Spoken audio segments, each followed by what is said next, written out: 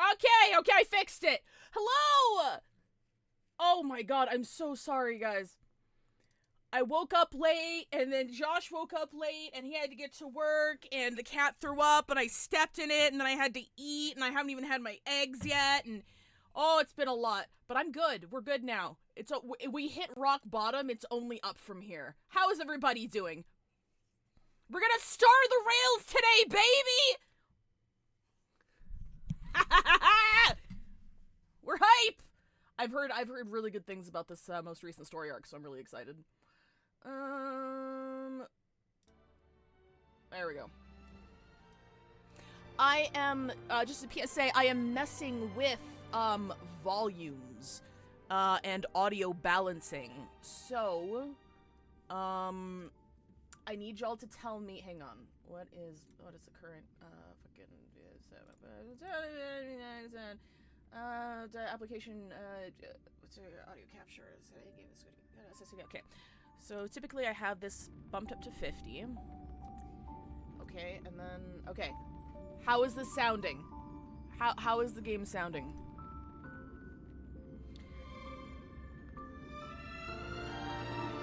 Oh, that's kind of loud actually. Oh, that's a little loud. I'm gonna bump this down to 30. Application audio capture minus 30. Okay, I'm gonna pump that down to minus 30.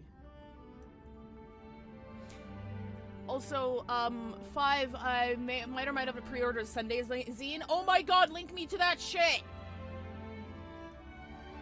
Who's on it? Yeah, this is way too loud. Hang on, give me a second. So 50 is too loud. I'm gonna bump it down to 25. We're gonna bump it down to 25 and see if that's okay. Alright. Oh my god, I'm so sorry. How long did I leave you guys in the waiting room? Like fucking half an hour? Hello! Scotty Groundhog, Scotty Groundhog fucked up the first one already. Mr. Bean, Laura, Ellie, Span, Geo, Killer Squirtle, Dill, Timber, Tired Coffee Gay, Wooly, Midnight, Akami, hello, hi. Did I say Dillborn already? Hi, Dillborn. I think that's everybody. I think that's everybody. Okay, yeah, I think I got everybody. Tim! Hi, Tim. Hello! I have egg. How's everybody doing today? I'm doing better now that I'm here. I'm doing better now that I'm here. You're alive? Egg? Yes. Did you hear the egg? That was me having egg. That was me cracking egg. An actual egg. I'm not trans. Or at least, like, I don't consider myself trans. I know there are some NBs out there who consider themselves, like, trans. I personally do not consider myself trans. Personally, I feel like that, label does not apply to me. This cracking egg joke got way out of hand, I'm sorry. Oh my god, I haven't played HSR on stream since oh, guys, I gotta show you something. Oh, hang on, I'm putting the egg down. That's how you know it's important. I'm putting the egg down. I gotta show y'all something.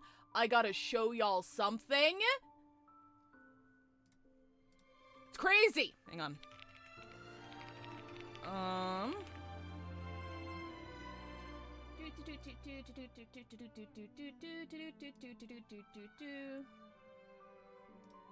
Okay. Alright. Alright. Okay. Okay. Okay. Alright. Okay. You ready for this? So, on March 25th, okay, March 25th, I was just doing my gacha stuff, and it was a big pull day on March 25th, because, like, a lot of new things were dropping. And, I got, in Blue Archive, I got a character named Kisaki. She's very strong, super fucking broken, in 40 pulls. And, Pity doesn't carry over. Pity is 200. And it doesn't carry over, so you have to do 200 pulls in one banner, right? And then purchase the character with currency. I got her in 40 pulls, right? And then I went over to Arknights and, grabbed logos from the, it's not Colonel Headhunting. I can't remember which banner it was, but he was on there with, like, 3 other units, right? And I missed him when he, I wasn't playing when he dropped, so I missed him.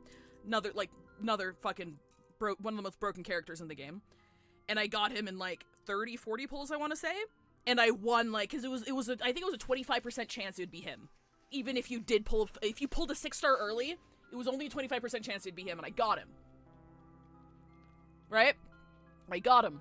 So I was like, shit, let's keep this going. And then I got Shan Yun.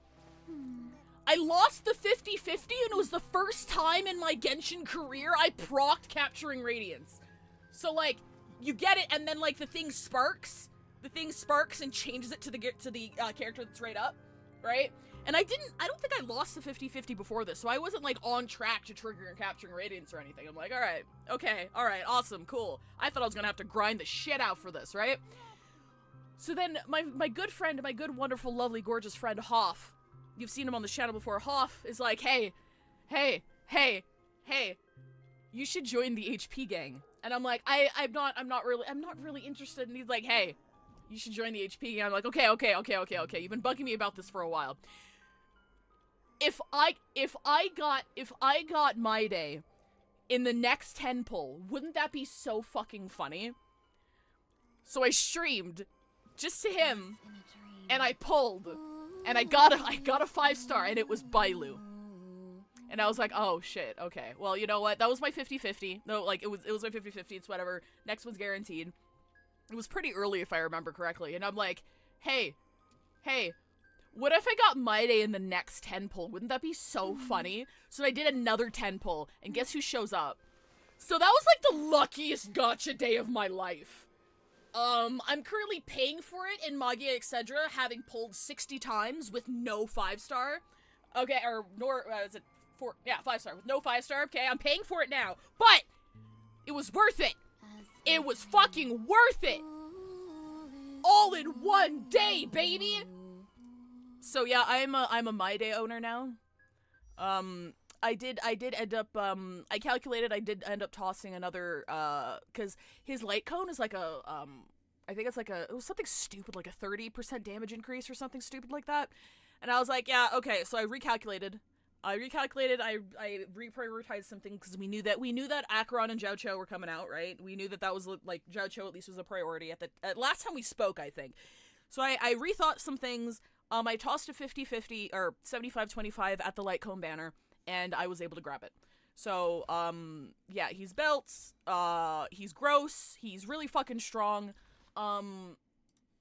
and now, because I did that, I do want to just go over this really, really quick, because if you spent any time on this channel, you know that I'm a very big, hey, you gotta plan your shit. You gotta plan your shit, you need to know what you're doing, you need to play responsibly, so I'm gonna show you guys what it means to have pivoted, okay? So, basically, alright.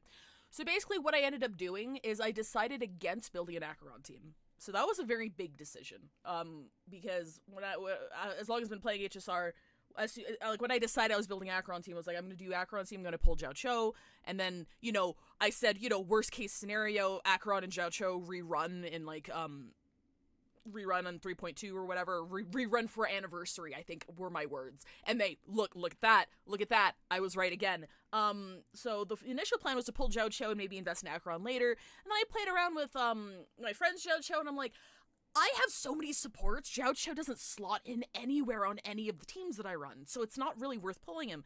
Long story short, I decided against going for an Acheron team, because Acheron teams withstand the test of time with more vertical investment into the team itself. So you have Acheron E2, you have her light cone, you have Zhao Cho. Cypher seems like she's going to be a very good teammate for Acheron teams. So if you've been investing into Acheron teams for a really long time, you're going to continue being rewarded for that investment. Meanwhile, I have nothing. I have none of the elements on her team. I'm starting from scratch, and I've decided that it's probably better to invest forward instead of retroactively. So I decided against Zhao Cho. I decided against Acheron. For the anniversary, I'm probably spending more than I should. I have calculated, spending, I think it's 200 Canadian dollars. So for 200 Canadian dollars, I'm getting the 100 or whatever pulls, 120 or so pulls with the bonus stuff, but I'd also be getting the shards from the anniversary bonus to get, Fushuan's light cone, and I'd be getting a bonus character selector, thing as well, that I will hold on to for the future. So it's like a free, like, not free, but I'm paying for 120 pulls, another 5-star in the future, and Fushuan's Light Cone right now. And personally, to me, with my disposable income, with the state of my account, I think that's a good deal for me. So I'm gonna eventually pull the trigger on that, probably for when Anaxa's banner drops.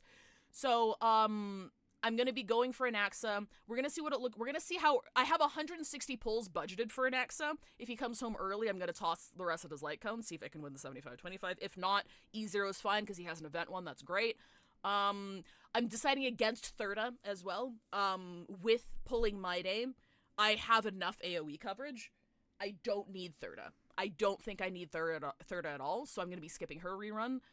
You know, remember how I said that worst case scenario Thirda rerun would be 3.3 right before the big patch, because they want you to spend all your Jades and all your bonus top-ups and shit right before Finon and the collab.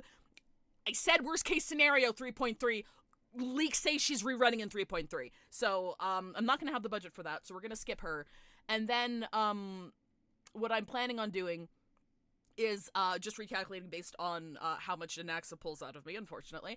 But then going for probably Finon and Saber, and possibly a Light Cone, possibly. So we're a little bit short right now, but we need to see how the Anaxa pulls shake out, and then we're gonna recalculate and pivot based on that. So that's where we are.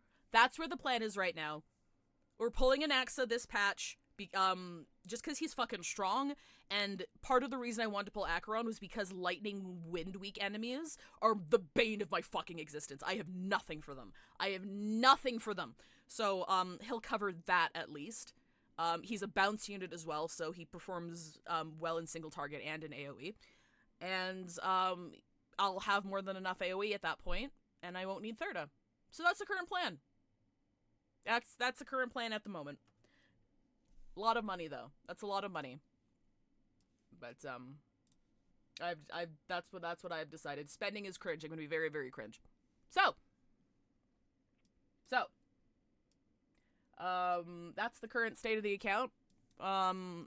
He's performed very well. It was really funny. I used him in fucking, in MOC.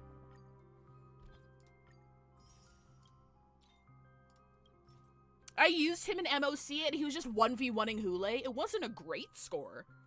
Look at this scuffed-ass team. Look at this guy. I only put Fugue on there so he could do damage to Hule's, fucking, weakness bar. Like, that's the only reason she's on there. And it worked! They were just going back and forth, hitting each other. It was really funny. Yeah, so that's where I'm at right now. I don't regret pulling him. I don't regret pulling his Light Cone. He's strong right now, but also he has, like, imaginary damage coverage as well. Because Welt is great, but he cannot... I don't have him built well enough to, like, solo DPS at the moment. Maybe one day. Alright. But yeah, thanks for listening to me yap. Span, that is, like... Oh my god, Tree's on there too? Jesus, yeah, please send me a link. Please send me a link to that. Please send a link into the group chat and ping me, because, like, I'm gonna want to I want to pre-order that. I absolutely want to pre-order that. That's crazy. Cringe is fun in moderation. That is correct, Dillborn. Cringe is fun in moderation if you have the disposable income. It is a lot of money, because again, I like being very transparent about the money that I spend. We just spent, how much did we spend? We just spent, what was it? Was it 300? We spent 300 when we pulled Tribby. But that was after not spending, like, any money in this game. I believe that's where we were. So, like, after this anniversary purchase, I would have spent $500 in top-ups. $500 Canadian, I should say. Not that that makes it much better, but 500 Canadian is, like, I want to say, like, maybe 400 US? Maybe, like, 370?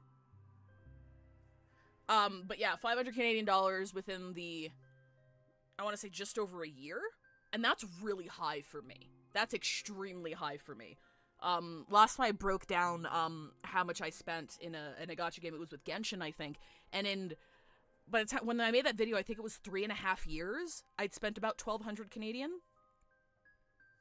But that was including all of my monthly passes, all of my battle passes. The 500 Canadian I'm talking about right now does not include the battle pass or the monthly pass that I've been grabbing. So it's more than that. So it is not an insignificant amount of money. This game is fucking expensive. You don't need to spend. I do feel compelled to spend, though. And it doesn't feel good.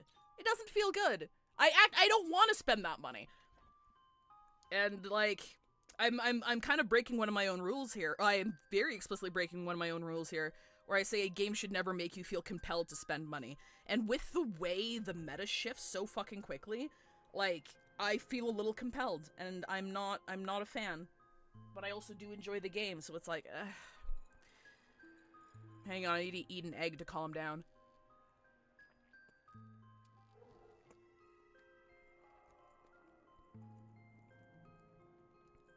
Don't ask if it's my own egg. That's none of your goddamn business.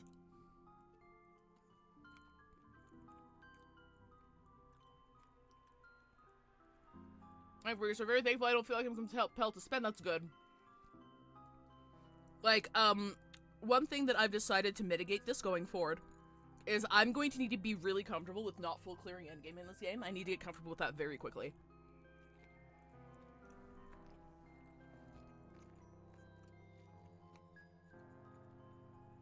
Because, like, I've been able to full clear for the past little while. And that's because I've been keeping up with the units. Not deliberately, it's just my interests have kind of aligned with meta. I had no way to predict that Argenti would be able to be wheelchaired this hard, okay? I fucking love that man, alright? But as soon as the meta shifts to single target, the majority of characters that I've pulled recently, completely fucking useless. And I know that. So I need to get a lot more comfortable with not full clearing endgame, so I don't feel like I need to be on top of this shit all the time. Where am I? Oh yeah, I've just been coming in here to farm. Forgot. Saber will save you and Finon. Yeah, that's another thing. This game, I'm gonna be completely real with you, chat. This game has been stressing me out. I had to leave the leaks thread that I opened in my streaming server. I had to leave it because this game is stressing me out, because planning pulls in this game feels like investing in stocks, and I'm not even lying to you. Because why am I in 3.2? Why am I in 3.2 thinking about the characters that I just pulled 2 patches ago falling out of favor because of a pivot to single target in the last half of the patch? Why am I worried about that right now? Okay?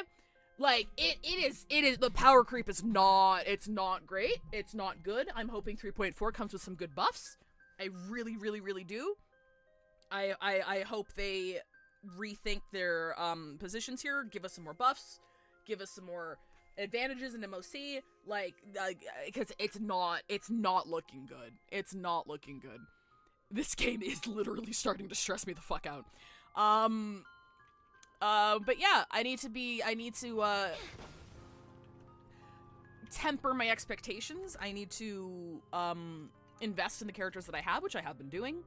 And I need to be more okay with not full clearing endgame, period. Like, the amount of return that you get in endgame is more than you get in Genshin, obviously, because there's more endgame modes here, but it's still not worth stressing out like this. Because I am taking this shit way too fucking seriously. I'm thinking way too much about this shit. This should not be occupying the brains, as much brain space as it does. I'm stupid. How the fuck do I get to my quests again? That's not quests. Where the fuck is my quest list? You can see how long it's been since I've done anything in this game other than farming. Nope, that's wrong. I haven't started the Star World shit yet. I'm sorry for anybody who sent me invites. What the fuck? Oh, is this a clipboard? There it is! I knew that. I knew that. Don't look at me. Do we need a story? Yeah, we'll do a story recap. Wow! We're just opening on the gays, huh? Just like, just bam! Homosexuals. While everyone is awaiting the demigod of strife to emerge from the trial, something unexpected happens. The Trailblaze squad immediately follows Maide into the trial and rescues Finon, who is trapped inside. Just as everyone breathes a sigh of relief, a new problem arises. Instant penetration! Maide had to shoulder the burden of strife, but the Kremnoans would never willingly give up the core flame to their old foe, Akama. In an attempt to gain a better understanding, he decides to first seek advice from his teacher, Krataros, a veteran of Kremnos. The two part on bad terms. Meanwhile, Trian and Castoris are dispatched to the Grove of Epiphany as diplomatic envoys of Akama. When they arrive, they discover to their surprise that the Black Tide has struck, and they fight a mysterious swordmaster, who's totally not Finon. In the end, they manage to rescue Anaxa and the core flame that he carries. While everyone is on their way back, within the city of Akama, Krataros is, Krataros, I'm gonna say Krataros, is arrested for abducting Trinan and trespassing on forbidden grounds. Under Maide's mediation, Tribby and her sisters agree to reveal their memories in order to facilitate reconciliation between the Kremnoans and Occamans. I keep pronouncing it wrong. Unexpectedly, just as Tribby and her sisters are about to meet the Time Titan Orynyx and repair their memories, they encounter the mysterious swordmaster who is definitely not Finon yet again. Trian, you know what? You know what'd be a bigger twist? The fucking swordmaster reveals himself, and it's not Finon, and it's like fucking it's fucking the Elysiaxby. That would be the biggest fucking twist of all time. That, and then she went back in time to like kill herself. That would be pog. I would pull her instantly. Sit down, Finon. We're here to pull the pink-haired one. Anyway, Trian sacrifices herself and falls with the Titan to protect her companions. In order to take back the core flame, everyone set up a plan to seal the Swordmaster. The plan suffers multiple setbacks, but Maide returns as a demigod of strife and helps everyone reclaim the core flame. Not long after, he successfully persuades his people to let go of their prejudices against Akama. He says goodbye to everyone and returns home to join the front line against the Black Tide. Is it bad if I want Finon carnally? Absolutely not. Absolutely not. You're absolutely valid. On the other side, everyone holds a simple funeral for Trian, who exhausted her divine powers and turned into a doll. Having accepted Trian's last wish, the group continues on the path of the flame chase journey. Oh, sorry, real quick. Hashtag not sponsored. I need to show you guys something. Hang on. I need to show you guys, Remember how I said when I played this quest that she looks exactly like a Huggy Good Smile figure? Remember how I said that? Guess what they released?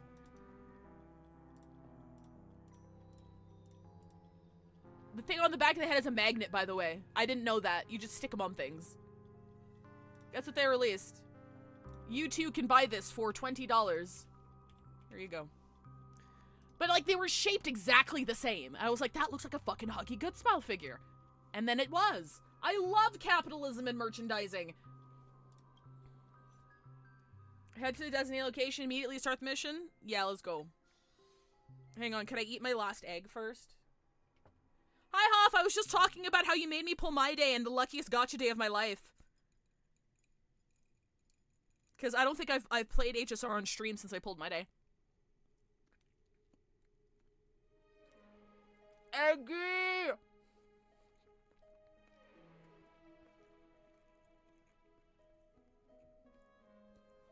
Yes, thank you, Hoff. Your welcome is crazy.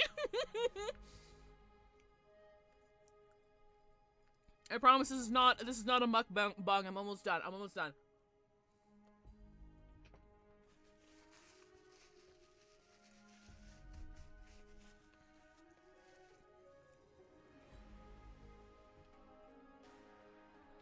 Okay, perfect. Alright, we're done. We're good. See you later, Willie. Thanks for dropping in.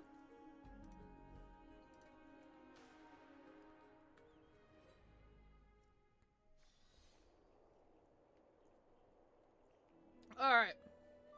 It's so bustling here. Good.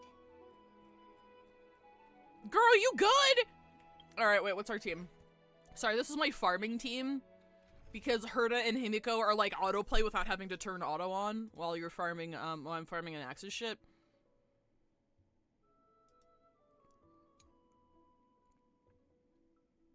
Should we go with the class? Wait, no. We should have my day out. We should have my day out. Actually, wouldn't a My Day team just be... Actually, no. Yeah, here we go. Yeah, we're gonna do this. We're gonna do this. We gotta show... Oh my god! Fucking old man jump scare. He's 13! Where am I going?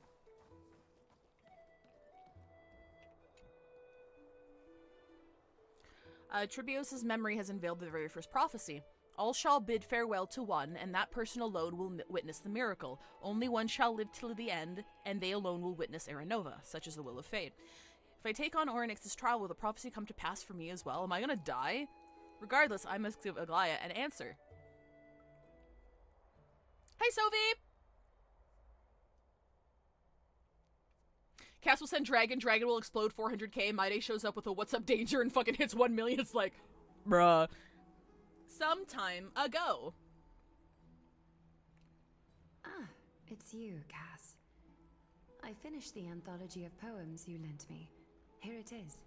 I thought you'd be too preoccupied to find time for reading. Precisely because of these obligations, I felt compelled to read it swiftly. Wouldn't all these preoccupations slow your pace? On the contrary.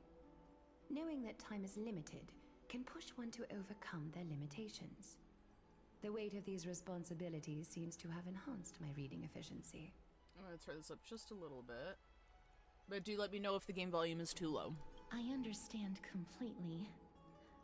During my time at the Grove, the closer exams drew, the more efficient I became at tackling everyday mundane tasks. Anything but my actual studies. Precisely. As I remember, you and Finon were both disciples of the new Sporists. I assume that Anaxa's exams were as unreasonable as the man himself, correct? The courses Professor Anaxa taught were Introduction to Alchemy and History of Mythology. And to be perfectly honest, those two courses were the students' greatest nightmares. The history of mythology taught by the blasphemous great performer himself. I can imagine their fear. Now that I think about it, students would often rush to the podium during class to challenge him on those blasphemous ideas. May I ask, Lady Aglaya, has your relationship with Professor Anaxa always been like this? Leaning in. He openly dismisses people's faith and questions the very justification of the Flame Chase journey. Our positions have been destined to be at odds. While you were studying there, I assume you must have heard of his nickname. Dromus draped in finery? As I see it, this nickname is more of an insult to the Dromas. I see! Despite his insufferable arrogance, I do hold a certain respect for his nature as a scholar. To remain true to his principles, he is unafraid to stand opposed to the world, and that requires considerable resolve. Anaxagoras' life is almost like a satire. As a Chrysos heir, he refuses to heed the prophecy, while he disrespects the gods. We love that for him. The gods have chosen him. Oh, they're divorced! He was indeed chosen by Circe. I have consumed... Okay, I should also say, since the last time we spoke, chat, I have consumed so much Aglaya Anaxa fan art. It's insane. I love these motherfuckers. I love them so much. Is something weighing on you, Cass? The golden thread is quivering. I sense there's more to this exchange than idle chatter. She called him Anaxagoras when no one else does. Oh, the only person to respect his chosen name. Oh. With all due respect, Oh boy. I'd like to know what you plan to do with him. That's a little forward, isn't it? In light of his assistance in the battle against the Flame Reaver, I am willing to grant him some time to find a way to remove the cool flame. However, if Anaxa decides to make any move that places us in danger, I will not hesitate to take extreme measures. That's fair. Just as I feared. The Flame Chase journey is the destined path for the Chrysos heirs. Yet he now seems more like an empty shell. Given his strong sense of self-respect, I trust that Anaxagoras will make the right decision. Still, I can't help but hope for another possibility. Perhaps Anaxa will also overcome his limitations, now that he knows time is limited. I understand your stance. Let's continue this discussion another time. Chat. But now, let's greet our guest. Chat, can I say something out of pocket? Can I say something out? Can I say something out of pocket? Please, can I just a little bit? So she's the only one who, says his name in full, right? Do you think when they're having sex, he tries to do as much as he can so she can't get his full name out?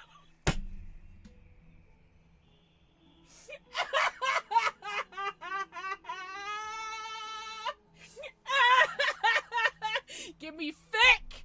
I don't want to write it. I'm tired of cooking for myself. Send me the 30,000 word slow burn fic.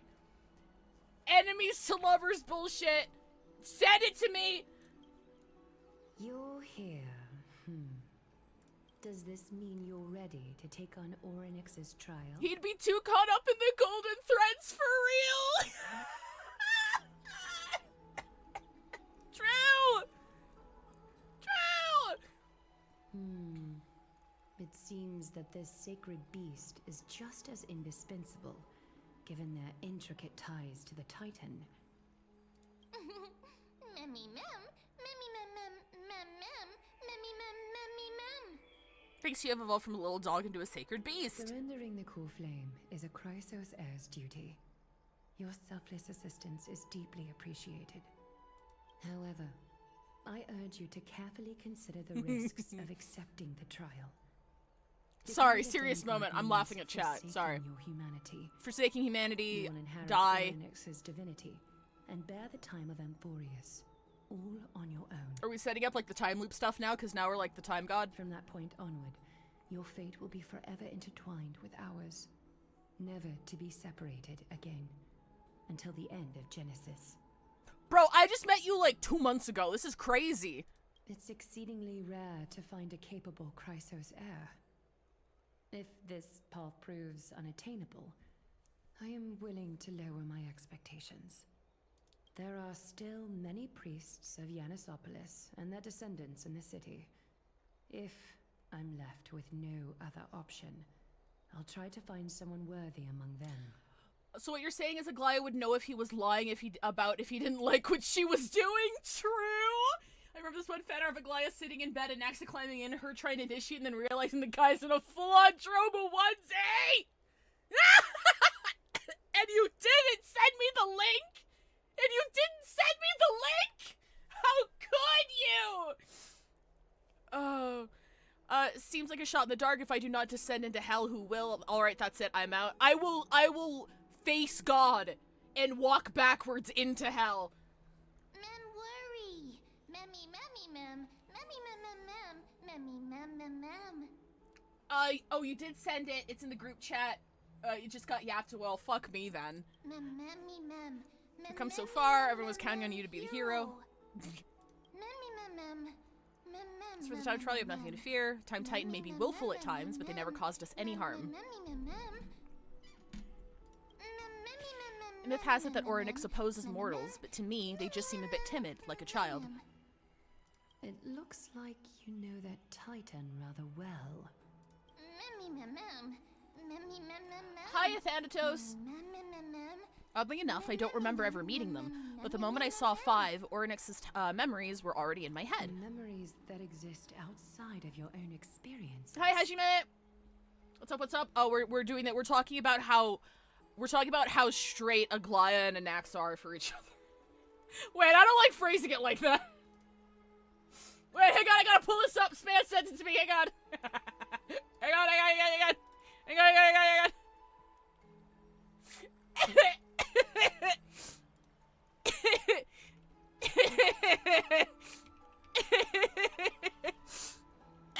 Can you take that shit off? No. Oh, fuck. I can't explain why, but I can vouch for Mem's words. when I was in the Abyss, I heard the Titan's groans, full of pain and grievances, yet without any ill will. Oh, happy to have you back, Hajime. Do I even have any say in this? Can I just go home? Please, mem. Please trust me on this. At the very least, can you speak with them in person? I get the feeling that if we don't meet Orynyx, we'll be missing out on something huge. Huge. Huge! I trust you make the right call. Since you've made your decision, go back to the bath chamber and get some rest. Trinem will call for you when the ceremony is ready. It is difficult for me, as the guide, to absolve myself from blame for things to have progressed to this point. Time and again, you have risen to the occasion for Akima. Nearly rewarding you with some honeydew is no longer able to express the extent of our gratitude. Absolutely, Thanatos. What can I help you with? When the dust What can settles, we help you with? I hope that we'll have the chance to have a long chat regarding your return journey and the curse of the sky. It's about time that we lift the taboo and discuss things openly. We have risen to the occasion, true? For leaving, I should go and say hi to Casterus. Nah, no, I'm just kidding. Miss, may everything go well for you and Mem. For anyone who plays all 3 Hoyo games and maybe Wua, how do you guys keep up with everything? Oh, you've asked the right person. Oh, you've asked the right person. Oh my god, guys, I get to show somebody my spreadsheets. I get to show someone my spreadsheets. Check this out, Thanatos. Check this out. Check this out. So in order to because I play HSR, I play Genshin. Oh, I'm getting back into Genshin. I was on break for Genshin for a while. I play ZZZ casually. I play Arknights. I play Blue Archive. I play Mage Excedra and Reverse 1999. I think those are the only ones. Did I list all of them? Anyway, I have a spreadsheet. Oh, I was looking at the wrong one. Oh, I was looking at the wrong fucking sheet. This is Nim's sheet. I was wondering when my numbers were off. This is my sheet. Anyway, something that personally helps me a lot is I have a daily cheat sheet tab, because dailies themselves don't take time. Don't take a lot of time. Dailies take like 10-15 minutes, right? What takes time is remembering what the fuck I was doing. So I have like a cheat sheet for things that I have to farm every day. So for Blue Archive, I have this equipment farming sheet that shows you the most efficient stages to farm. And then for Reverse 999, there's this GitHub that I don't have. I just finished farming for my characters. So there's nothing here, but like it'll show you like let's put this to 1 real quick. It'll show you all the materials that you still need and the most efficient stages to farm. And again, if I have it laid out for me, dailies take like 15 minutes a piece, so it's not like a whole lot of time. But yeah, that's what I do. Arknights I come back to and I'm very casual with it. So, you know, I'm not like hardcore farming. I'm just like slowly building characters where I can, because I don't full clear all of the new content anymore, because Arknights is very much a main game, and I do not have the time to play it in full, but I don't want to give it up completely. I think I'm about like halfway done the current siege event. She's really cool, but I need to hold my fucking pulls for Thorn's altar because he looks badass. Anyway, my answer is spreadsheets. This is my build spreadsheet. It shows all of the characters that I'm building and all of the stuff that I need to farm for them here. And for efficiency's sake, I have like all of the relic domains here, so I can sort by relic domain. And I'm like, well, if I'm farming for Sampo, I can also farm for fucking Moza and Herda and Himiko as well, sort of thing, right? But I've been in the Scholar Mines for like 2 months, so I haven't actually used that a whole lot. And I'm pulling Anaxa, who is also in the fucking Scholar Mines, so. Yeah, that's how I keep up with it, because I have a bad memory. And I need my spreadsheets. My spreadsheets are like, I'm Guy Pearce in Mementos, and my spreadsheets are like the fucking photographs he leaves all over for himself. It's like, oh, that's where I was. That's what I was doing. That's right. But anyway, thank you for allowing me to go on a farming tangent. But yeah, also, if you're struggling with it, you know, don't feel bad if you need to take a break, because I've been completely transparent with it. I wasn't a fan of Natlan in Genshin, and I kept trying to force it. I kept trying to force myself to stream it, to play it, and I didn't want to. I just didn't want to, so I stopped. And now that the Natlan main arc is over and we're done with, like, the main cast character designs and stuff, like, because, again, I wasn't a fan of those, now I'm, like, slowly getting back into it, and I'm genuinely enjoying myself again, because I don't feel obligated to do the content, you know? So, in my eyes, any good gacha game will allow you to drop it and come back when you want to. And out of the games that I play, I feel like Magia Etc. is the only one where it's completely unforgiving in that regard. And I'm gonna be honest, I love Magia Etc. I don't consider it a good game. I love it. I wouldn't recommend it to anybody unless you played Magia Record, but I would not recommend that game to anybody. So if you are starting to feel overwhelmed, if it's eating into your spare time, like, don't be afraid to just scale it back a bit. If you're buying monthly passes, maybe skip a month or two, so you don't feel that compulsion to log in every day, you know? You should be logging in. That's concrete, Login bonus. Thank you for the follow. Login bonuses should be a bonus to you doing something that you want to do, not the reason for you to log in. Does that make sense? So like you need to make sure you have a good mindset about it, because elsewise you're just gonna burn out and you're gonna end up hating the game that you're playing because it feels more like a chore than something you're doing for fun. So, I am inside your walls! Hello, I'm mentally stable! I love the games, but I can't stand the FOMO, if I'm honest. Completely understandable. The cool thing about, I mean, I'm pretty sure WoWo works the same way. I don't play WoWo myself, but I feel like the banner system. Congratulations on your fucking, 10 reruns on Anniversary? That's insane! Are they rerunning all of their characters for Annie? Didn't they also just announce a Cyberpunk crossover? Like, you guys have so much shit going on. But like, having it, yeah, exactly, what Squirtle said, having a disdain for FOMO is a good thing. Like, you're like, wow, I hate feeling like I'm missing out. That in itself is a sign to maybe take a step back, maybe take a break. Because at least in the Hoyoverse economy, every character will have a rerun, okay? Like, everyone's gonna have a rerun. Anything that they release, like main story content-wise, you can go back and clear when you want to. So do not force yourself to do something just because you're afraid you're gonna miss it. Everything's gonna come back. The story's not going anywhere. It'll be back for you when you're ready if you want to come back. So I find it's a lot more healthy to just go ahead and take that break rather than burn yourself out on something you don't really feel passionate about anymore. It's nothing. I only came to discuss some matters with Lady Aglaya. Sorry, I yap a lot, but yeah! Previously, I lent her an anthology of poems that Lady Trianne had gifted to me. Tracing back, this anthology was something left for Lady Trianne by a bard before their passing. Venti mentioned— Although personal properties should be cleared out once their owner has passed on, Lady Trianne gave this book to me since she knew how much I like to read. Wait, is this the same? No, it's not. No, it's not. I'm just kidding. I'm kidding. It's better than she ever to say absolutely nothing. Oh, I'm glad. I've been taking a break for a week now, and it's fine for sure, but watching that new ZZ trailer, then come back once. I'm not sure if you're talking about the 2.0 trailer, or if you're talking about the 1.7, or, yeah, 1.7 trailer. Stay away, like, stay on that break, and then come back once that content's out. Absence makes the heart grow fonder and all that shit. No, it's just an ordinary book. It's definitely not some kind of unique copy. Question 5, is putting break effect increase on Homura a good idea? I'm gonna be honest with you, Short. I'm still learning the mechanics of it. All I know about break effect is break effect increases the damage that the character does upon break. It does not increase the depletion of the gauge, which was my misunderstanding with break effect. I don't have Homura because the game fucking hates me and doesn't want to give me any goddamn characters, any DPS characters.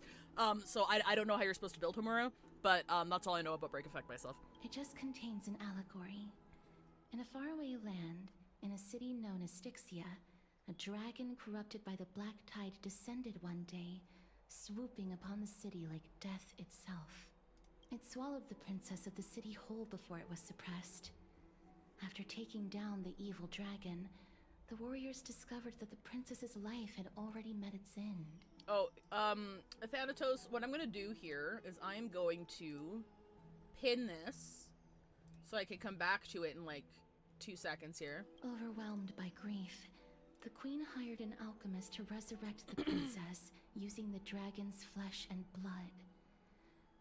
However, having lost memories of her previous life, the resurrected princess turned into an evil dragon herself and wreaked havoc on the city. As a result, the prosperous Styxia met its demise. Okay, so like...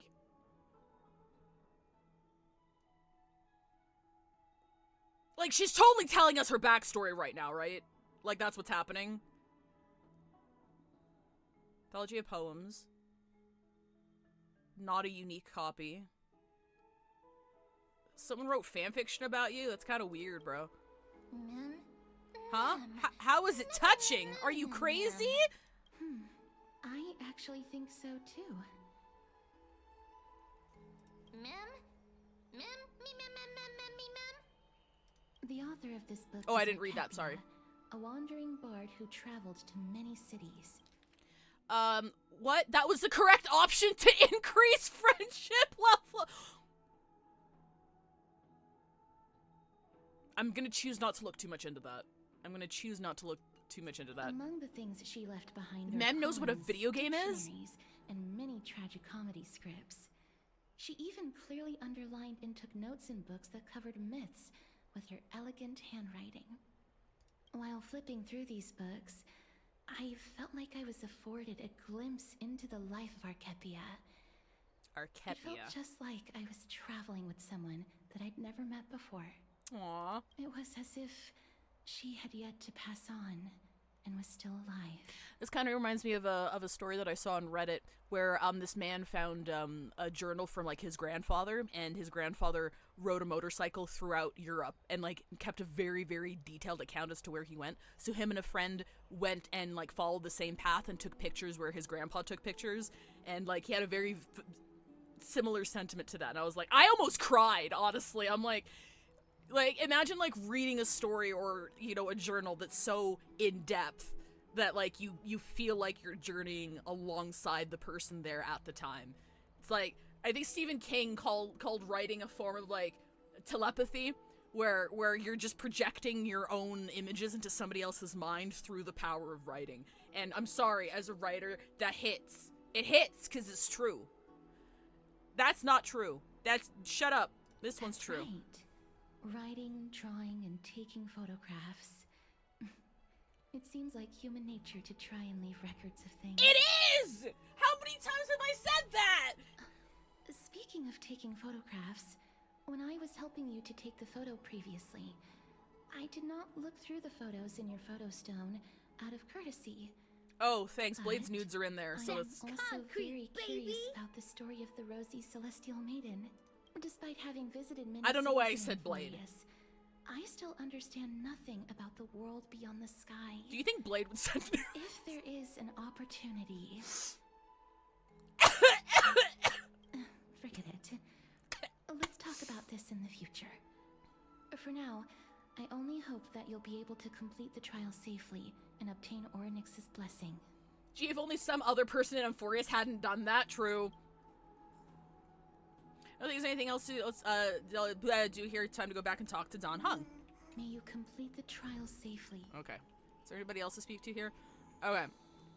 Awesome. Okay, I'm going to pause right here. Just because it is ad time. For anybody who doesn't know how I do ads here, I stop playing until you come back. So I will see you in 3 minutes. And then after that, I'm gonna yap about meta real quick if Thanatos is still here. All right. Bop. There we go. Perfect. Okay, sweet.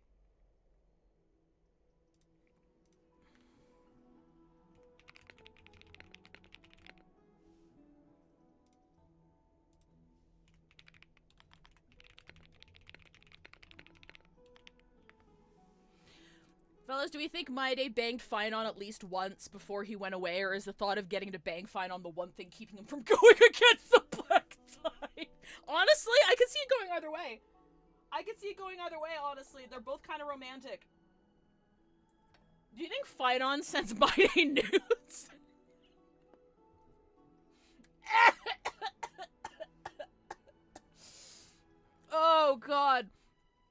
I'm okay. I swear I'm good. Who is this? Tribby's popular. What do we got? Sure.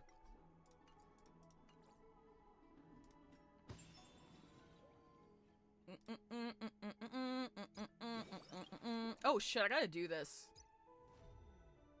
I don't think I've done it this week. I haven't done it this week yet. Seal slap. Yeah, I need to.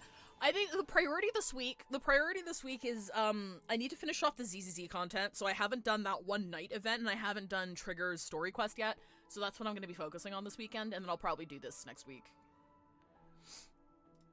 Because that's coming. Oh shit! When the fuck does Siege's event end in Arknights, actually? That's coming up pretty fast, too.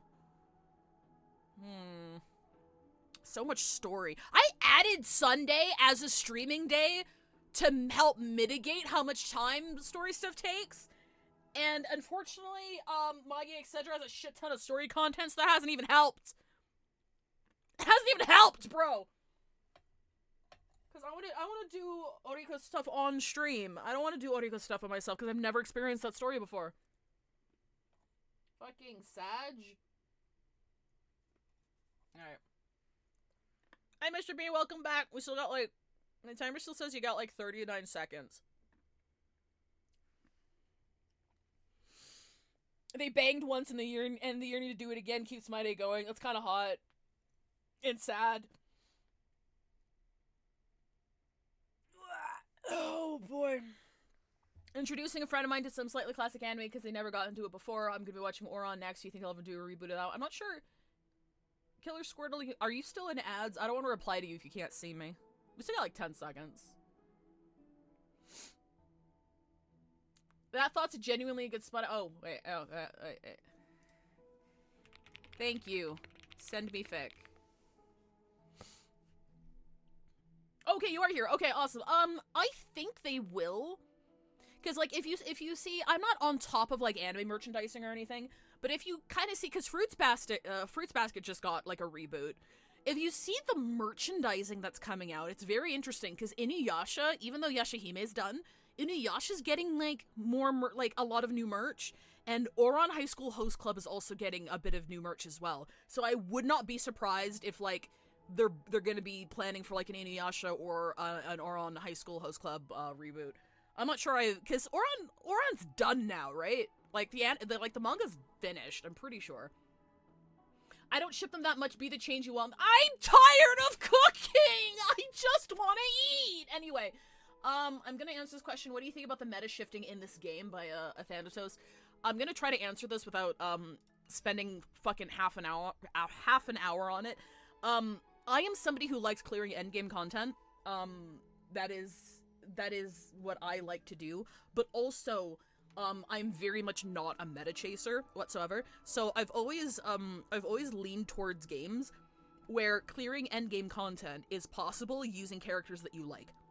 Like, so if you like a character enough, you can build a team around them to make them work. And those are the games that I've always gravitated to, and I think that's why Genshin caught my attention so much when it first came out, because I was a day one player in Genshin. And it has, up until Natlan, like Natlan and beyond, you can definitely feel some power creep issues going on. They're definitely playing by HSR's playbook, and that disturbs me deeply. But prior to Natlan, Genshin was very similar in that, sure, like, Floor 12 of the Abyss will lean a bit more towards the characters that are on banner right now, obviously, but it's not unclearable without said characters. It never has. It never had been. Genshin always had issues with, like, HP inflation. If you look at Home DG Cat's Abyss HP comparisons, you can see that. It's been a steady increase for a long time now, so much so that if you started Genshin today, you probably wouldn't be able to clear Abyss unless you fucking hard grinded a lot for, like, at least a few months, right? I only started HSR about a year ago. I was very late to the party. Sunday was announced to be released, And then there was a dev. Anyway, I'm a huge fan of Takuto Maruki from Persona 5 Royal, and the only reason I played this game was because Sunday is, like, literally a love letter to my favorite fictional character of all time. So I only started about a year ago. And, yeah, the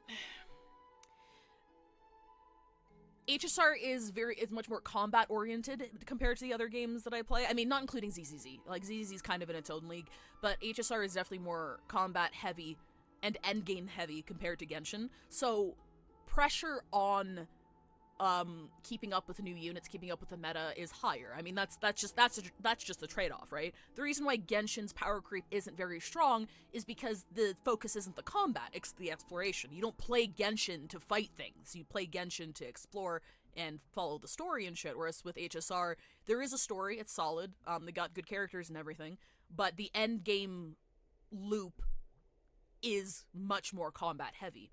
So there's always going to be power creep to a degree, but it's getting to be a lot. And I feel like they've cranked it up within the last, like, several patches. I'd have to take a look at the numbers themselves, but it feels like around, like, 2.7, 3.0 is when they've really started cranking it up. And the past MOC blessing, which was all but a My Day buff in name, okay? Like it was just like, have My Day or fucking suffer, you goddamn moron.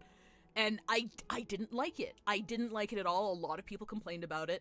On the flip side, one way that I've tried to recontextualize it in my head is that MOC is the try-hard meta endgame.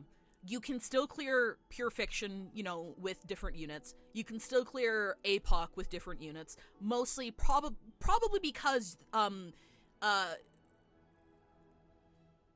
Pure Fiction buffs are a lot more universal, plus they adjusted the grit mechanic, or they added the grit mechanic to make it, a lot more palatable for different characters, and APOC has buffs that you can choose. So there's 3 per side, and it allows for a lot more strategizing, a lot more flexibility. MOC is basically like, you don't have this character or die, you fucking moron.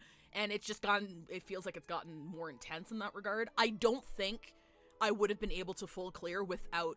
My Day wasn't a planned pull.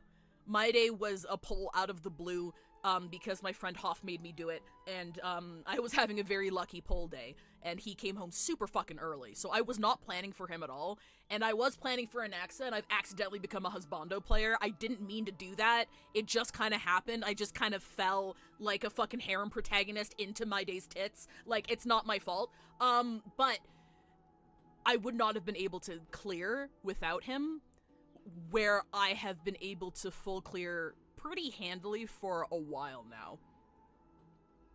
So it's like, I do... A lot of people are hoping 3.4 with the old character buffs is going to signify some kind of change with their approach. Because, again, you're going to have power creep. It is inevitable. But the fact that if you take a look at, like, damage sheet numbers, and the fact that DPS per rotation seems to be more balanced around, like, having Acheron C2. Span and I were talking about this the other day. If you're looking at the damage sheets, it seems like Acheron's E2 is the output being balanced around, specifically, which is really, really fucking weird. And it locks a lot of people out. It locks a lot of interesting team compositions out. I follow a couple of creators on YouTube that consistently do 4-star only endgame clears, and, like, they're having a time. And these are people who are, like, fucking experts at the game. These are people who will run the same comp 600 times waiting for the perfect RNG, and they're starting to struggle. And it's just, it's getting to be a lot. There's nothing wrong with having new strong characters or having buffs that are tailored to new characters, but it shouldn't completely invalidate or outdate older characters, period. I feel so fucking bad for, like, Blade and Xingqiu mains. Like, I would have quit the game by now. Like, if I really loved Xingqiu or I really loved Blade, and they fell off this fucking hard, the fact that E6 Blade can't do the damage output that, like, E0 characters nowadays can, that's absolutely ridiculous. I would have quit. So I'm kind of glad that I wasn't a day one player, because I would have stopped a long time ago, because I do not like games that go this hard with the power creep. I'm also somebody who played, sorry to keep bringing this up, Cookie Run Kingdom. Cookie Run Kingdom is very power creepy. You would never think it, but it has a cast of like fucking 600 characters. A new one comes out every 2 weeks, and it's very PvP focused. Like, PvP is a big part of the game, and the meta is shifting like every 3 fucking weeks, and it's gross. It's disgusting. Not to mention the gross monetization. As soon as you log in, there's 72 pop-ups on how to buy shit from the shop. But I'm no stranger to power creep. I'm not a fan of it, and I think the HSR devs know that, and I think that's why they announced the buffs so early, and I think that's why the buffs are coming in 3.4. So I'm hoping that they tone it down a little bit. I'm hoping they tone it down a bit, or at least have buffs on a regular schedule to bring older units back up to par, and then balance around a very specific DPS per rotation or whatever, instead of continuing to increase it. I don't mind HP inflation.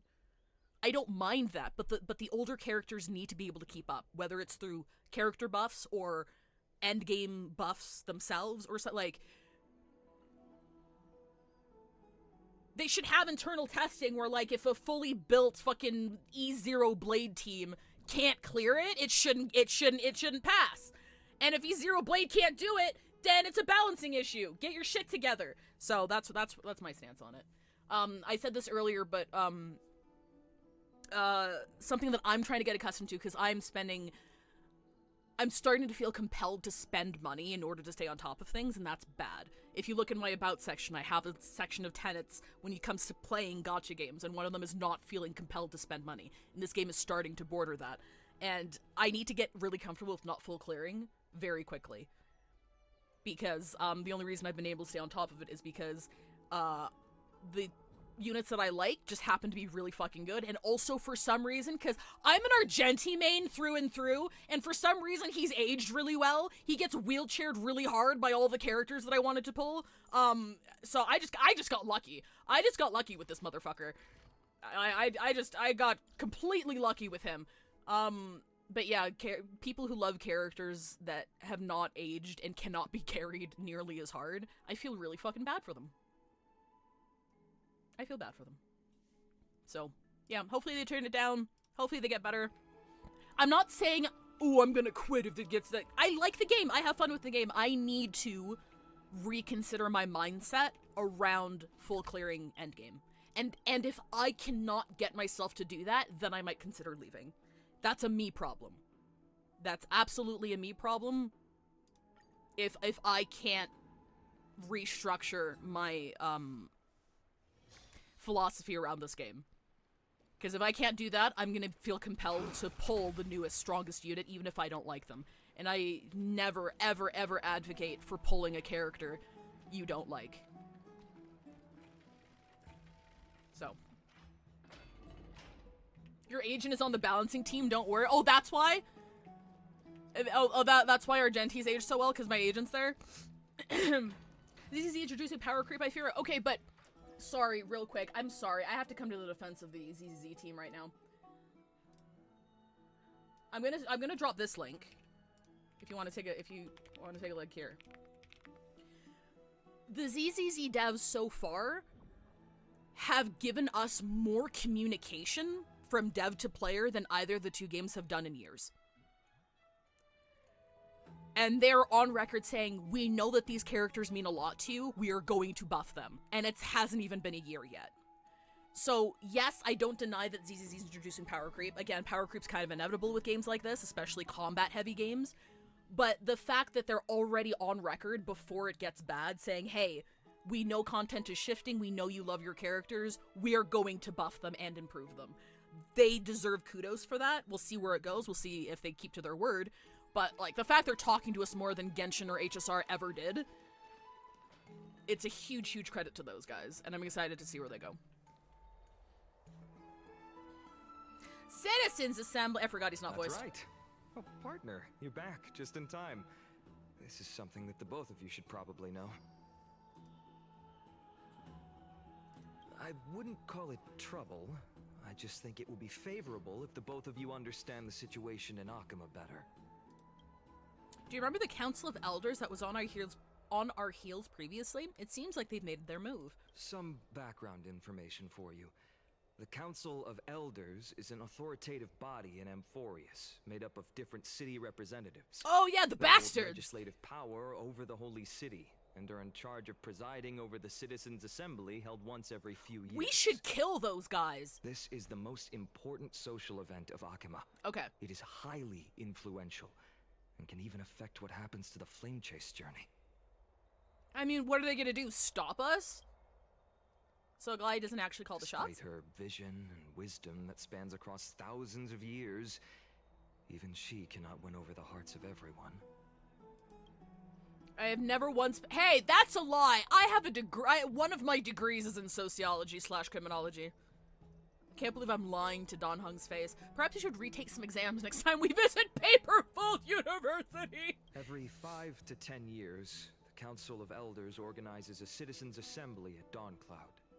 During the assembly, the representatives will vote on major issues, such as whether the Chrysos heirs led by Aglaya should still hold the right to govern the Holy City, and whether the Titan's conquest should continue.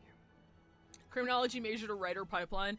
Yeah, I have two degrees from university. I graduate with a double bachelor's. I have one in criminology, which is a sociology focus, and I have one in psychology. And, fun fact, shit's fucking useless unless you go to grad school. And as soon as I graduated, I realized, wow, I fucking hate the world of academia, actually. I just found them really interesting to study. So, that amounted to nothing. I get to brag about it, though. Sounds like some sort of system to balance the heroes and the mortals. That is correct. However, the problem lies in the fact that there are ill-intentioned extremists in the Council of Elders. Oh? They view the Citizens' Assembly as a way to restrain the Chrysos heirs, and hope to take complete control over the Flame Chase journey. We should kill those guys. We can refer to them I'm as just kidding. the opposition. Don't kill your political During opponents the just because they're assemblies your held in political the opponents. past 100 years, the voices supporting the opposition have been growing stronger in the Unless- shadows. It's only thanks to Aglaya No, that the no, Flame no, Chase don't do it, journey don't do has it. been able to continue to Unless- this day. The Citizens' Assembly is just around the corner, but this time there seems to be a new variable to the situation. Is it us? Is it Anaxa? It looks like you've realized it as I'm well. afraid that the Council of Elders might want to take advantage of Professor Anaxa.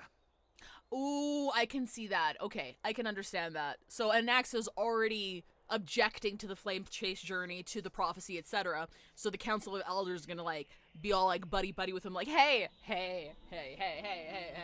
you don't like the prophecy, we don't like the prophecy. Aglaya will surely take back Cersei's core flame. But with Anaxa's current condition, it's so unique that nobody knows how taking the core flame away from him will affect him. He's gonna die. We know his life's on a timer. He has always been someone that is only concerned about his own research. I'm certain that he must want to escape from the monitoring of the Golden Thread and protect himself. If the opposition were to offer an olive branch at this time. Wait, Hoff, you were in ads? There shouldn't be any pre-rolls. Ads have been off for the past 20 minutes.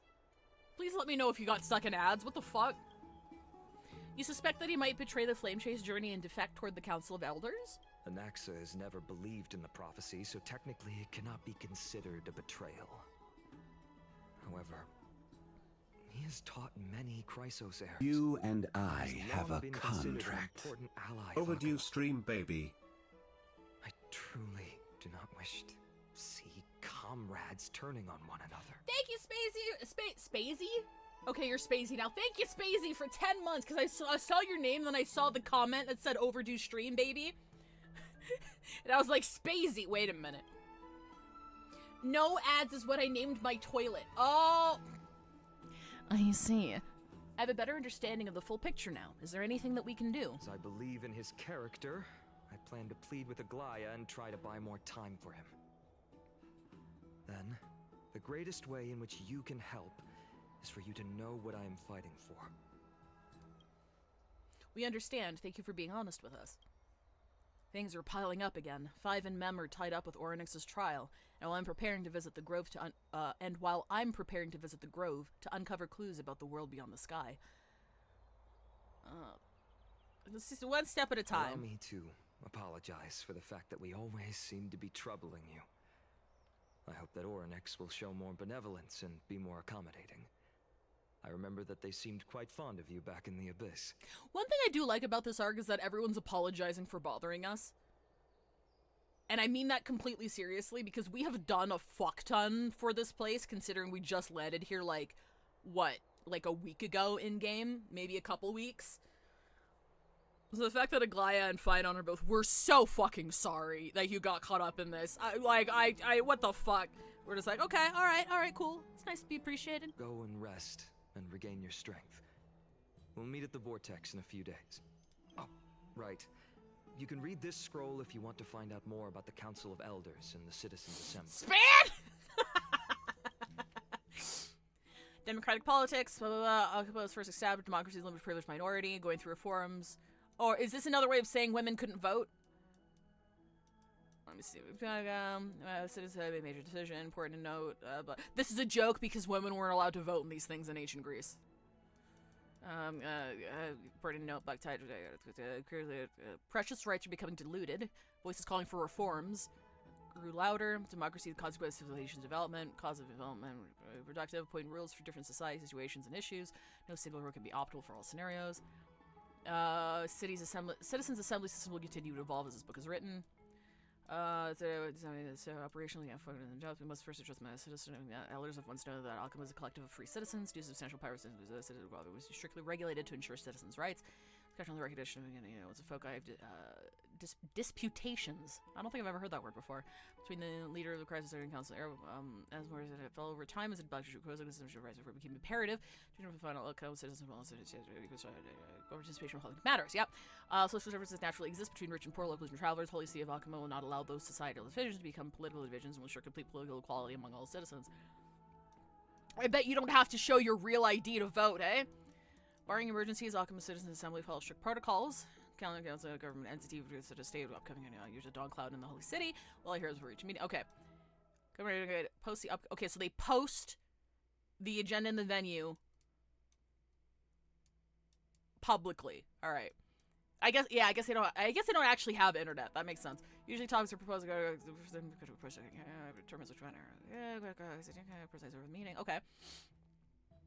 I feel like this is going to be important. Because someone's going to break protocol. Topics proposed, Council of Elders, before the Assembly become official Assembly, after receiving majority Council approval. Council predetermines which matters to... Okay, so...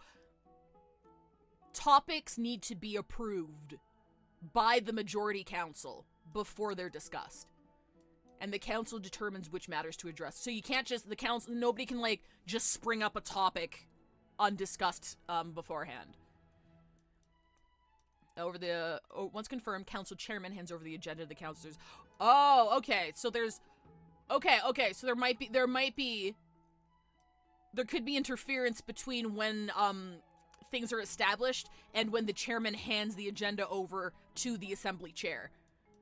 So the chairman could totally fuck with the agenda. They could totally fuck with the agenda. Normally, matters cannot be discussed in the citizen without prior council review. Council review matters yield only two outcomes. Either they're already thoroughly discussed and only need citizen votes, or they require citizens to hold debates to reach resolution. Results are tally using pottery shards, blessed with Kefali's runes. Did you know Kefali means head? I'm sorry if this was known, but we were playing what the fuck were we playing? No, we weren't even playing. It was from we were doing a Wikipedia article break on the main channel, and the word Kefali came up, and it's Greek for head. Like, body head. Yes, head jokes. But, yeah. That's interesting. With voting, Doyla placed a discussion. Assembly wields important capacity of legislative power. Appointment of government officials, declaring war, conceding peace, and the actual control of armies. Historically and practically, assemblies and control. Rather, it means, isn't controlled and directed by citizens, but ensure that elites who represent the majority social interests can effectively... Okay, so it's like, yeah, they're government representatives, because not every single citizen can have a say in that manner. Okay. The current system with the leader of the crisis and the council of jointly manage document since the policymakers are... Sorry, I find this stuff interesting, so I'm just skimming it real quick. Through voting, other means of political participation, rather than directly managing social affairs. Okay, yeah, so this is just saying that, you know, it's not vote to resolution, it's vote to representative of their interests, and then that representative represents them to, like, condense, policy-making power. So it's kind of like how it works in a regular democracy. And council of governmental representatives from the city-states, yep. Most are elected, some receive direct invitation. Oh, wait a minute. The Council of Elders can, like, appoint representatives authorized by the Citizens' Assembly, the manager. Most renowned elder is Lycurgus. He sounds evil. And Antikytheran. Antikytheran, I'm gonna say that. A race that was already nearly extinct before the Crisis War. He communicated directly with the war during the era crisis. Past wishes showing himself as a true Theros. Lycurgus' neutrality is well noted by all, which explains his frequent selection as the city's assembly chair. Okay, alright, so he's known to be super neutral, and he spoke with the god directly. Alright, or Titan, I should say. Elder Canis has shown great effectiveness in Alchemist governments and gathered many followers. Many believe Canis will leverage accumulated resources to challenge a current situation where the crisis heirs hold real authority and transform Alchemist's political structure. Alright, cool. Okay, I read it. I'm hoping there isn't a test on it. Just as I suspected, troubles afflicting the Flame Chase journey aren't just external issues. The complex internal politics and interpersonal relationships are also exacerbating the problem. Can't let our guard down yet. We have to find out where we stand in this large interwoven web. You know where we stand? On a train. That's nowhere near here. I want to go home. Trial feels like it's just around the corner. I'm starting to feel nervous. Oh, I forgot about this fucking coin. Everything will be fine. Let's just hope that everything goes well. After all, as someone who has earned the gaze of an eon, you should be able to overcome the trial of a regional god just fine. We've also unknowingly gotten used to sleeping with the midday sun shining brightly above our heads. Get some rest. Perhaps a new phase of our trailblazing expedition in Amphorius is about to begin. Honk shoe. I was gonna make another fine on sex joke, but I forgot. 5, how do we get to ancient Greece in the space train game? Did we actually get to ride the space? Oh yeah, the space train is our, like, hub of operations. And then we got... Esteemed one. Orynyx's vacant totem awaits. So basically, we travel across space and shit, and then, the sexy nun memory keeper was like, hey, you want to see, like, this hidden place that no one else can see except me and, like, a couple of people? And we were like, sure. And then the sexy nun was like, okay, here you go. Fwoom. And then we saw this galaxy that looked like an infinity symbol, and then we went down to explore it, and then we crashed. And now we're stuck here. That's why we're here. If you have already made your preparations to become a pillar of Amphorius, please, step forward. I am a god of summarizing lore.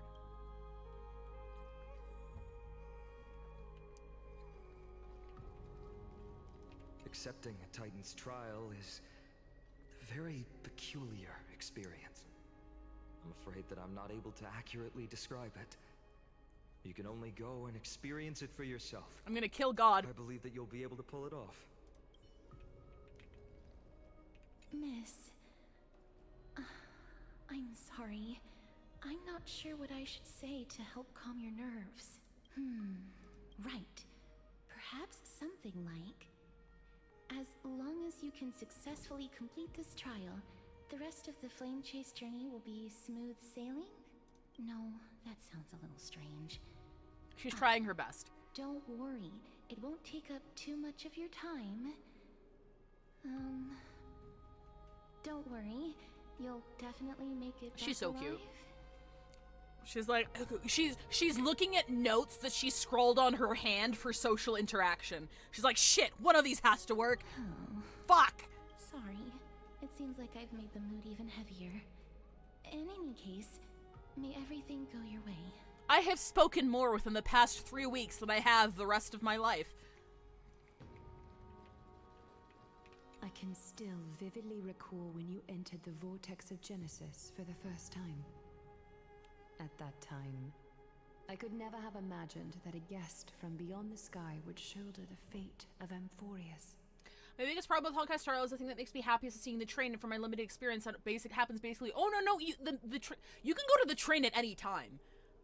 That's like your home base, so I can like teleport there right now if you wanted to see the train. And also, there is a weekly boss where you throw the entire train at him, and it's on like a cooldown, and you can like intermittently you just throw the whole train at him. Don't feel burdened. It's very funny. Just like during the Trial of Strife, Trinan and Finan will be waiting for you outside. If something unforeseen were to occur, they will intervene in the trial and rescue you. May Kefali bless you. I actually do need to farm Sunday one more time for an access, so Kingfisher, if you're here, remind me to do that. And I will do that, so you can see us run a train on Sunday live on stream. Little Gray and Mem, thank you. Your resolves cannot be questioned. We praise your pure selflessness and courage. May Kefali light your path forward. Get ready to assume Orynyx's divinity, Trailblazer.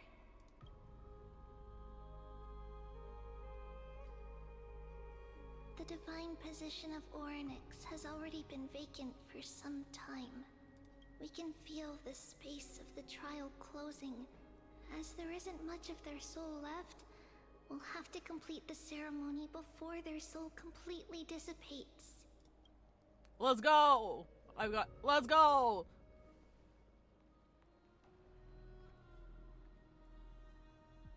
The eighth core flame coveted by the miracle that once belonged to the great Veil of Evernight, Orynyx. As someone who plays the game with no sound for reasons, hearing the sounds of the game and characters is a fun treat. Oh, awesome! And thank you for, welcome to chat, Jackie Bad Luck. I do love the sound design in HSR, and I really adore the voice actors as well. They all do a very good job. Returned by the two elected heroes of the Chrysosairs. A traveler who is upright and courageous, and a sacred beast that invokes miracles. Traveler? Wait, no, I'm okay. Low-hanging fruit. It's also who for me, not that. Both of you, please, come forward.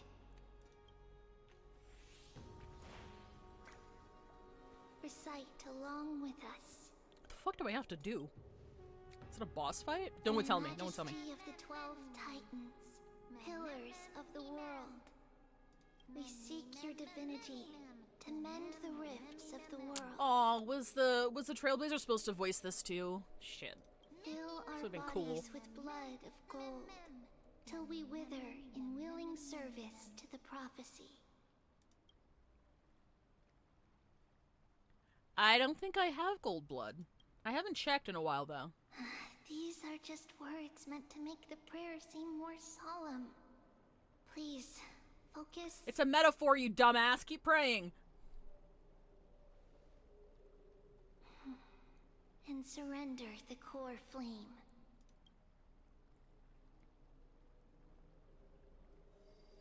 Click and hold to submit the. Okay, here we go. They do kind of look like job stones in Final Fantasy XIV, yeah?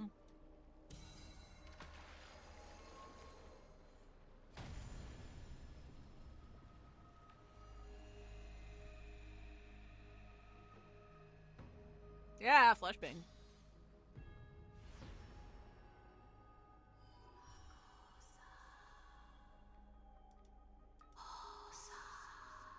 Hello.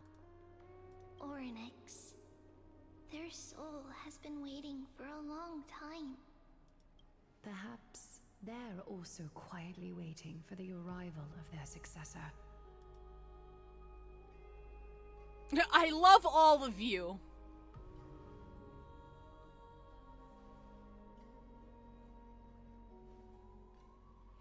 That doesn't seem appropriate for the current mood, so let's just leave the farewells for next time. Dawn Hug, I just confessed my love to you. Be nicer. Don't worry. You're tougher than I am, right?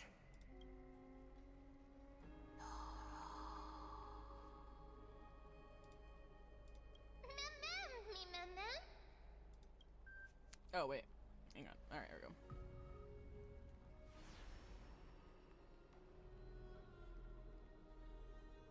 Traveler from beyond the sky, let us pray that the Titan acknowledges your worthiness. Although she loves cracking jokes at inopportune times, her determination is as strong as the Chrysos heirs. She will definitely succeed. So he did at least change the story enough to sideline the lack of voice-overs from the main characters. Oh, that's interesting. Hi, YOLO chicken! While she's away, I would like to have a chat with you, Aglaya. I need relationship advice. Speak. I'm listening.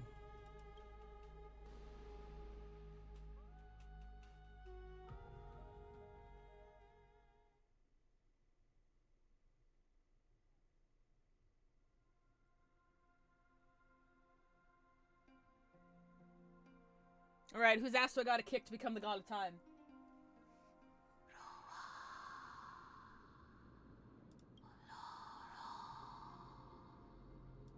Slap, slap! Wake up! Did you just say slap?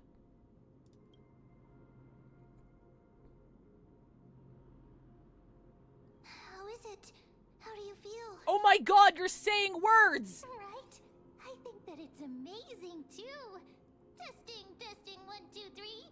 Testing, testing, 1, 2, 3. I have such a cute voice. It must be because of all the memories that I collected. They allowed me to grow beyond expectations. Also, listen. The words of the Titan are becoming clearer. Mother.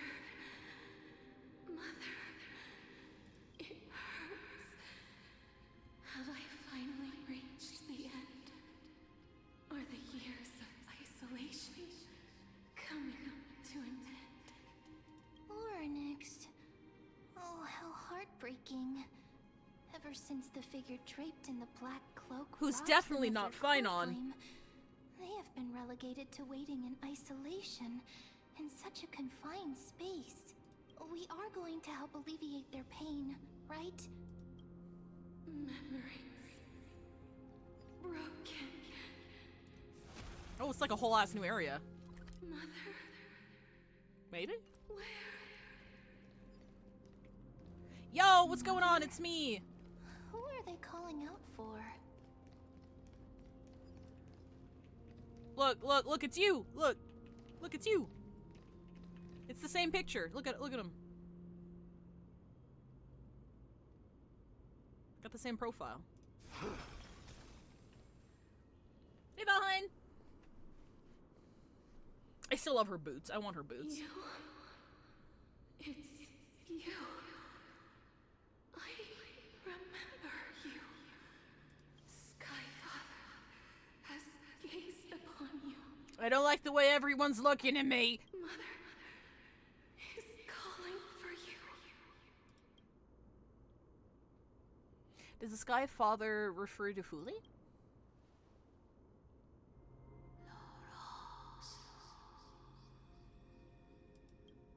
The Titan's words are indistinct. Each syllable emerging from the mist seemed to be cloaked in frost, symbolizing memory. Skyfather has chosen you. Who's your mom?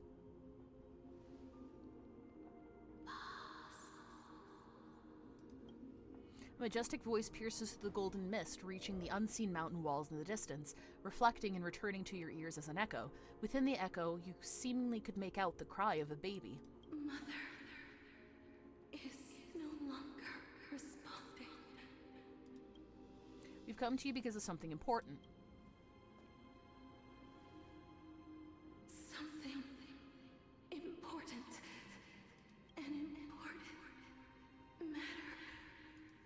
Oryx, listen to me. Aren't you tired? Throughout the long years, you have always been protecting the fate of Amphorius.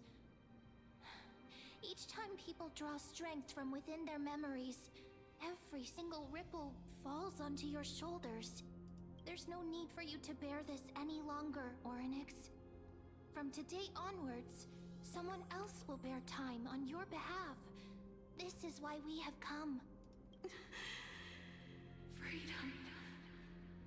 Freedom. I want freedom. Oh, poor child. Everything will be fine. Let us help you. You can have a good rest now.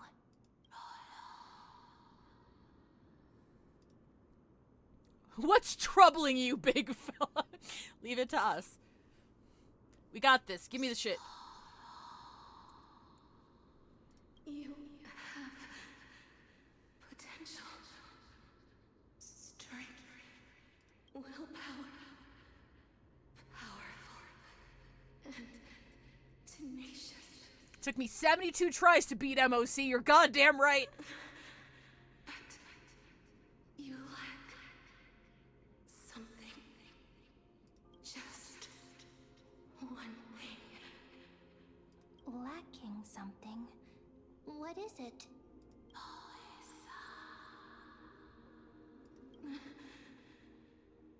What you lack is a future.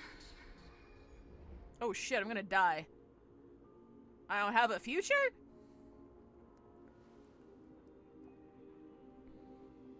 Future? Traveler from the sky. You should have dissipated already. Oh, is it my space cancer? Gaze from the Sky Father. Stabilize your form. Because from the moment you cross the sky, your life was cast away. Oh, we're already? Is Don Hung dead? No, you are simply a collection of walking memories.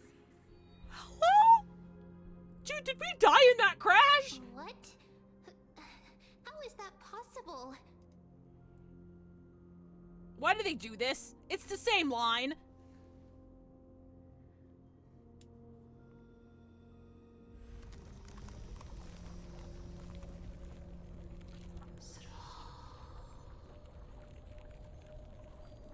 The space is collapsing.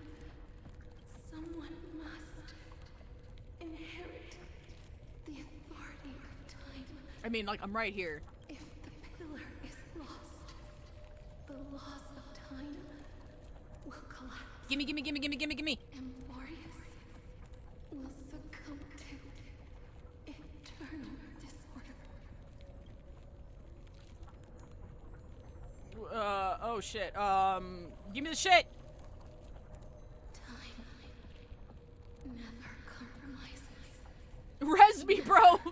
Bro, where's the res? Never forgives. Never makes a choice. Child of humanity. Titans. Mother. Sky Father. Time restrains everything that exists in this world. Orynyx's divinity is dissipating? Is the trial coming to an end? Pathstrider of remembrance.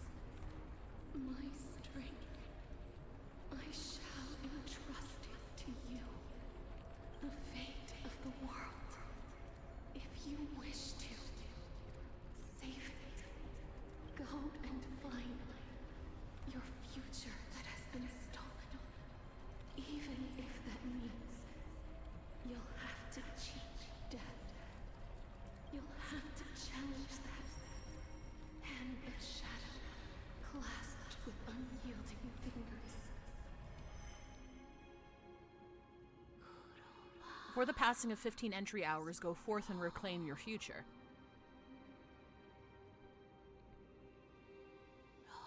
This is the true trial of time.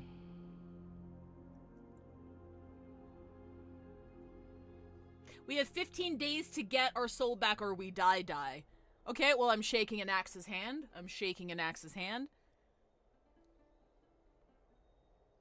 Hey you, you're finally awake.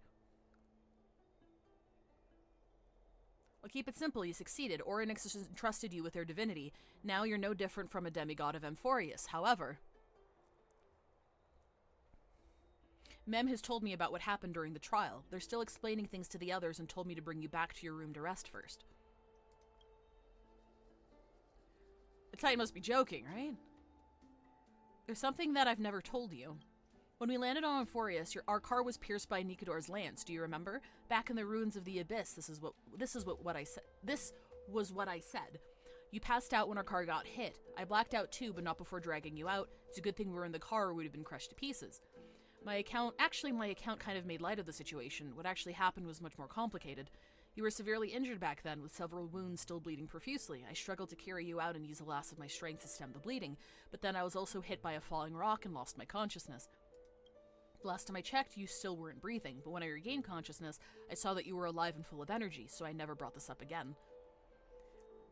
That's so mean! How did I come back to life, though? I'm not sure whether the gaze of Fuli has anything to do with this matter, but according to the Titan, you are living in the form of a memory right now, just like those objects of the past and the miracles of Oryx. Perhaps Mem is the anchor rope that ties you to the present. I had assumed they couldn't stray too far from you, but the truth might be the exact opposite.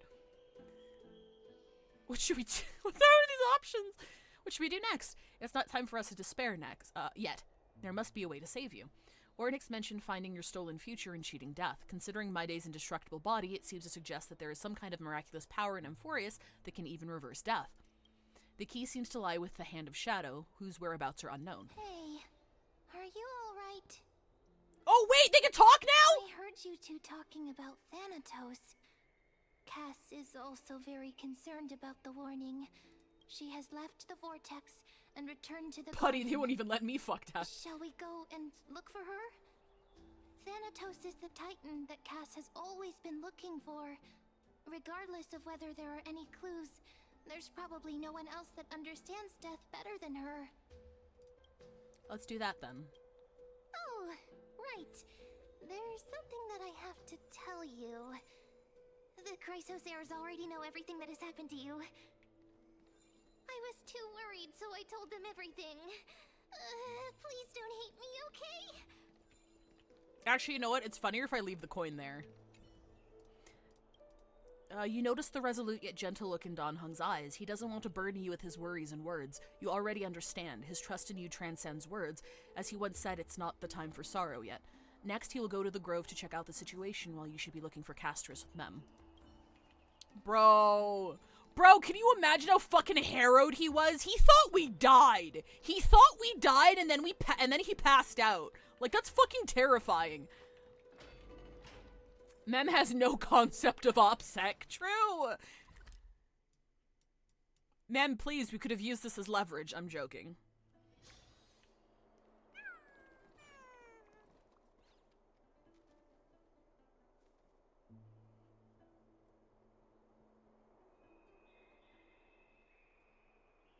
Oh, to be a kitty cat. Oh, to not worry about anything but basking in the sun. Miss, I'm right here. Hi! You hear soft steps coming closer, one step at a time. Please stay there and slowly turn around. Whips around to face you. For some reason, you feel you have seen the scene before. You want to turn your head, but you glimpse a dash of purple brushing past your face. Then, a chill seeps through your skin, spreading into your veins. Your heartbeat begins to slow. Oh, fuck! Aside from your vision, your senses grow more acute. You feel the presence of a purple sea. And then... Please pardon me. A subtle fragrance of an unnamed flower fills your senses, its sweetness making you forget the need to breathe. You realize you are still alive. No, to be more precise, your death was not thorough. The coldness of the initial touch disperses quickly as it came, and replacing it is a touch of fingertips, and a tremble born of trepidation that originated from a certain lanky arm. Her quivering finger gently brushed against your cheek, causing a faint tickle. Just as I expected. I cannot feel anything. You're invading my personal space. You're shaking. Back at the grove, I was puzzled as to why you were not affected by my curse. I thought that it might have been the special ability of a traveler from beyond the sky. Never did I expect that this would be the true reason. Revising my earlier statement, buddy, they can't stop me from fucking death. I'm sorry. I should have noticed that something was amiss earlier. Deadpool, probably. The chimeras are so Miss, cute. HSR if creates my such abrupt cute little behavior critters. just now Yeah, offended they're you, adorable. I hope that you can forgive me. I haven't touched another person in a very long time. I'm just thinking, if your soul has really left your body, as a mortician, I might be able to trace where it has gone to. Cass, did you find anything? My apologies. Not as of yet. Perhaps I have overestimated my capabilities. But, miss, would you be willing to let me try again? This time, I'll increase the area of contact slightly.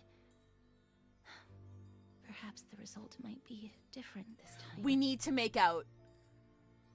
I have never touched the living in this way before. If my actions are in any way disrespectful, I hope that you can forgive me. Castress once again places her palm on your face, her shiver somewhat calm somewhat this time. What's up? I seem to have caught a glimpse of something.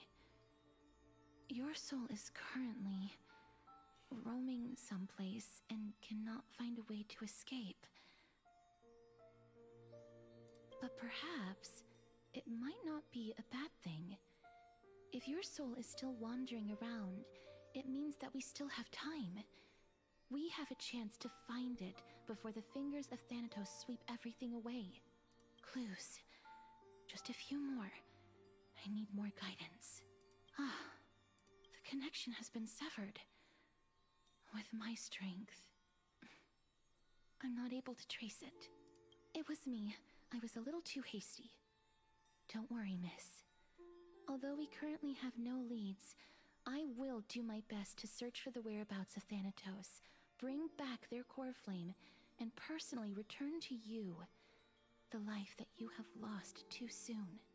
I know that I'm lacking in confidence, but I hope that you can keep this promise of mine in mind. Before I manage to deliver on this promise, please do your best to hang on. Amphorius needs you. I'll do my best. Lady Aglaya and Lord Finon are currently discussing some matters in the paths.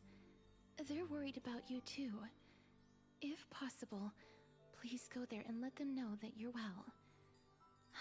Although, I don't actually know whether your current situation can be described as well. Also, please accept this Styxian fable. Reading can help one to focus and relax. I hope that reading this can help tide you through this difficult period. More species are disappearing.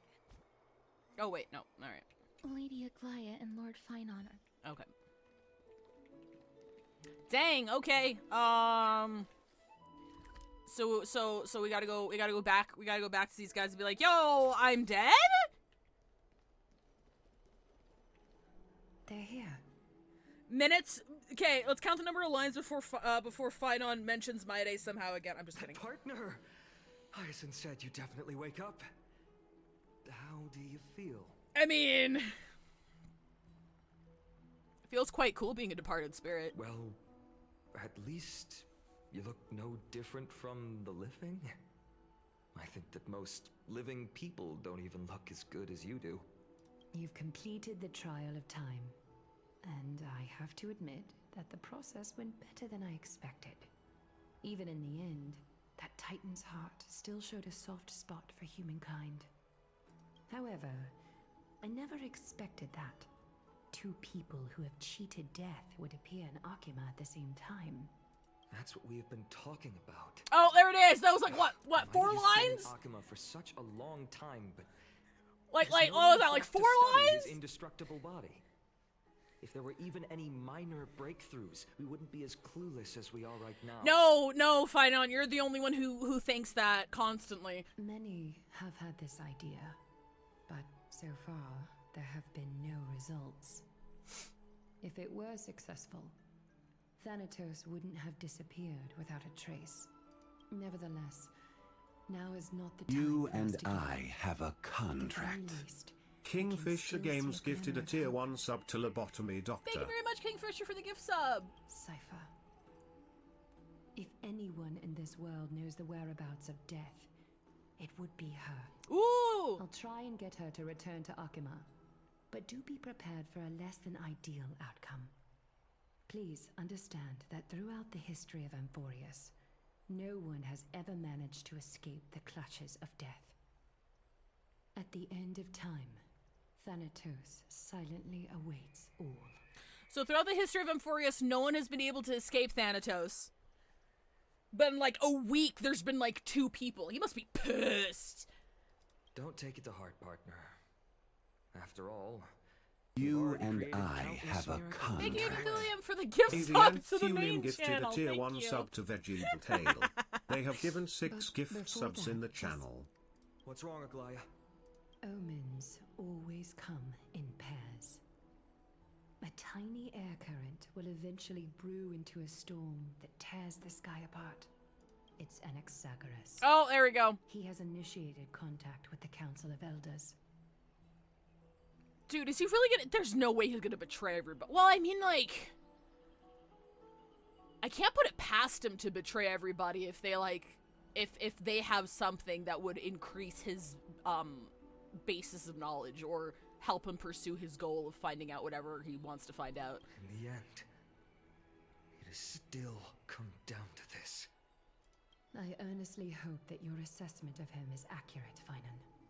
Otherwise, the efforts of my teacher and I of the past millennium might be reduced to dust because of that great performer. Why do they call him that?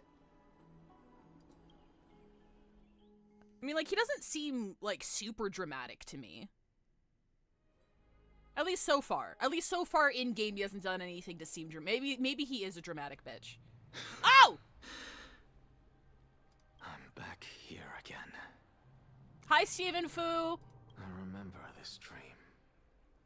This realm is covered in a silk-like fog, and the land is barren and harsh.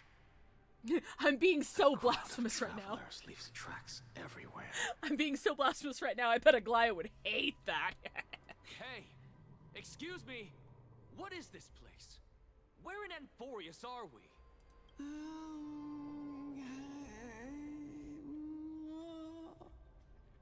That explains everything. I'm suddenly calm now. Thank you. The mutters of the traveler are in a language I'm unable to comprehend. Or perhaps they're just distracted and ignored my question. Tell me, which Titan reigns over this land? And how do I find them? Hand of Shadow. Hand of Shadow Thanatos. Could this possibly be the Netherrealm? How the fuck did he end up here? Not Netherrealm. Then where is this? River of Souls? The outskirts of the Netherrealm? Are you heading downstream toward the Netherrealm? The Netherrealm. Nothing but an illusion. He wants to be in purgatory so bad. Titan rejects you. Me. Oh shit, I think we're in purgatory. Listen. What?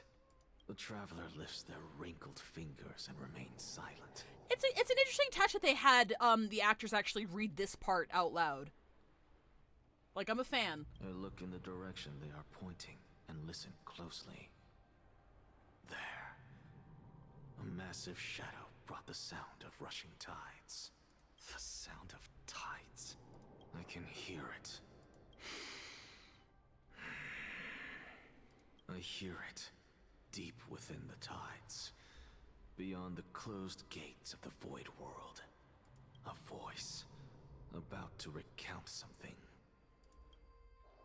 Child of humanity, Hello? is it death's embrace you yearn for with such urgency? Oh, I'm awake now. Oh, you have awoken. Welcome back to the mortal realm. Cersei's just like slapping his face like, it's not time to go yet! Wake up! Your consciousness is dissipating much faster than I expected. Ultimately, it seems like the Titan's core flame is incompatible with a mortal body. Oh, got it. So he's kind of like drifting between realms right now. He's got, how did Keanu Reeves' Constantine put it when it came to cats? Like, they already have one foot on the other side. Something like that. That's what's happening here. How much longer can my consciousness remain in the mortal realm? In my estimation, at best, you'll see 15 more entry hours. Oh my god, we are actually... Because that's a day, right? We are actually tied for the amount of days that we have left. 15 days and nights.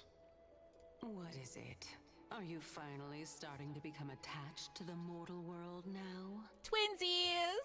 On the contrary, 15 days feels a little too long for solving a singular problem. This bitch!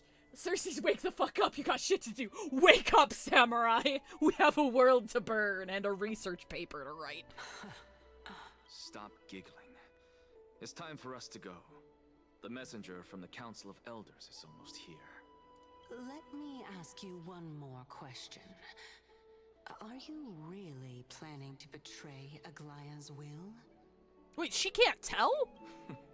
What betrayal is there to speak of when I was never loyal to her to begin with? What about that white-haired student of yours? Acting so recklessly, do you not care about what might happen to him? He is so sick of this. Look at his fucking face. Look at his. He's giving Zhao Cho a smile right now. He's like, hey, leave me. There will be a price to pay for blind faith. This is also a lesson for Finan. Okay, I'm sorry. I'm gonna need you to forgive me for not taking the word of somebody whose nickname is the Great Performer. But also, how come Cersei's can't tell? I thought she could like see inside of his heart. You truly are a strict teacher. Maybe she can see inside of his heart. Maybe she's like, yo, are you actually doing this?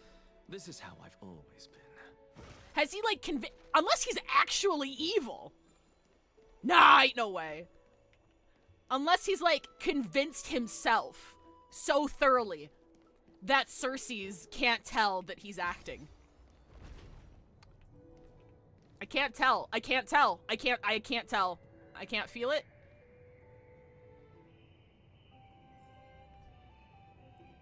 Oh, it is ad time again, unfortunately. If you get caught in ads, what we do here is, I do not continue until you come back. So, I will see you in 3 minutes. Oh!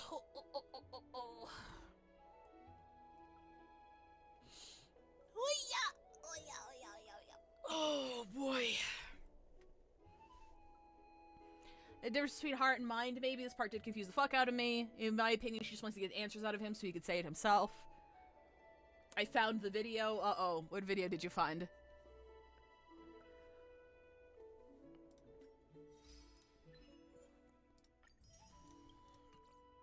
My mem video? Okay.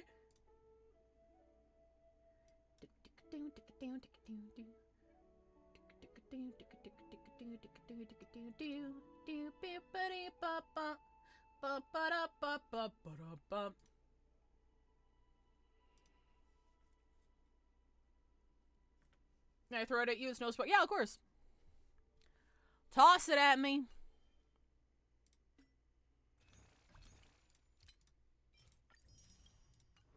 How many pulls are we at right now? I haven't swiped yet. I haven't swiped my 200 Canadian dollars yet. We're at 109 right now. We're at 109 on a 50-50. Yeah, I took off Himiko and Bailu. And Yanqing. I'm keeping Japard on here until I get his E1. Once I get his E1, I'll probably swap him off. With, Himiko.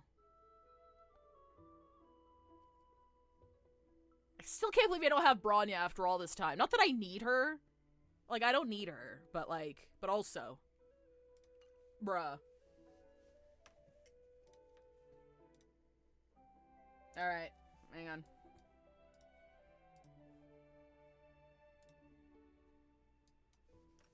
I'm gonna drop it in here. Let me do a... Oh, I'll explain Celestial Invitation in just a second.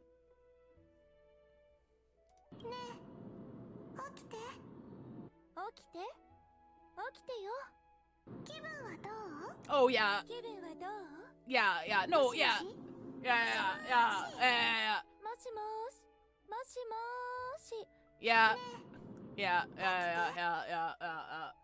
That's why I said, like, it's a bit on the nose. So I'm leaving a little bit of room for things not to turn out the way we expect. Cause like there's foreshadowing, and then there's like hammering it over our heads, and it's getting to the hammering over our heads part. So I'm kind of expecting them to pull some bullshit. Cause it's a little obvious at this point. But yes, Celestial Invitation is a mechanic that was introduced this patch, where you can choose, your 50-50 loss pool on the limited banner only.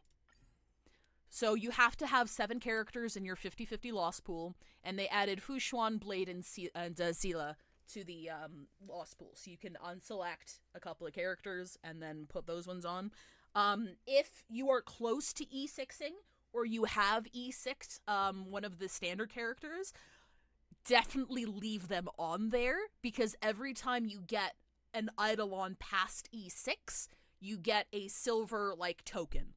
And for 2 silver tokens, you can, trade them in. You can trade in 2 silver tokens for, 1 gold token. And a gold token can be used to purchase a character from the shop. Luocha and Ron May are in there. They are permanent additions, and they will be adding more characters to the shop at, like, over time. And they haven't told us when that's gonna happen, but they will be adding more characters permanently over time. So that's how that works. I haven't selected anybody yet, because I already have Ron May. Her E1 isn't that big of a deal to me. I don't need Luocha. I'm gonna hang on. I actually looked back in the history. Oh, welcome back, everybody. I looked back in the history of the characters that have been released, and the only characters that I'd want to spend this on, out of everybody, is probably, like, if Silverwolf's buffs are really good, I would pick up a copy of her. But, like, other than that, there's nobody in this game that I've been very, very lucky in this game, and there's nobody in there that I'd actually want. If I could get them for free. So I just might hang on to it indefinitely. I might just hang on to it. Yeah.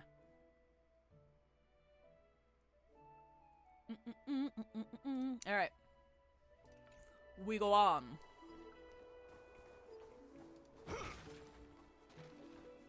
Sorry to keep you waiting, Lord Inexagaris. Who the fuck are you? It's been a while, Lord Inexagaris. I kind of fuck with this design, actually. Hold up. Wood? Yeah. I greet you on behalf of all the citizens of Akima, and express my deepest regret about what happened at the Grove of Epiphany. He feels disingenuous. Still a wood. It's you. I never expected that you would personally come and meet me. By carefully into Lantern above, I have come as a testament to the justice of the Council of Elders. There are Antikytherans here? Antikytherans. They've been a rare sight ever since the Chrysos War. How did I say it? Did I say Antikytherans? I was close! I extend to you my utmost respect, revered Titan.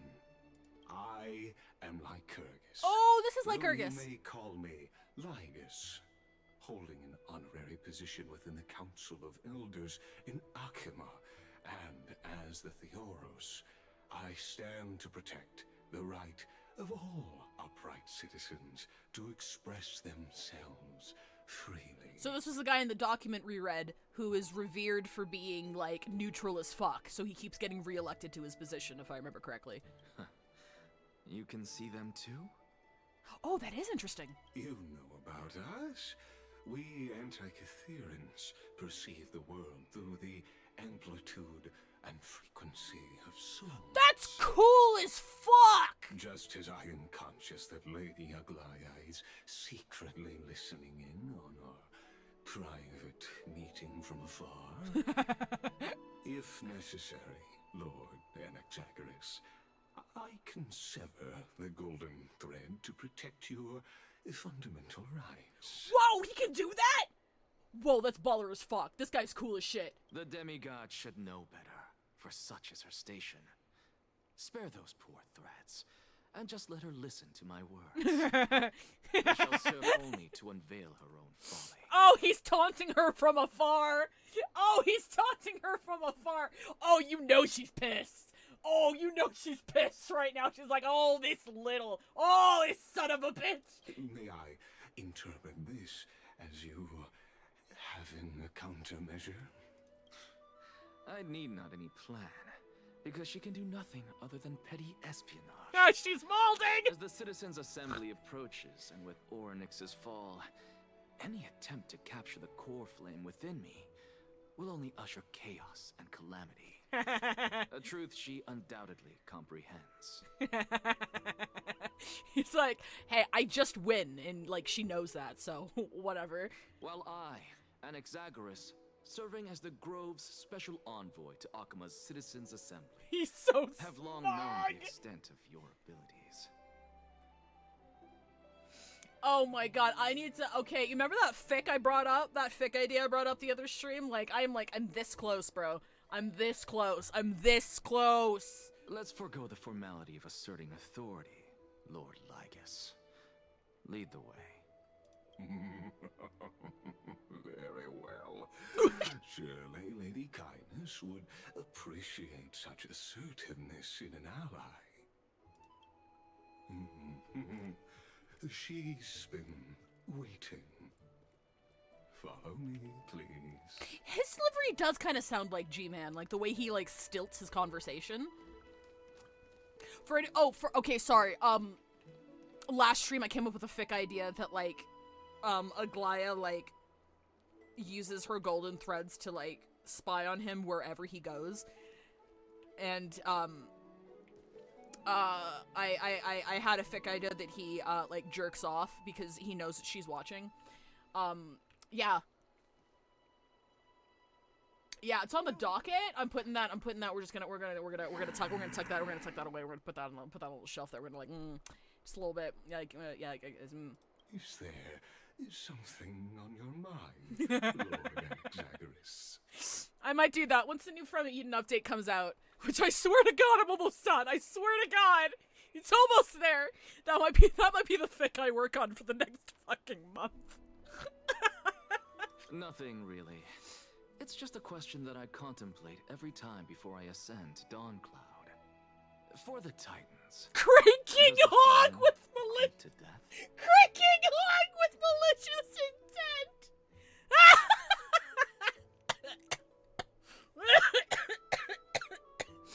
Oh, boy. A pondering truly deep. Time is on our side. Do you mind sharing your reflections with me? Baka, if I write it, can you drop that into my quarantine channel? If I write it, I will absolutely use that as a tag. While all living beings must ultimately face their demise, Kefali has yet to meet theirs. Their journey continues unhurriedly along this long path. I mean, like, all jokes aside. Okay, I'm asking chat right now. Was it explained why he has the title of the Great Performer? I remember that being his nickname, but, like, why do people call him that? Is it just because he's dramatic as fuck? Is that the only reason? Like, because there's just been multiple flags that he's putting on an act, right? And now he's, like, being watched by the Golden Threads right now. So now he's going to be more dramatic, because he needs to sell this. It'd be spoiled. Okay, so we don't know. I mean, like, I don't know yet. At this point in the story, I don't know. Okay, alright. He's dramatic and a bastard about gods. He's been yapping for years and making shows in the class. Okay, that makes sense. Okay. Yeah, alright, got it. Are you suggesting that Kefali may not have truly passed? Yes. For dying implies an ongoing process, an action. Whereas death signifies a static state, a definitive termination. In contrast to mortals, Titans exist on a grander scale of space and time, thus elongating their passage into death. The notion of their fall is but a misinterpretation born of mortal ignorance. Oh, okay, so he's proposing. So he's proposing that Kefali, is dying and not dead. Or, if he is dead, dead is a state for Titans that does not match our understanding of it. And Kefali still persists somehow, in some form. An intriguing concept, albeit challenging to substantiate. Proof, motherfucker? After all, Kefali has maintained a profound silence ever since the era Arasa, while scholars and priests alike have conveyed the message of the gods' imminent fall. Perhaps the gods, in their arrogance, deemed it beneath them to reveal their perspectives to mortals. Okay. Could you elaborate on your statement? Citation needed. Circes, the kin of the Skyfather as recounted in myths, now resides within my brain. Were I to inquire, Kefali would have no cause to refuse. Oh. That very well could be true. But what if the world-bearing Titan still chooses to remain silent? In that case, the myths crafted by the people of Amphorius are nothing more than pitiful jests. It's worth a try. I believe, and I'd love to witness the fruits of your theory and the change it may bring to this imperiled world. Who voices him? He's doing a killer job. Because I completely concur with you on this aspect. If the Titan has indeed met their end, any response from them would be impossible. Ooh.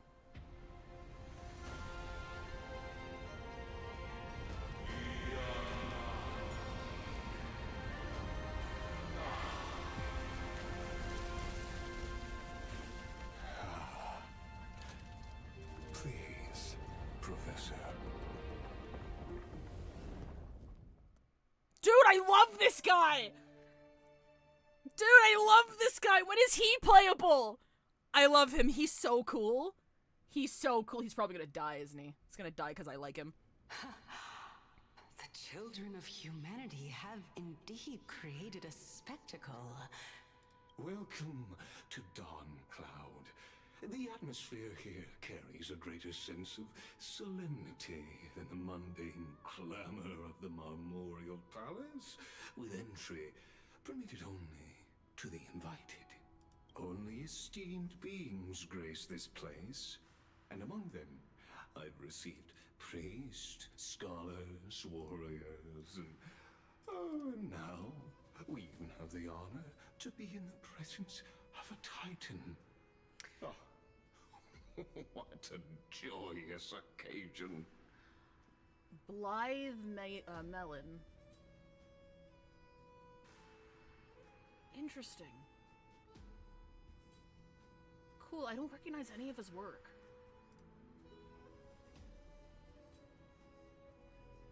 Interesting. Sorry, I'm just looking through his performance history.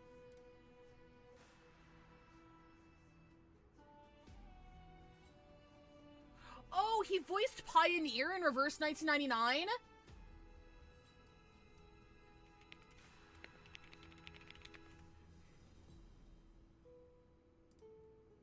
That's where I fucking recognize him! Guys! Guys! If you watch my stream, if you watch my Reverse 1999 streams, he's the same guy! He also voices this inanimate, he also voices it. If I had a nickel for every humanoid, inanimate, animate, magical being in a gacha game that he voiced, I'd have 2 nickels! Oh, okay, alright, that's funny. I was like, I know him from somewhere. That's so funny. Once deemed a blasphemer, now a surrogate for revered divinity. The honor should rightfully be mine, shouldn't it? I'll notify Kindness and the others of your arrival. Kindly wait for a moment. A soldier will be here to guide you shortly. In the meanwhile, you're welcome to explore the vicinity, but kindly remain within the guard's view. Delaying the crucial meeting is something none of us wish to see, I presume. I'm well aware of Kindness's methods. There's no need to emphasize that. As you wish. Your cooperation is much appreciated. Alas, I had hoped for a brilliant plan from you, but it turns out you just left one cage to enter another. Save your concerns. I know very well what I'm doing. I shall depart to explore the surroundings then. Bye-bye! Now that I look around, I wonder if there are any murals bearing my portrait around here. I'm quite intrigued to see how the children of humanity beyond the grove perceive another Titan. Funny thing, I delayed meeting Kindness and explored the whole area since they don't lock you off. Oh, that's funny. Off you go. I won't be joining you. Be gone. This Titan appears to be quite at ease. I should investigate the Council of Elders' recent activities first. Be aware, I can hear you perfectly well from here. Okay, so she can read his thoughts, but maybe not his heart?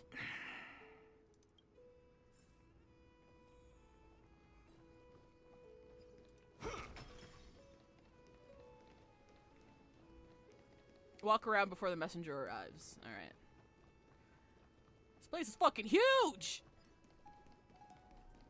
Professor Anaxa! Over here! Bitch, do I look like— I'm just kidding. Professor Anaxa?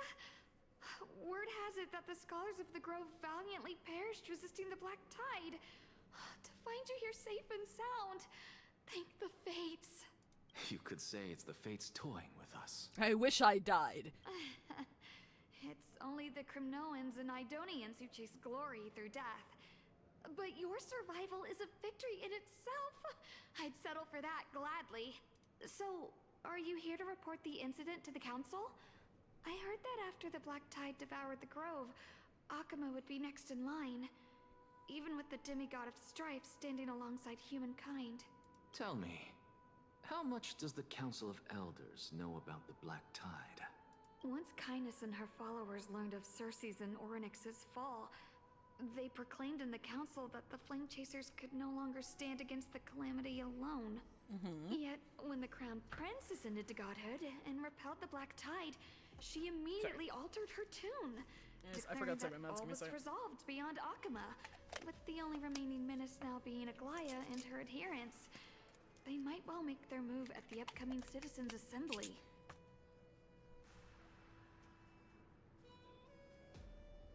Bro, what a snake, eh? No surprises there, those shifty opportunists. Thank you for your honesty, virtuous student. Sorry, I was taking my meds and my glasses shifted and I thought it said shitty. I thought it was gonna say those shitty opportunists. Being an opportunist could very well be a facet of wisdom. Shouldn't you be searching for murals of yourself? I've had enough of your prattling. I was really curious to see how you would find the middle ground between both factions. so I came to listen in. But it seems as though this kindness is much more ruthless than Aglaya. If so, why do you want to work with her?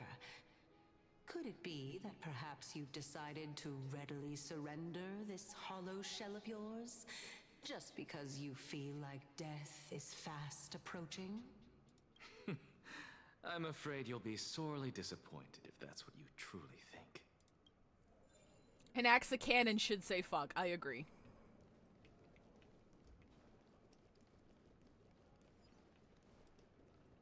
Puzzle!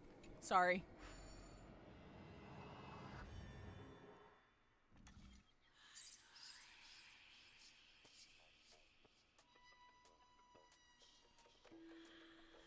Alright, hang on.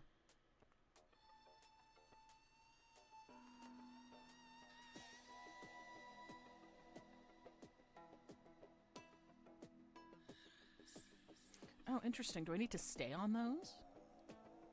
Maybe I shouldn't do this puzzle right now. I'm going to do this puzzle right now. We're going to be here for the next half hour. 1, 2, 3.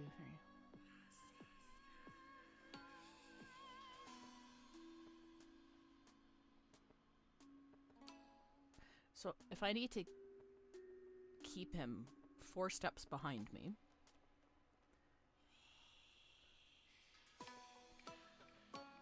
So if it's 1, 2, 3, 4, 5, 6, 7.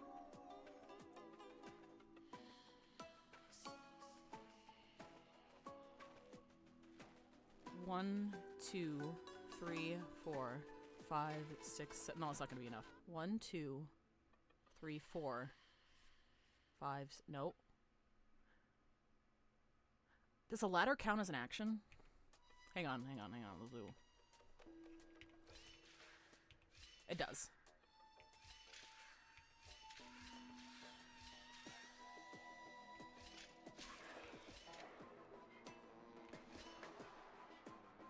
Wait, no, I fucked it up. Hang on.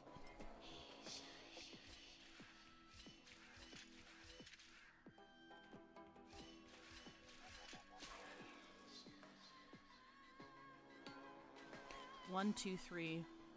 1, 2, 3, 4, 5, 6, 7. Yes! My brain is fucking huge! Massive! Give me my shit. Give me my shit. And actually should just fuck in general like one last time before the 15-day mark. But like Cersei's would be there. Sex is just like being possessed by a god. I'm just kidding. Even blasphemous scholars can come here, it seems. Looks like my presence here is quite unwelcome. Hi, old man. Anaxagoras, I thought that you had died to the Black Tide, just like the other scholars. As Kefali's priest, are you not aware of the decorum of respecting the dead? It's the whole, isn't there someone you forgot to ask? Someone made that! Someone made that already! Fuck, do I not have it? Shit, hang on. I want to see if I still have it in my logs somewhere. Fuck, no, I think I cleared out my downloads. Yeah, I cleared out my downloads. Said somebody made that with fucking Cersei, Synanexa, and Aglaya. Surely you jest. You blasphemous heretics are not worthy of respect from the Supreme Being.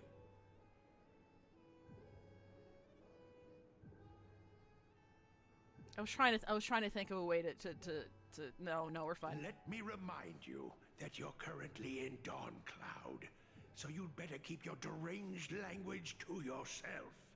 I am no longer that altar servant from years ago, who could only acquiesce to the commands of others.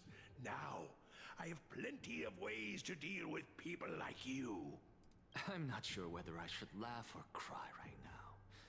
I can't believe that a follower such as you could have been made by a creation titan. Oh my god, he is filled with so much vitriol. As I see it, a dead titan can't provide you with this level of confidence, right? Then who is it exactly? Could it be kindness? You. Seeing how fond of you Elder Kindness is, I shall let that slide for now. Leave immediately, and don't impede us from receiving the Supreme Being's blessings. Who is it forgot to ask in the trio? It's fucking, Cersei's. Seeing as we were able to hear of this matter from the mouths of others, it seems that kindness is indeed quite sincere toward us. Perhaps this affair will proceed smoother than I had anticipated. Oh my, what a thrilling confrontation. As expected of one of Kefali's followers. Are you praising or insulting him? Praising him, of course. As a believer of the god of deliverance, it is only natural that he detests evil. Didn't you hear me? I asked you to leave. Go as far away from here as possible. Don't mutter to yourself like some sort of madman and disturb my meditation. Damn. I've had enough of this. Could the 15th entry hour arrive any faster? Can't I die any faster? God.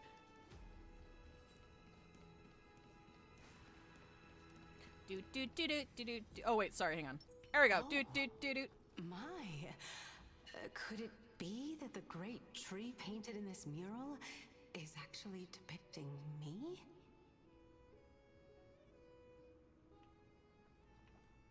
Every plant, every tendril, no, even every leaf could be the embodiment of Cersei's.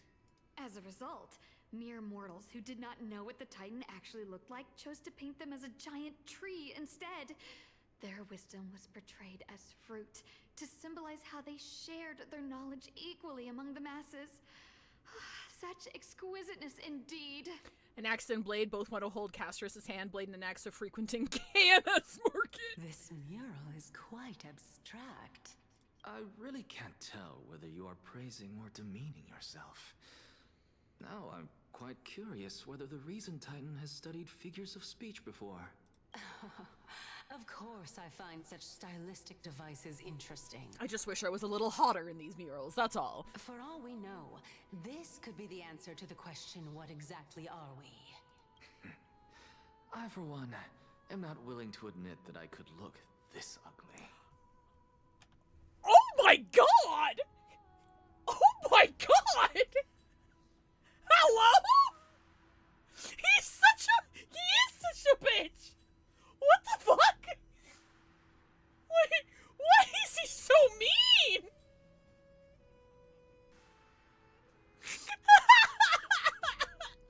For what reason? Who pissed in his Cheerios, bro?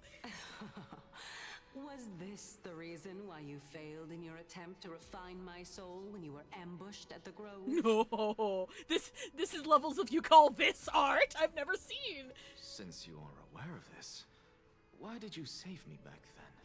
From my perspective, this point alone was enough to separate you from the average person. Plot twist. I was endeared to you because you're a bitch. How do two lunatics coexist in the same brain?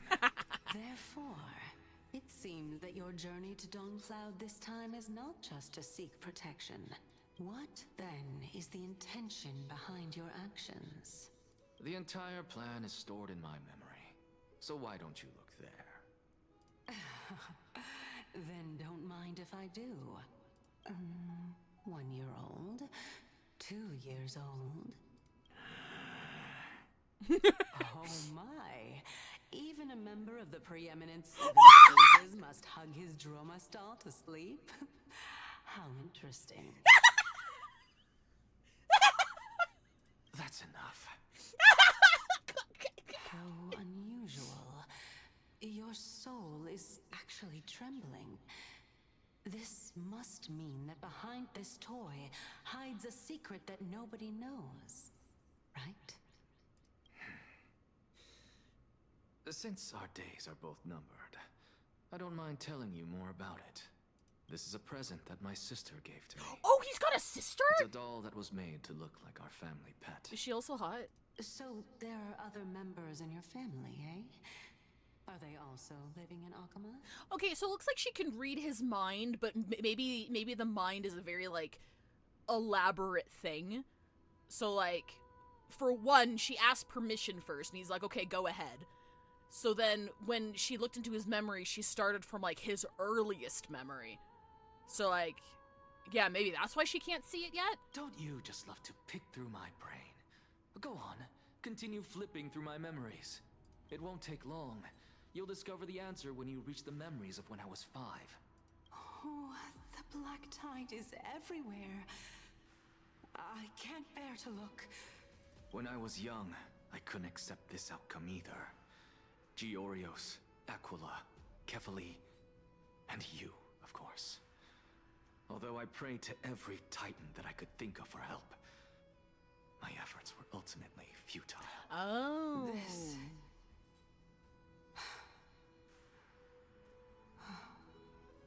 Could this be the inception of your research into alchemy? Indeed it was. Everything started from that verdant courtyard of yours. When I was pursuing my education there, I naturally also came to learn of the Thesis' theory as well. Oh, I remember that person. He was the one to come up with the concept of souls, right? Not only that, he also believed that life, as well as the composition, movement, and transformation of matter, all stem from souls themselves. This is why I thought that, since all living things stemmed from the same origin, why could I not sacrifice myself in order to resurrect my nearest and dearest? Bro, he was trying to pull an Edward Elric. Anaxa, you... I did it, teacher! But this is absolute blasphemy. Regardless of how much freedom the Grove provides, such an act could cause you to be burned at the pyre. Oh, look, it's baby Anaxagoras! Your beloved, where is she now? Send her away from the Grove at once, to a place where nobody will ever be able to find her. Otherwise, the both of us will be judged by the Council of the Seven Sages. Calm down, teacher. My sister, she's still not in the mortal realm, even to this day. What do you mean? It was naive of me to think that I could snatch the deceased from them. Oh, he did pull an Edward Elric! Nearly sacrificing one eye. That's where his eye went! Equivalent exchange. Oh my god! All I received for that price was but an opportunity to see her for one final time. Nothing more. Oh, let it go, Anaxa. As one of my best students, I cannot watch you go down the wrong path without doing anything to stop it. Never do something taboo ever again. Don't disappoint the deceased, and never harm yourself. Never kill yourself. If you can do that, this classroom will still be yours, and you'll have a chance to live out your own life. Since I was able to see her one last time, I have no other desires. Oh. You're right, teacher. It's time for me to start a new life. I am sincerely glad for you, child. Now then, what topic would you like to study? I wish to continue Thesis' research. Continue the research into souls, but you know that the Grove has long since understood his philosophy like the back of their hands. Even if you continue digging into this subject, your efforts will likely be futile. No, teacher. After my fleeting glimpse of the deathly fog, I finally understood a single truth. Since ancient days, our understanding of the souls is but the tip of the iceberg. I may have lost an eye, but my view of the world has become clearer than ever. I have grasped the truth with my bare hands. Watch as I turn this farcical world upside down. Oh, okay. Who would have thought such a secret lay concealed beneath that hefty eye patch of yours? However, This story doesn't seem to be connected to your plan. In fact, I'd say that they aren't related at all. The answer lies within the tale. If even you cannot understand it, perhaps you should relinquish the divinity of reason to me. After all, it'd be a waste for you to hold on to it. Jesus! My story ends here. Now it's time for you to tell me your secret. After all, this is what equivalent exchange means. He's correct? So sassy! Hang on, I need to scroll up because Span said something. You want to know a fun fact? In one of his character stories, a student quite literally said they couldn't focus on their test because of how attractive Anaxa was to them. And Laura's like, it's me, I'm the student. Respect? As expected, you laid a trap for me to step into. Unfortunately. Even if I was willing to talk about my past, I may not know more about it than you do. Oh? Are you saying that the renowned Reason Titan is now admitting a lack of wisdom? Your followers are going to be sorely disappointed by this. Child of humanity, remember this. Being cognizant of one's ignorance is the greatest wisdom of all. True. Top of the time zones to y'all. How's it going? Hello, Xbox. Now I understand. No wonder you asked me to answer your random, nonsensical questions. Not only that, you're the only one who can shed light on my query. As the saying goes, onlookers see most clearly. Is that so? Lord Anaxa. I saw you muttering to yourself and was wondering whether you were caught in a delirium of reflective thought. I'm sorry to interrupt you, but time is of the essence. I have a message from Lord Lygus. Lady Kindness has met up with the Council of Elders and is awaiting your arrival, so please depart forthwith. It's finally time. Carefully. The one who created the world, and the one who bears the world. If you truly have not met your end, how will you answer the challenges of those who defy you? I didn't expect you to agree to Lady Kindness's invitation. What a wonderful turn of events. To tell you the truth, there are many people who hold grudges against that Lady Goldweave. Isn't that the goddammit. Dromas draped in finery? Avoid his gaze. I don't acquaint myself with blasphemers. Don't worry. He's too full of pride to pay us any attention. Your nickname is Dromas as well? You must really like those creatures.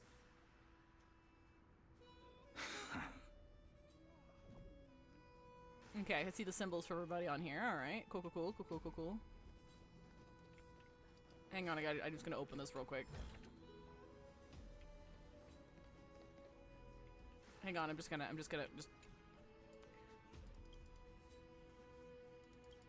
Capfly! Aye aye, Captain! I can't hear you! Cute. I see it. I see what you're doing there.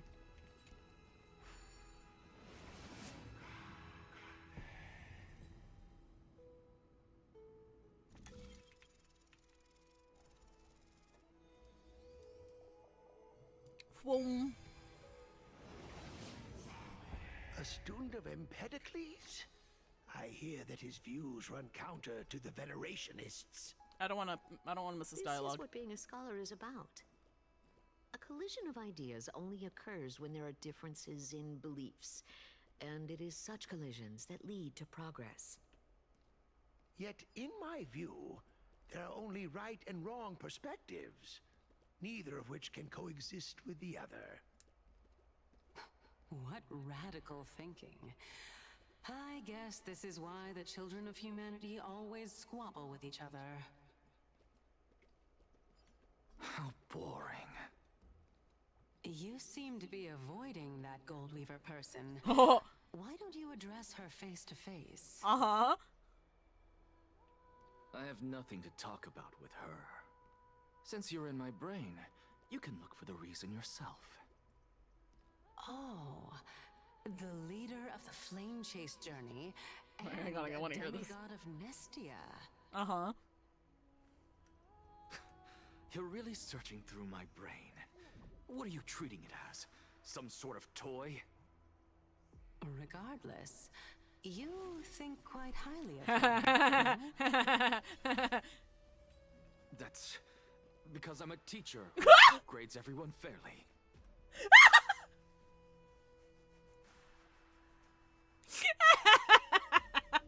Oh my god, he stumbled on his words. Oh my god, I can! Hang on, you're right. Hang on, team lineup. I forgot you could do that. I forgot they don't, like, automatically let you do that. Wait, what's his best team again? Looks like it's not a bad time for a performance. I'm gonna leave Tribby out of it, though. What do you want? I want this. There we go.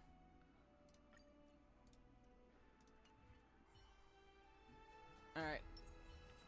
Oh my god. I forgot I could walk around as him. Sorry, in Genshin they just automatically add them to your party, even though if it makes it 5 members. I forget they don't do that here. Can I walk really fast? Oh my god, I do walk really fast! And Lady Kindness are just ahead. I'll take my leave for now. Funny enough, his best team is the same as Aglaya's. Oh, okay, do I want, Robin in there then?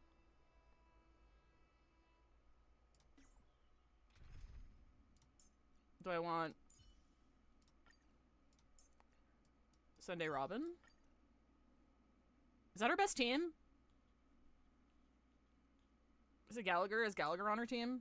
Sunday Robin's the Stampede, gets to use him at all in the Ah! Okay, never mind then. At least he can walk around.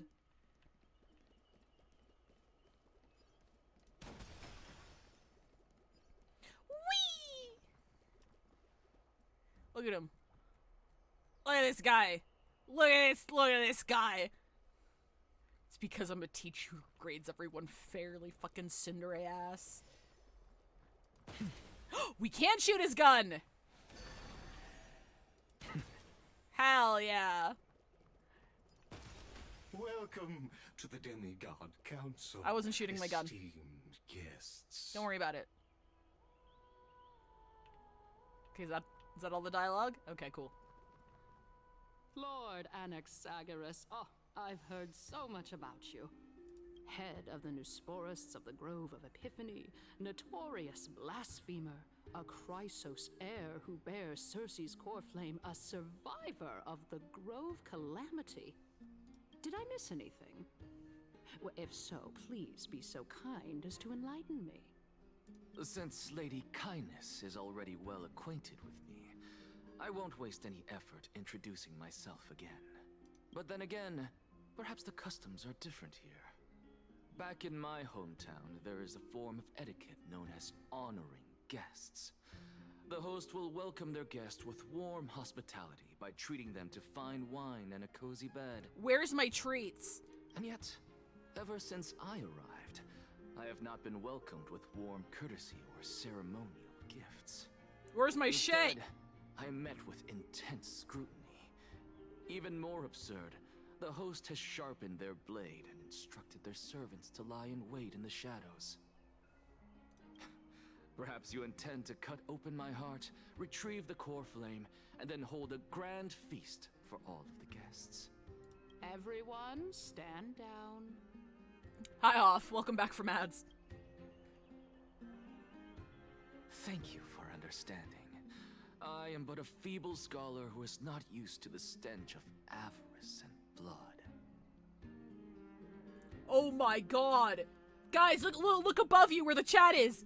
Look above where the chat is. Feeble scholar fucking mentioned! Is this a Sue XP thing? Because Alhaitham said it as well, right? This is like, yeah, this is a Sue XP thing. Feeble scholar mentioned. No need to be humble, my lord. From my perspective, your courage and gumption are worthy of the reputation of the Seven Sages. Your bravery is more than adequate to accomplish our perilous endeavor. Opinions of the story quest so far? Any ideas to where it's going? I'm not entirely sure. So recapping real quick, Trailblazer died when we landed in Amphorius, and somehow, their soul got tied to, Fully, and then their soul is tied to, like, Mem's existence, so the reason why we're still alive and able to walk around is because we were gazed upon by Fully at time of death, and then they gave us Mem as, like, an anchor to this world, which is why no one could see us as a walking set of memories, I think, is what happened. And then, with Anaxa, he knows that he's being spied on. Aglaya thinks that he's going to, quote-unquote, defect and join the Council of Elders in their, efforts to stop the Flame Chase journey, whereas Phinon's like, he wouldn't do that, and Anaxa's like, well, I'm not betraying you if I never actually, like, joined you in the first place, because I've always been very vocal about my criticism and about how I don't believe in this prophecy or the Flame Chase journey, etc. Cersei also seems to be under the impression that he is, I'm gonna use the word defecting, even though technically he's not defecting, that he's gonna be defecting from Aglaya and the others, but he seems to have something more in mind, but appears to have everybody else at least half convinced that what he's doing right now is fucky. I don't think he's going to betray everybody. I don't know what his plan is. The narrative has showed us that he kind of, like, he's kind of got a foot in the grave already, and can kind of travel between, I don't know if it's purgatory because he's rejected by death, and the living, quote-unquote, living world. But I'm not entirely sure. I'm not sure what his plan is. I'm not sure where he's going with this. I need to see more of what the Council of Elders is proposing to offer him. Because he's probably... I feel like he is playing 5D chess right now, and I'm not entirely clear on what the Council of Elders is offering him for his loyalty. That's what I'm not entirely clear on just yet, but I'm sure we're gonna see it as I continue. So I need more context on that first to maybe see what his plan is. Because right now, even if he was an evil guy and he was defecting, joining the Council of Elders or whatever, like, what is the end game here? What is he getting out of all of this? So that's where I'm at right now. My favorite thing about TB dying is Poke's reaction learning that. He was like, chat, I'm dead? He's got his own plan, but he's not on anyone's side 100%. Yeah, because he values knowledge and solving his question above everything else. And right now, I think his loyalty is with that. Like, even if he's not joining the other side, quote unquote, I don't feel like he's loyal to the Chrysos heirs either. He is there to serve himself and higher knowledge.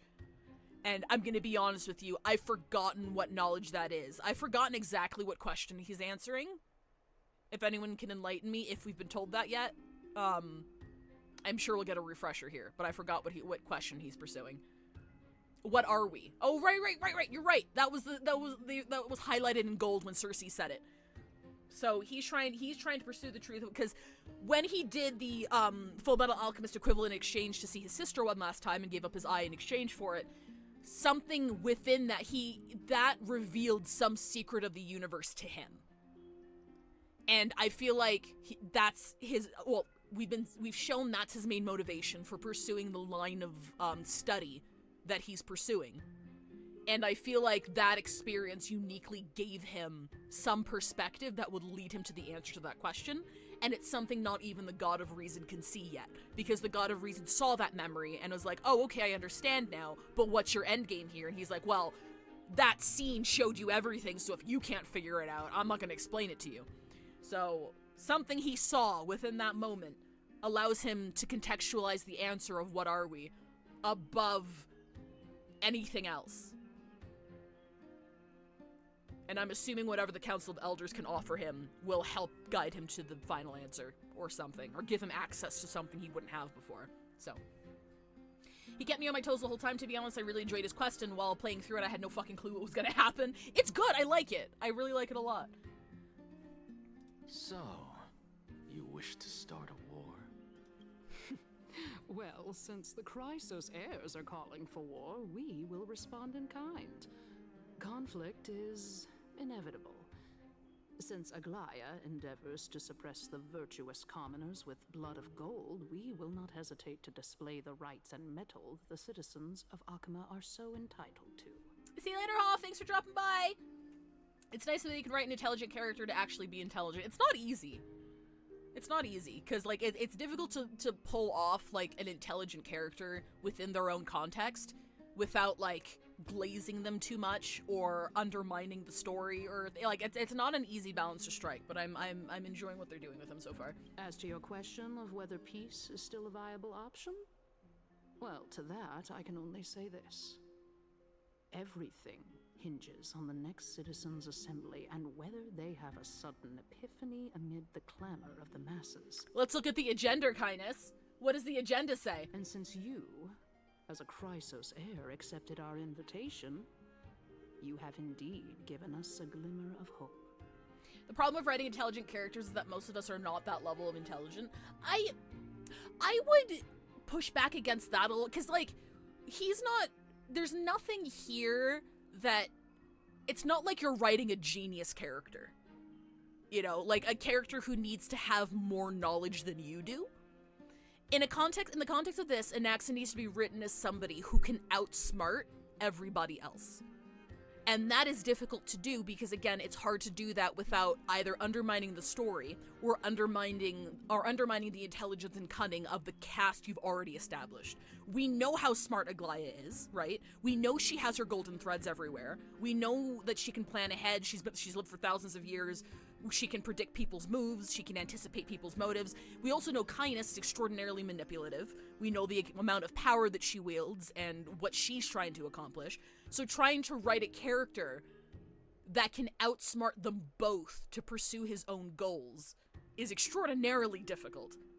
Like, without undermining Kindness and Aglaya's intelligence. You know? So, very sticky spot. Very excited to see where this goes, and I'm excited to see how they pull that off. What brazen arrogance. What you're saying right now is worlds apart from what you were saying before you retired your cleaners. He's smug, look at that face. He's more subtle with his genius and rage. Oh yes, when I say genius, I mean like, you're writing a story with like a genius astrophysicist, right? So there's like a level of objective material research you need to do to make this genius astrophysicist know what the fuck he's talking about. It's not that here. He, like, materially, he doesn't know more than the writers do, if that makes sense. Like, he's not like Sherlock, who would have a shit ton of knowledge of detective work and obscure knowledge of different things that the writer themselves might not pick up on and know how to analyze. Like, that's a different kind of challenge there when you're writing, like, a character who is objectively smarter or more learned in a field than you are. And that's why it's a much easier to quote-unquote write what you know, and that you write characters with things that you're experienced with. Yeah, what I'm saying is his genius is, like, different from that, where it's outsmarting characters more than having more material knowledge than other people. Does that make sense? I don't deny it. Hi, Sherlock! After all, they're responsible for cleaning up any threats. And just oh yeah, I a said moment ago, Sherlock. You were on the side of the Chrysos heirs. Okay, let's just review that one more time because I yapped a little bit. Crawling for war will respond in kind. If peace is a viable option, everything hinges on the next citizens' assembly and whether they have an epiphany among the clamor. And since you accepted our invitation, you've given us a glimmer of hope. And he's like, okay, yeah, sure. What you're saying right now is completely contrary to what your beliefs were when you sent out, like, assassins to kill people. And she's like, well, I don't deny it. I mean, they're handling threats. And I mean, you were on their side before you joined us. But now that you're an ally of ours, so she's under the impression he's switching we can sides. Continue talking somewhere else.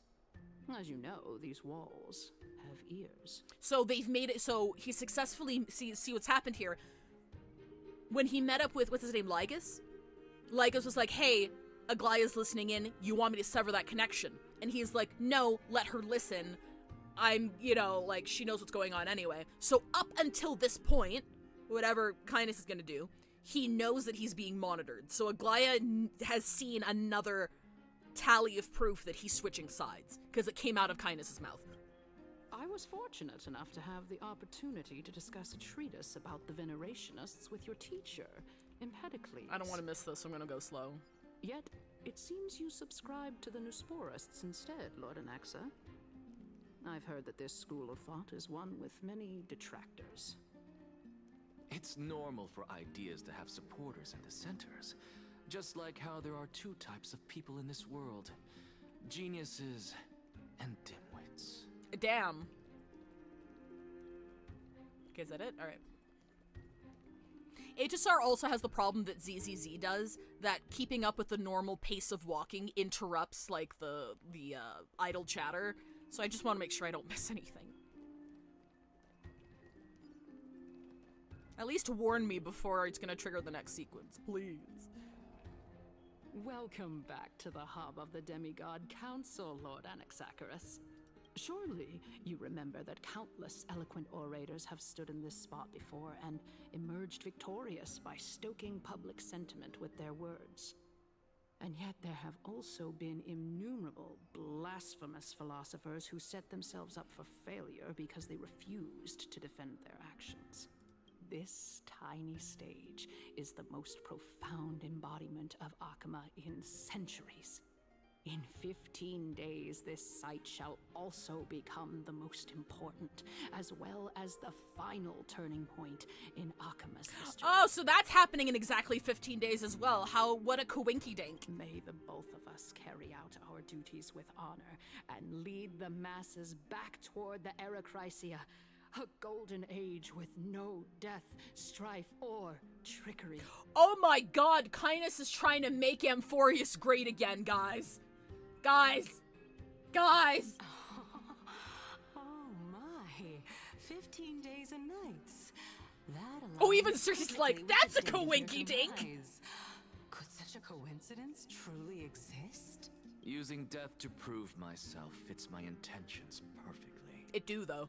What strong conviction you have. As expected of the hero who dared to stand up to the Gold Weaver. As expected, she misunderstands you. That's enough, Lady Kindness. Dispense with the niceties. I only accepted your invitation so that I can serve the commoners alongside the members of the Council of Elders. Don't test my patience with such superfluous formalities. Well, you say that now, but surely you also require my aid as well, so that you can stay alive even when being pursued by the Golden Thread? You worry too much. She won't show her hand too freely, as she still needs to garner support from the masses at the Citizens' Assembly. Okay, she's still listening. Even someone like me can tell that only a sliver of her humanity remains. Oh. Surely you're not asserting that she will definitely act in a rational manner. As you're no doubt aware, Aglaya covets the core flame that I possess. Hi, Bonzio. Which makes it the bargaining chip that allows me and the rest of you to negotiate with her. However, in return, I'll need the Council of Elders to support me as much as possible. Naturally, this includes the guards as well. You're well aware how valuable Cersei's core flame will be in the Erechrysia that you are desperately pursuing. Talk is cheap, so you'd better act prudently as well. I understand. After all, this battle of wits is just a means for each party to acquire what they need. As long as your request is reasonable, the Council of Elders never shortchanges its allies. Since we're both intent on mutual cooperation, let's not mince words and just speak plainly to each other. Let us decide how much we can secure for ourselves and how much we're willing to sacrifice like true philosophers, with our words and wisdom. Ooh, okay. This is a good time to pause because it is ad break time. If you haven't been here for ad break before, I stop playing until you come back, so I will see you in 3 minutes. All right. What are we doing? What should we do? What are we doing here? We're gonna do some. Should we do another Wikipedia journey? I feel like Wikipedia is nice. Give me a second. Let's hit a shuffle. Let's learn some shit. Display capture. Here we go. Alina is a Philippine television drama series broadcast by ABS-CBN. The series is based on the Filipino pocketbook novel Dominique, created by Martha Cecilia. The series is 13th installment of Precious Hearts Romance Presents. Directed by F.M. Reyes and Kathy Garcia Molina, it stars Shaina Magdayao. There we go. Shaina Magdayao. Kaye Abad, Francine Prieto, Jason Abalos, and Sid Lucero. Air on the network's Hapuntastic lineup and worldwide on TFC from okay. Oh, okay. So it aired for a year. Series revolves on Alina Natividad, the main character in the series, after being hardships she will meet. Oh, okay. This isn't written very well. Rex Del Carmen, who is the imposteress Dominique Del Carmen, she meets the real Dominique, the sibling who has madness and anger opposite Alina. Both will learn to regain love and fight for family and their dignity. Has anybody ever, like, sat down and watched soap operas religiously? Or, like, soap opera-esque stuff like Grey's Anatomy? Because that shit captures you. No matter how good or bad it is, it's like, damn. My mother does. I've heard some of those... I love Grey's Anatomy. Some of those fucking things have been going on for... What is the long-standing one? Is it like Touched by an Angel? No, it wasn't Touched by... One of those soap operas has been going on for like 30 years. I'm like, god damn. The commitment to the drama. I'm half Filipino on my mom's side, and unfortunately I never like really kept up with... I wish my mom... Does anybody else have a parent who speaks a second language and then just never bothered to teach you? Because I would have loved to have known Tagalog. But she just never taught me. She never taught at me or any of my siblings. It would have been nice. My dad also knew French. He didn't teach me that either. If you have a language... If you know a language, you're gonna have a kid. Please teach them the language. At least a little bit. Just a little bit. General Hospital, Days of Our Lives. Can I suggest a Wikipedia article at some point? Name of the chimes that played 99, the Big Ben chimes. I like to keep in the spirit of we let the random article tell me where to go. Guiding Light, 1952 to 2009, 1937, if you also count the radio. Coronation Street in the UK has been going on for 60 years?! Okay, hang on. Coronation Street. AO3. I need to see how... That's not a lot. That's not a lot, honestly. Considering this is a 60-year-old series... Oh, wait, you guys can't see it. Nope. Zoom in. There's 1,330 works in Coronation Street. Let's see what okay, the top one is... Continues on from the courage to begin towards the early stages of Lisa and Carla's relationship, and Carla's coming out with some drama and mystery thrown in. Just be careful and proceed with caution if anything from Carla's background is triggering for you. I'll put in trigger warnings where necessary. Canon lesbian relationship. I just really wanted to get to use the canon lesbian relationship tag. Valid! I live in Indonesia. My mother didn't seriously teach me Indonesia. I'm still trying to learn it now. I'm sorry, that sucks. General Hospital has been around for 61 years. I get 2 Polish from my dad and Russian from my mom. General Hospital's been around since 1963. Crazy. Alright, welcome back, everybody. We were just going down a little soap opera spiral. Don't worry about that. Okay, everybody should be back, and we are good. Continuing from the earlier topic, let us discuss our common enemy, Aglaia. Yeah, but the vast majority of Star Trek fanfic is not AO3 because AO3 is so relatively new. That's actually a really good point, Sage. That's a very, very good point.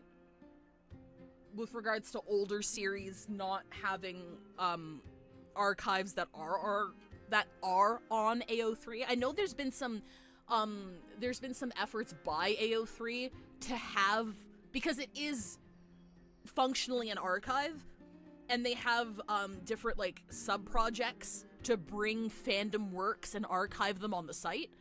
So there's been a lot of efforts for like really major fan bases that predate like LiveJournal and shit, like older in-person like fic and fic that only appeared in zines and stuff like that to archive them on the site itself. So I know there's a couple of movements. I know Star Wars is one of them, and I know Star Trek is another one of them as well. But I think it's really cool, like how much they put into trying to preserve fandom history, because like fan fiction is definitely not a new thing, and fan fiction has existed before the word fan fiction existed, you know. So it's like, that's our history, bro. Corey's usual watched by Nans, and 99% don't know how the internet works, let alone what AO3 or a fanfic is. I want to read fanfic from a fucking 80-year-old granny who doesn't know what fanfiction is. I'd love to see that shit, honestly. I think that'd be dope. I think that'd be dope as hell. Alright, let's go. She is the second most experienced Chrysos Second? across the whole of Akama. I mean, I guess Tribute would be the first. Lost her humanity to the ravages of time and the ablation of the core flame. A formidable opponent indeed. Admittedly, there is ample reason for her to take your life. Yet your previous reasoning is quite sound. As a seasoned political animal, it's unclear whether she will actually cross that irreversible boundary. Moreover, she still needs you alive so that the Titan's trial can be completed. Is there anyone present who can swear by the sacred vow of Kefali and guarantee that you weren't in league with that woman before coming here? Are you just trying to pull the wool over our eyes and aid her in her savagery? See, this is a point in his favor because he's always been neutral. But, well, not neutral. He's always been, like, against the journey. So I think this is in his favor. I believe you're aware of Castorus the Executioner. Long before I returned to Akama, Aglaya had already dispatched her to monitor me. If I weren't able to reach this place in time, I would have been forced to meet Thanatos first. If I recall correctly, my mom was decently known in the olden days for her Superman Wonder Woman fix. Get her to archive that shit online! I wanna read it! I wanna read that shit! Show me your mom's fanfiction! Lots of untapped potential in the soap opera community. Very true. As compared to a comprehensive plan with uncertain results, if you decide to cut open my chest and remove the core flame, wouldn't that settle her nerves even more? Everything is in place. She just needs the right timing. I understand what you mean. A lot of them were lost in a basement flood. No! She even drew parts of them. Fandom is forever. At the very least, the both of us agree that this tyrant who wallows in extravagance and greed is the greatest threat to achieving peace in Akama. The Council of Elders is willing to defend your right to live, just as we defend every oppressed citizen. However, I regret to say that sentiments in favor of the Chrysos heirs and Aglaya are only growing in magnitude. The peace that we are aspiring toward, as well as everything that we hold dear, will be destroyed completely. The city will be burned to ashes, and the citizens' blood will be shed. Tell me, what are you willing to do for our esteemed citizens, so that they can vanquish the enemies of our fine city? Garnering my support is equivalent to garnering the support of the entire grove. I will be the one to shatter Aglaya's shell. Oh yeah, we're gonna do that one. Aglaya's authoritarianism, conceit, and arrogance have granted her unfettered control for the most part. Yet these traits are also her greatest weakness. If I can render her helpless by forcing her to experience the agonizing pain of betrayal, I am certain she will never recover from such a setback. Surely you don't believe that such a tiny betrayal will be enough to push her to her wit's end. What's more, there are many who remain silent, merely watching to see how much chaos I can unleash. Not to mention, you know full well that the Chrysos heirs have never been a united front. I do think it's hilarious that my partner hates Yaoi because his mom is a huge Fujo! Nice. In the name of Kefali, Akama thanks you for your sincere and valuable thoughts. He just grew up around it and thought it was gross because she kept shoving it in his face. Okay, that's not nice. That's not nice. That's kind of weird. I can understand the distaste for it if it is something that you like grew up around. That's weird. Don't do that to your kids, folks. Don't do that to your kids. That's how you get your kids to like be interested in like football. Don't force your kids to share your interests. Don't do that. At this stage, it's clear that you and I understand the benefits to be won from this discussion. Let me put it plainly. The Council of Elders has always been renowned for its fairness, and that fairness is built on a foundation of sincerity. The Council of Elders has vowed to all citizens of Akaba that it will always remain loyal to them. As for you, my lord, how will you guarantee that you will be able to live up to such earnestness and will not betray Akama's indomitable citizens when the opportunity presents itself? Just as you now betray Aglaya when it suits you. True. Surely you jest. My loyalty does not need to be proven. The fact that the Council of Elders is asking for proof of my loyalty is itself akin to a form of betrayal. Ooh, okay, alright, I see the stance. I am incredibly honored to have witnessed the both of you bury the hatchet in a civilized manner. This is civilized? However, I am afraid that I must interrupt for a brief moment. As the Theoros, I have observed the following. Lady Aglaya, the Goldweaver, is currently on her way to Dawncloud. Oh! Oh. Well, I do believe that we might have a slight overabundance of guests today. Feeling dissatisfied, Lady Kindness? Despite the Council of Elders' lofty residence on Dawncloud, it must still tolerate the whims of the Chrysos heirs. So you were holding back just now.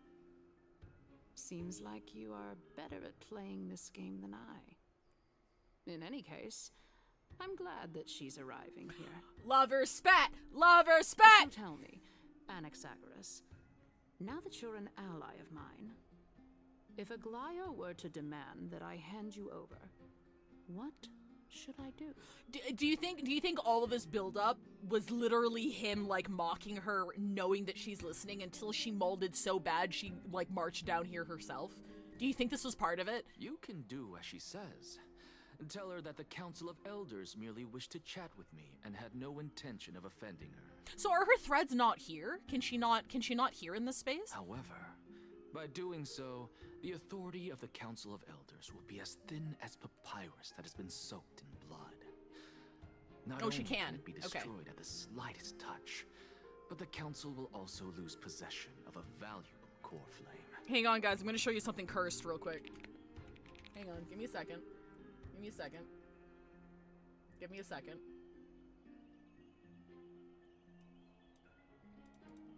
Give me a second. You ready? You ready?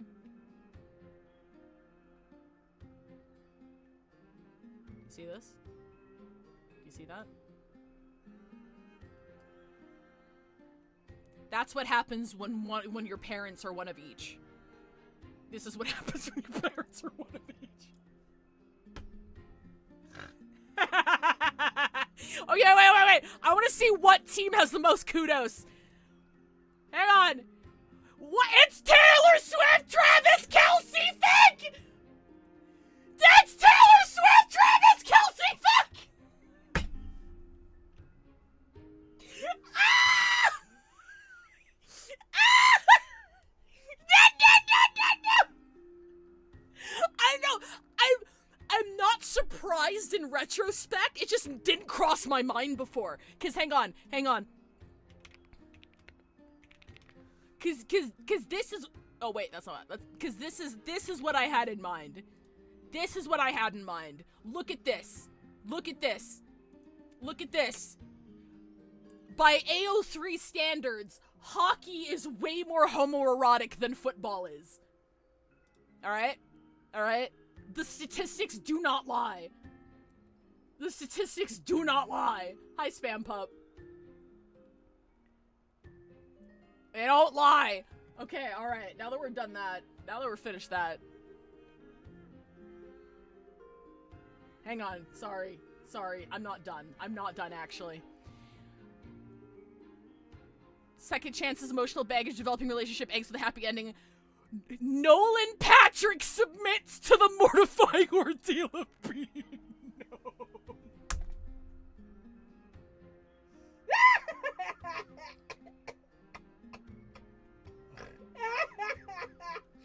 Oh, that's beautiful. That's beautiful. That's beautiful. I'm sorry. I'm sorry. I don't mean to make fun of fic. I'm making fun of it a little bit. A little bit. A little bit. Because RPF, I'm sorry, it hits a little different. It hits a little different when it's actually about, like, real people who could, like, search this up and look at it. It hits me a little different, but I stay in my lane. We stay in our lane. We stay in our lane. No. More like 2 core flames. After all... Oh yes, they're all self-aware. Most of them are. At the next Citizens' Assembly, that young lady who is synonymous with death will also be standing on our side. Wait, what? Oh? How can you be sure of that? Is that of importance to you?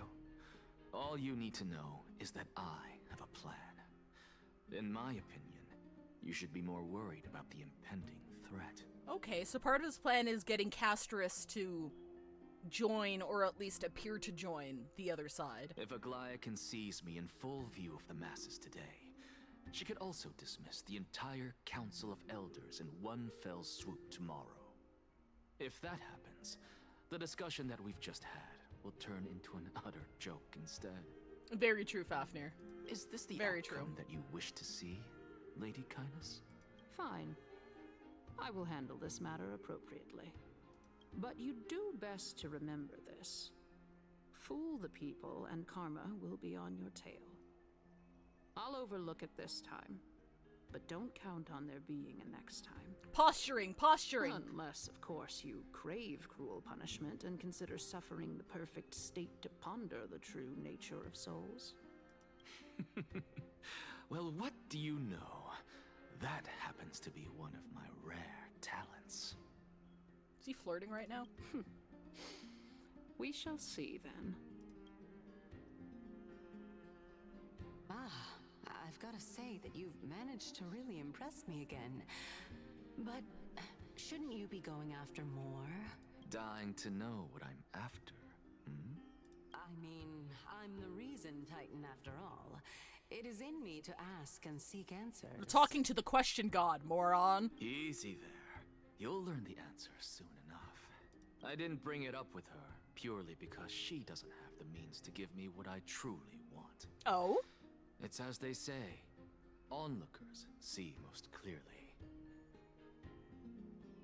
Why he kind of thick, though? Sorry. The true masters of Dawncloud have always been the Theoros, who watches over everything. That is true. So we're not trying to impress anyone right now. We're trying to have the overseer see things. An expected visitor. Welcome once again. He literally does not even have an ass. He has fucking joints. Then why was he so thick from behind then? Answer that. You know, you could actually skip all the pointless debate and come straight to me to seek an audience with Kefali. I have no reason to refuse you, do I? Okay. You may not, but Kindness has. Whoever gets hold of Kefali's core flame will get to rule over Akama. She's wary of me, so naturally I had to gain her trust. I would say that debate was not at all pointless. Very true. In my view, this individual has gone to great lengths to get close to Kefali. He might very well be plotting something nefarious against the Titan. Are you still willing to let him pass, knowing this? Yes, very much so. All living creations are always free to visit Kephale's transcendent vessel. This comes with being the World-Bearer. How convenient it is to be able to hear what they say. Wait, sorry, give me a second. Get close that he might very well nefarious against the Titan. Are you still willing to let him pass? Very much so. Are always free to visit Kephale's transcendent vessel. This comes with being the World-Bearer. Okay, so he can still hear him speak. It is truly my honor to speak to a venerated Titan in person. Oh, wait, I mistook. No, okay, no, he's talking about Cersei's here. Sorry, my bad. Please, go ahead. Let me join you both on this journey. I wonder if Kynus knows that Lygus can hear Cersei's. Oh, a bygone myth tells of an occasion where Kephale once answered their followers' questions on the peak of the Holy Mountain. Their followers have since believed that scaling this Titan cliff is one way of being with the god. Hear that? It's not every day that you get to climb a mountain with Cersei's. You should sing me a hymn of praise. Titan hymns are beyond me. You guys are right. He does not have an ass. From far away, it looked like he had an ass. But I think I mistook, like the protruding bones here with the upper part of his thigh. Sorry.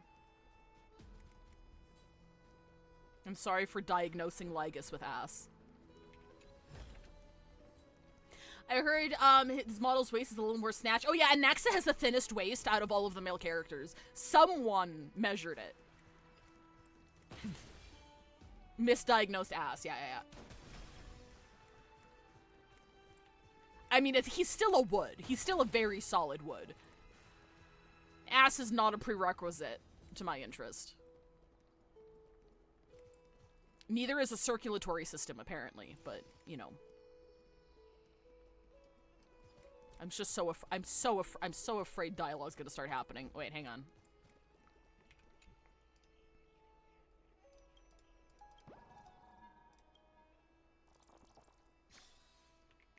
You see these big guys? You see these big guys here? Also woods.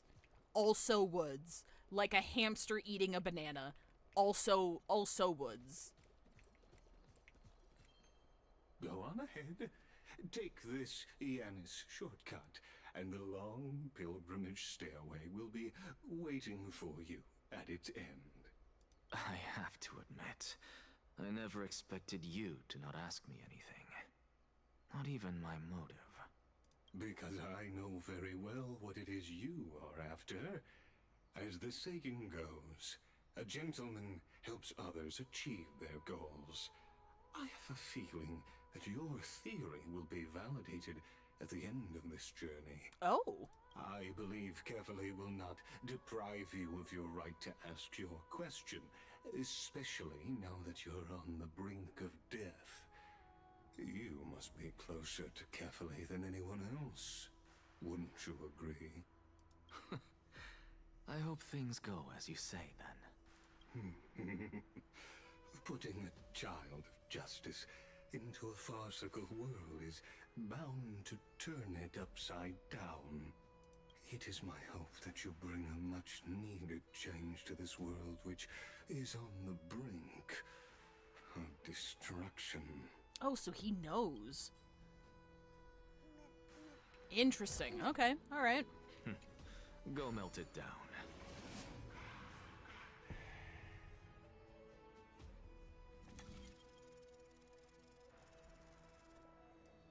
Yeah, I can definitely hear the G-Man inspiration in his voice for sure.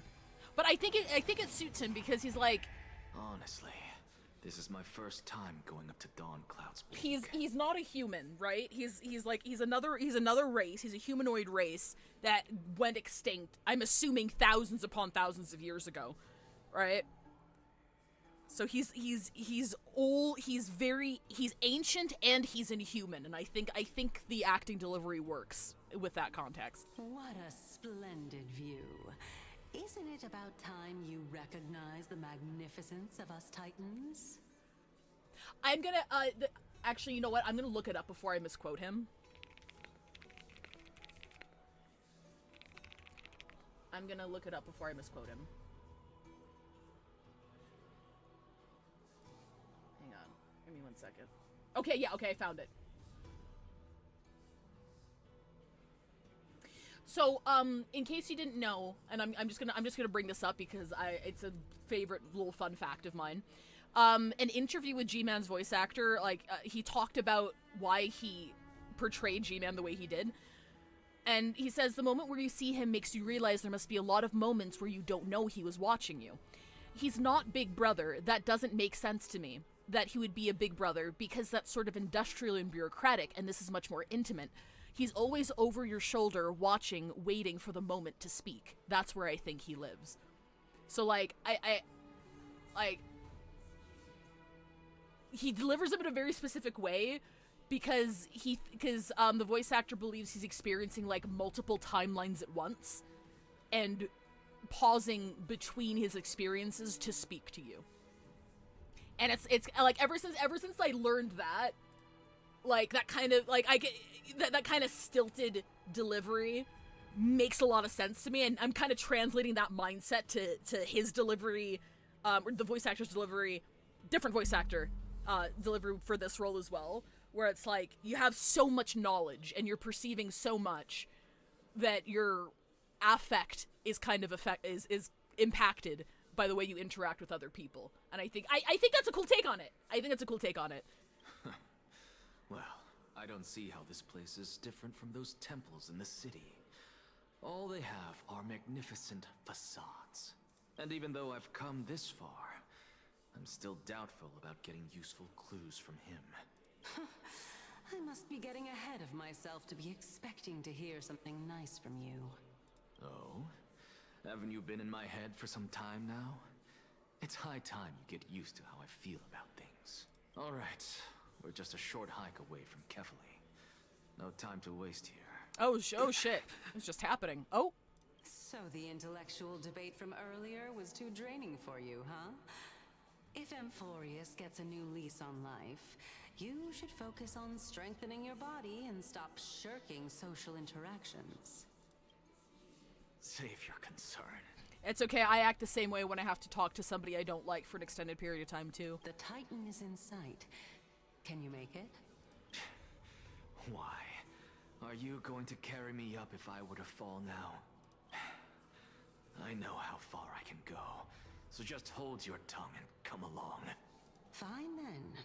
I guess I won't say any more. I'll just wait till your soul dissipates completely to gain control over your body. Wait. Who is that?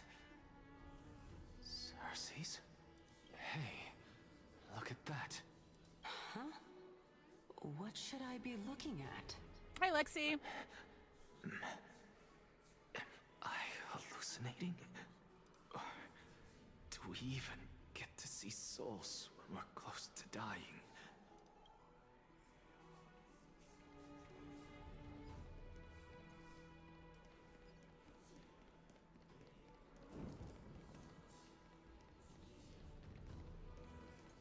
Oh? Why didn't you bring your favorite spear with you on this trip, Naias? Naias! Naias. I know I've heard this name somewhere. It's unfortunate. The Black Tide destroyed every last inch of my calyx. How could that be? Even a creation of Georios, from their prized ores and molten fire, couldn't escape the fate of destruction? Hey, Cersei's. Do you know a certain Naias? Naias? No, not that I remember. Oh! How did you even think up such a strange name?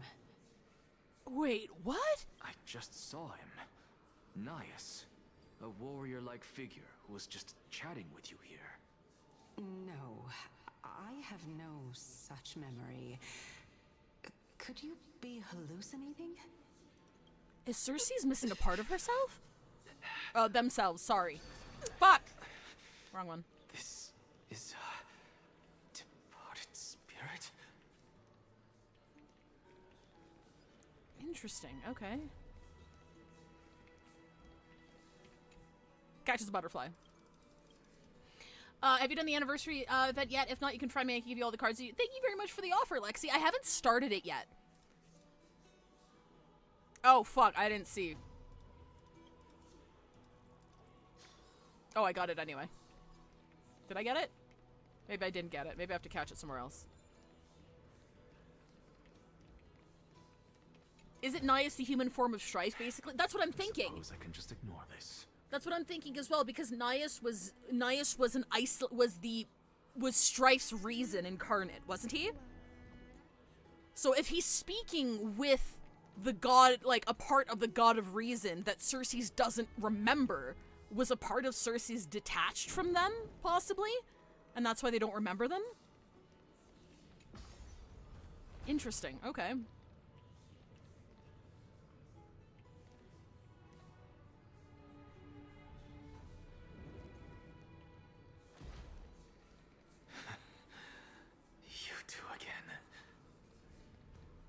Enough about me. Did Kaus ever reply to you? Well, regrettably. Seems like the price of becoming a demigod is a lot heftier than we thought. Kaus. Demigod.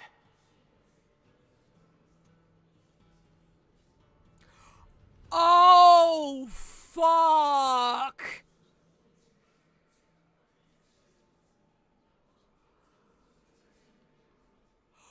Oh, fuck!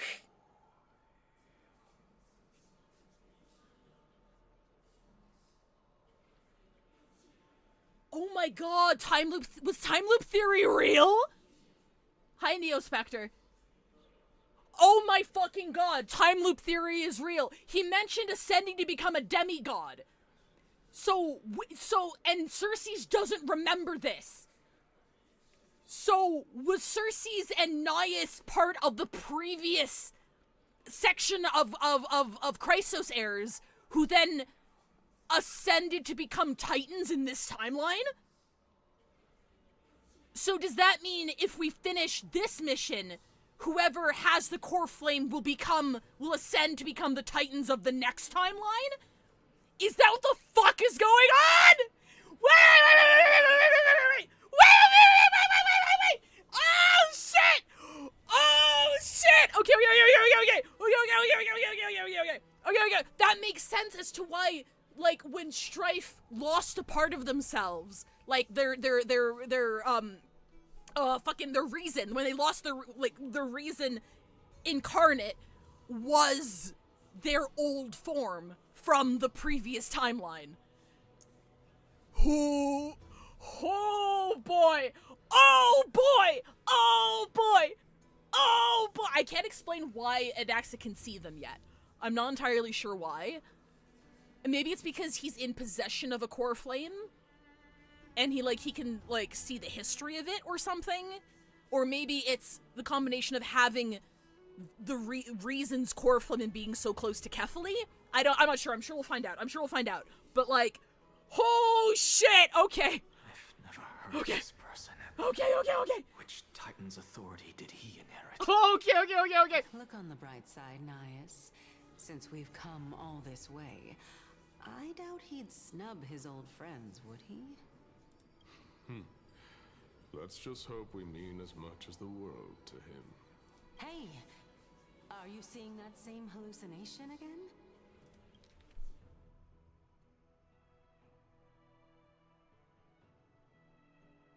Okay, I can't make a connection here, but I do remember, I think when we were in the first part where we were in Orynyx's, temple, or whatever, and we had to do the scale thing, remember the scales? And we had to put something that weighed as much as the rest of the universe, or something.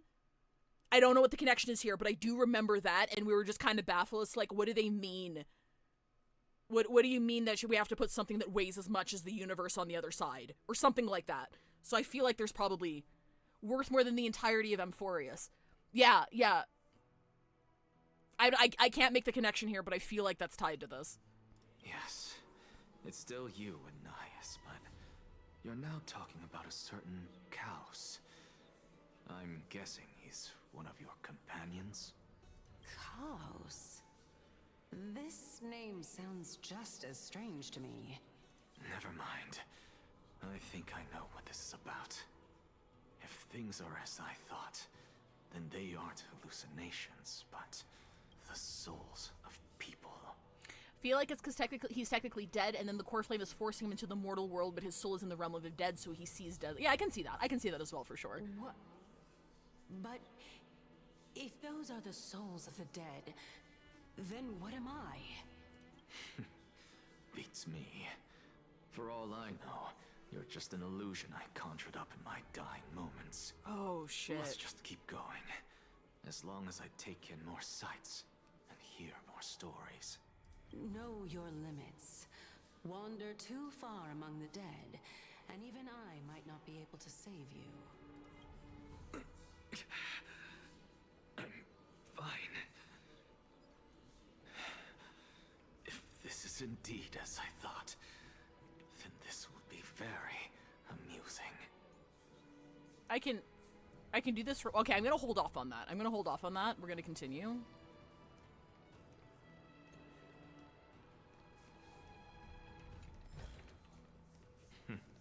Go melt it down.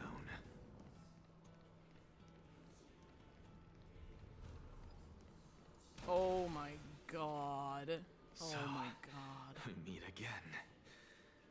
I'm sure you wouldn't mind a snooping ear.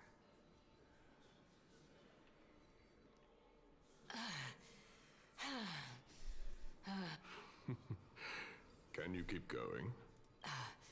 Of course. I'm just... If I knew we had to climb a mountain, I wouldn't have come along with you. I guess this also counts as one aspect of the world-bearing burden. If Amphorius does have a next life, you may want to get your body in shape. And she just said the same thing to him. She just said the same thing to him like 5 minutes ago. Keep your sarcasm to yourself. I'm not getting anything of value from Sorry. I keep misgendering the gods, I'm sorry. I would sooner throw myself off this cliff and hit rock bottom than exercise even a little. Me too, buddy. I am Calypso of the eminent Seven Sages, after all. Training would make me no different from those Helcalithist barbarians. Oh, they're one of the Seven Sages, just like he is. Calypso. She's one of the Seven Sages. Oh, butterfly! A member of the Grove? No, she can't be. Cause her name if she really were one of the Seven because Sages. she wasn't one of the Seven Sages of this fuck! Hey, Circes. Does the name Calypso ring a bell?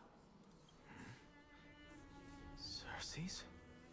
Oh no. They're gone. Doesn't matter. I can do this myself. Can you like hold on for like 2 seconds? Where's the butterfly? Like I'm nearly there now. The land of the dead. Well, I don't know where it is. Yeah, it's weird because his voice actor said said they, but the caption said she. I'm just gonna defer to they.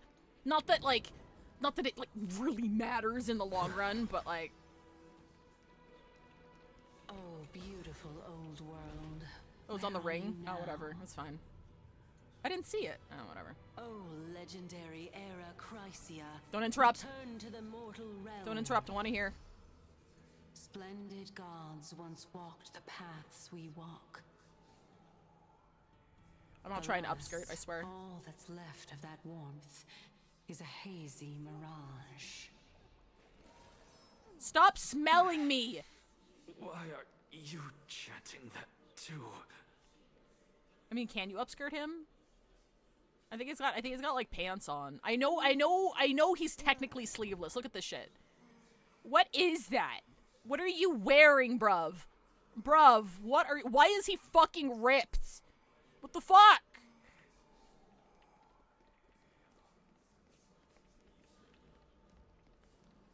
The voices! The voices! Oh, thank you, Lexi. I'm drinking my gamer subs right now. Thank you. Use code union. We're here. Finally. So, I don't get to ask the Titan my question. But all of you make for a pleasant surprise, nonetheless. Very well, then. Let me uncover the truth for myself.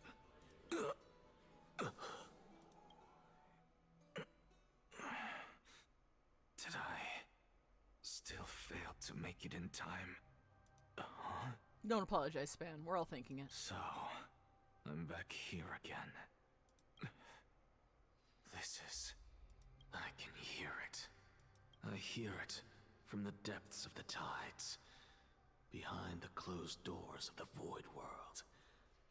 A voice ready to tell me something. This time, the voice is a lot clearer than before. Oh. Since we've come this far, let's just wait.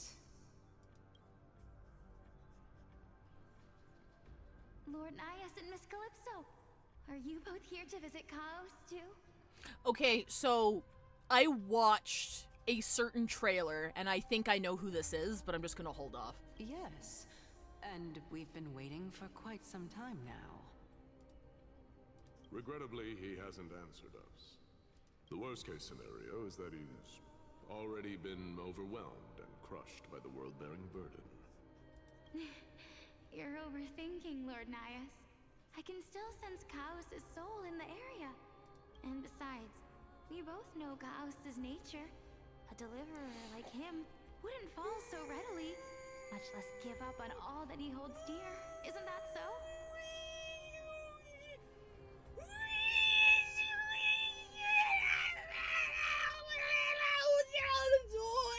Deliverer! We hardly know her! Sorry.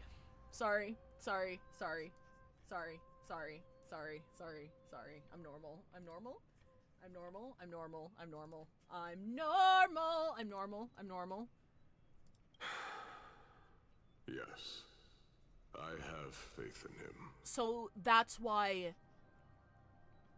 he wasn't able to accept Strife, because that wasn't meant for him. That reminds me. Why are you making this trip alone, Polixia? Okay, yeah, that's who I thought. That's who I think it is. Oh, my sister needs more time to make sure the flowers are fine. Such a pity. Both of you have hearts kinder than anyone Yeah, else. okay, they're spelling it out at this point. Yet Okay. You were born only to take over Thanatos' divinity. Because of Castorus's trailer, it's clear that she had a twin. So maybe in this timeline, it's her sister who lost her twin, and now in this timeline, it's the reverse. Maybe? Everything that I see and hear this time has left me shaken to the core. What may seem like a mundane conversation is in truth a once-in-a-lifetime exchange that has revealed the ultimate answer to Cersei's question. The conjecture has taken shape and must now be solidified into a theorem. Next, I only need to seek verification from Kefali.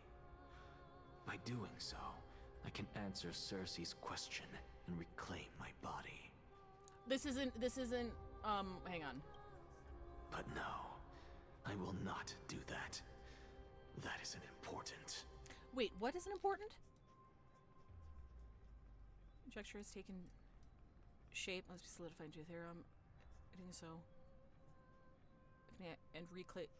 Reclaiming his body, okay. Because another one of my conjectures, one that I have always dreamed of proving, has been proved right this very instant. Him laughing like, I was right! To the fucking grave. Fusing a mortal soul with that of a Titan to replace said Titan.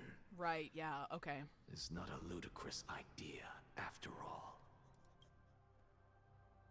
And I guess this was foreshadowed with what happened with Strife as well, because weren't Sorry, I can't remember. Weren't the Strife Titans followers trying to do that in order to inherit their divinity?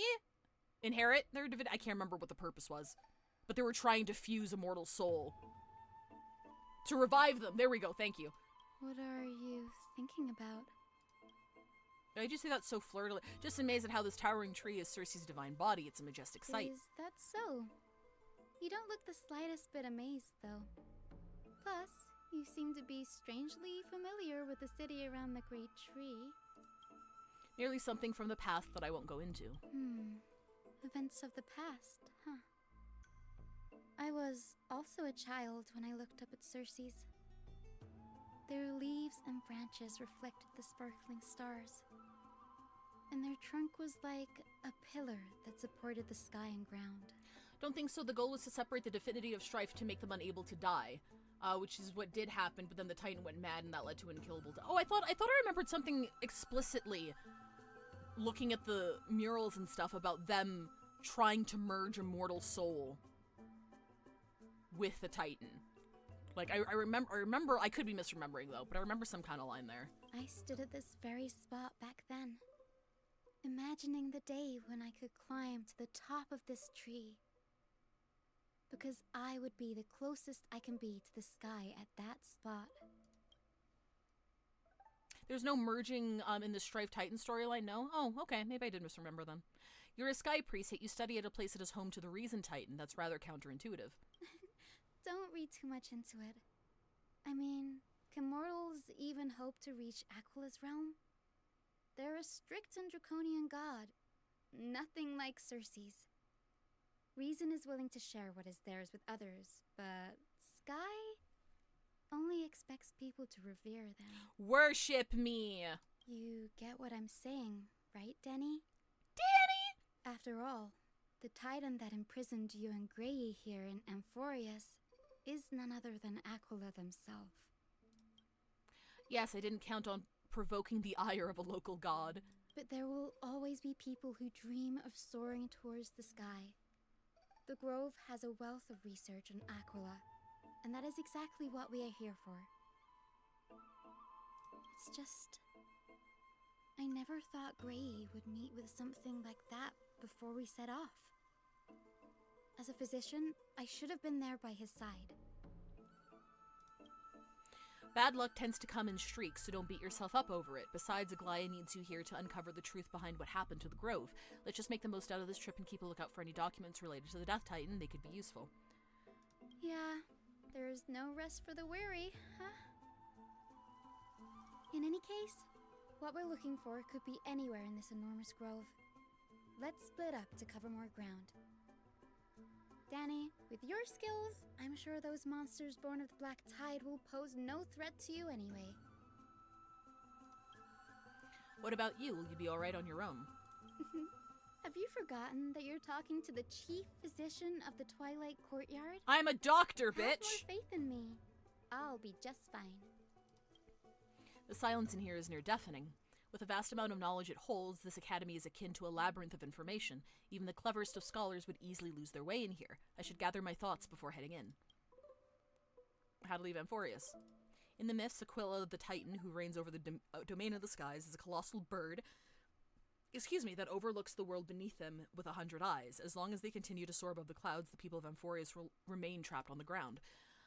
Hyacinth's forebears were priests who worshipped Aquila. Nobody's more familiar with the taboos of the Sky Titan than her. Seeing how Aglaia has sent her here as a guide, it's possible she plans to have a Hyacinth take on a trial in the future. In Amphorius, Titans are a common topic of discussion. People create myths that in turn conceive Titans. It's a tricky task to keep an objective view when among the people of Amphorius. Is there a way to step out of the situation and look at it from a different perspective? Titans and Aeons are two distinct classes of beings. Titans can communicate with us humans, and it is not impossible for us to overpower them. Upon their demise, we can even take over their divinity. In this regard, Titans can be said to be a lot more similar to humans than Aeons are. Chrysosairs are humans who possess heroic qualities, with most of them demonstrating extraordinary combat prowess and strength. Upon clearing a core flame trial, a Chrysosair can even ascend to a demigod and inherit a Titan's divinity. Something about that feels off. Is this a selection process of some sort? Guided by the prophecy, the heroes are on a quest to reclaim core flames and usher in the era nova. Their efforts have seen gratifying results to date. Hang on, I gotta allow the word thoughts. There we go. As I expected, the prophecy is the hardest to make the sense of, but with barely any information to go on, no matter how much I ruminate on it, it won't yield any results. I should leave this for another time. I should probably turn my attention to something else. Nobody could have ever imagined that Five's life would be forfeited the moment we landed on Amphorius. I should have done more to keep her safe, but it's not too late. We still have a fighting chance. The unique rules that govern life and death on Amphorius might just work in our favor and save her. The Grove is a veritable library of knowledge. Maybe they'll have records on a similar case. Please let there be one. Clock is ticking. I should search for clues as I move.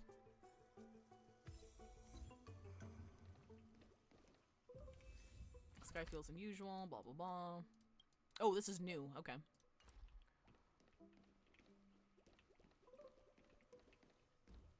Oh, right.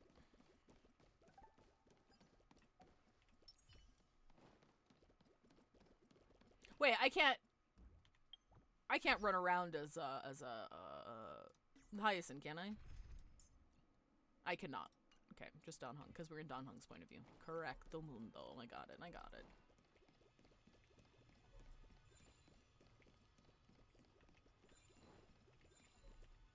You okay? I don't think he's okay, guys.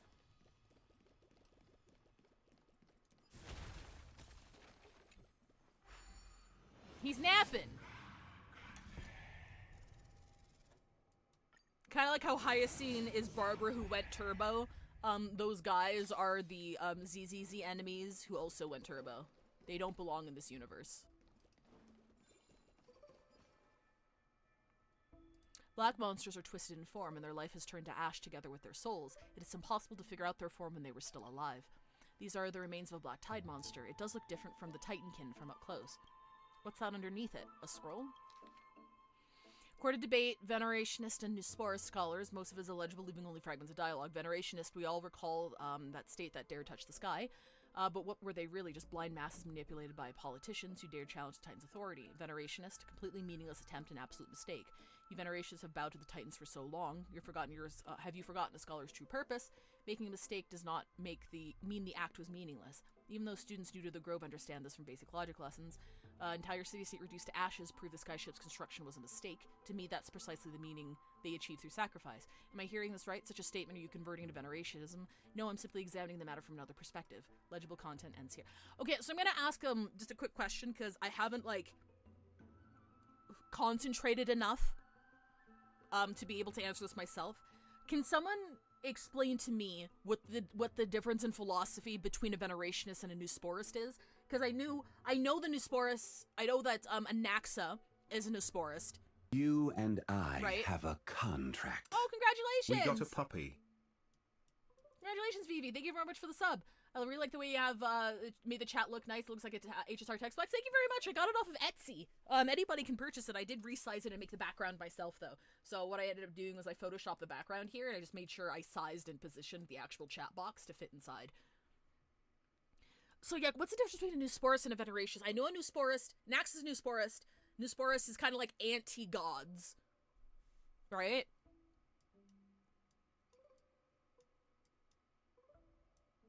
And Venerationists are for the Titans. I'm trying to infer the respective philosophies from this. Venerationists, Titans are gods and we should revere their creations. Nusporus believes that all this is born of the human soul, and Nax is just the most extreme version of that. Oh, okay, thank you, Jen. I appreciate that. Okay, alright.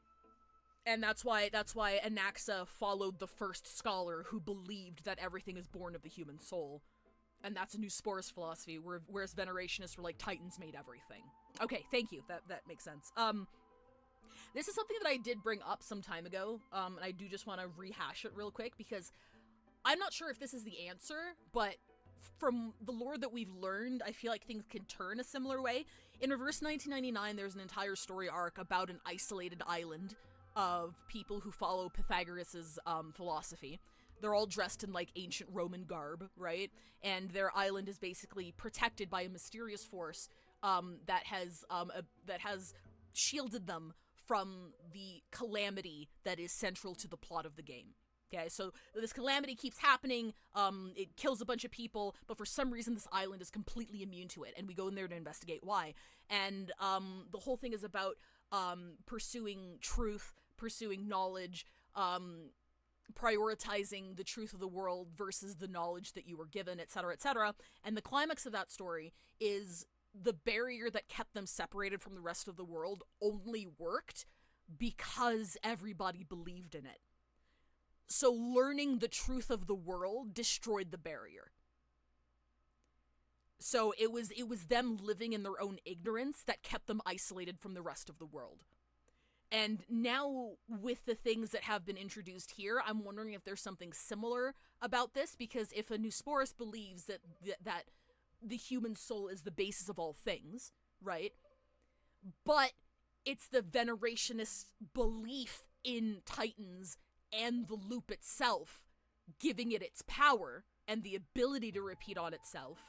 Both of the philosophies can be true at once, and dispelling that could break whatever curse or whatever is causing Amphorius to be isolated from the remainder of the universe. So I think that'd be really interesting. Need to watch my favorite VTuber, so I guess my phone's gonna die. Lexi, we're going on break in 3 minutes. And on break, I don't do anything until you come back, so go plug your phone in.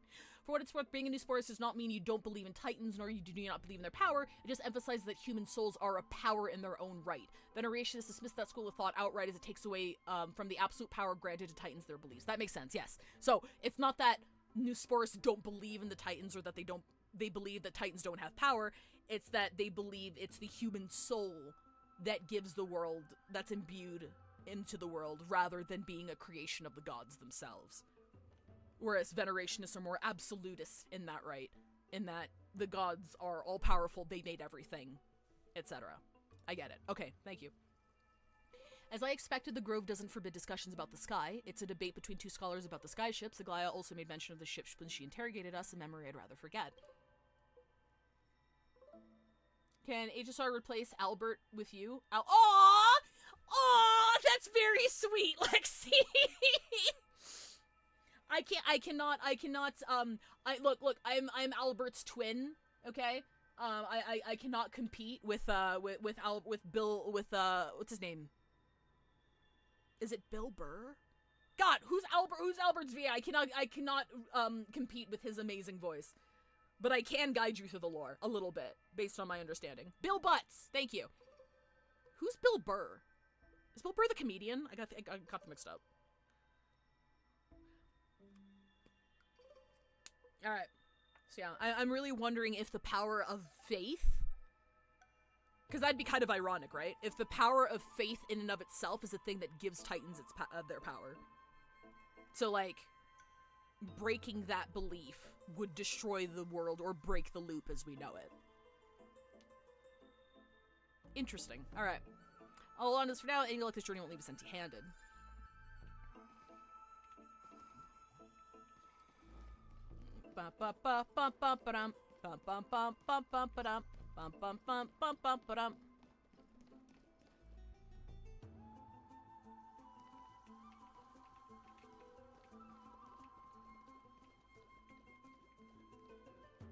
Oh, are they just chilling? That's Hyacinth. Why is she surrounded by so many monsters? As much faith I have in her, it's probably a good idea to help her out here. Really now? This is way more trouble than I could have asked for. Need a hand? Or you could sit back and watch. I can't tell if you're serious or not, but being hard to read isn't without its perks, I suppose. I'm kidding, Danny. Lend me a hand, pretty please. All right, now let's get him. That's kind of scary. I don't like how her face looks here.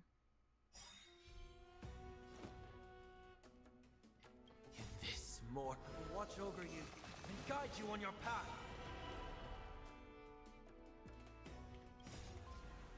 I still don't know what the optimal, like, way to do this is. Let this place witness glory. Dying soul now accepts your punishment. Oh, they're not gonna need that much. Burn it all. Oh, they're not gonna need that much. Through my blood, burn it all. Okay, they're gone now.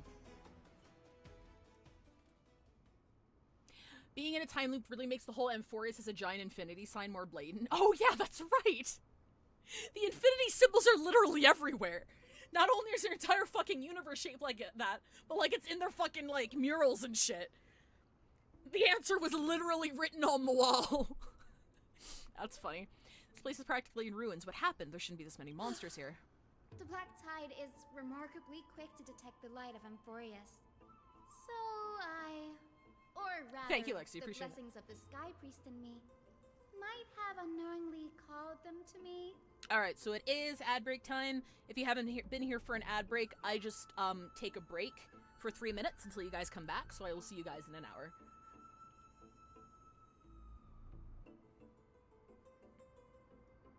Alright.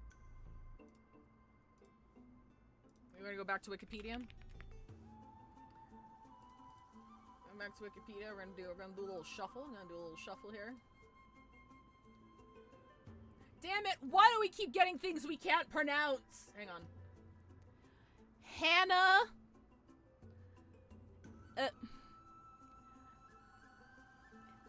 Elżbieta.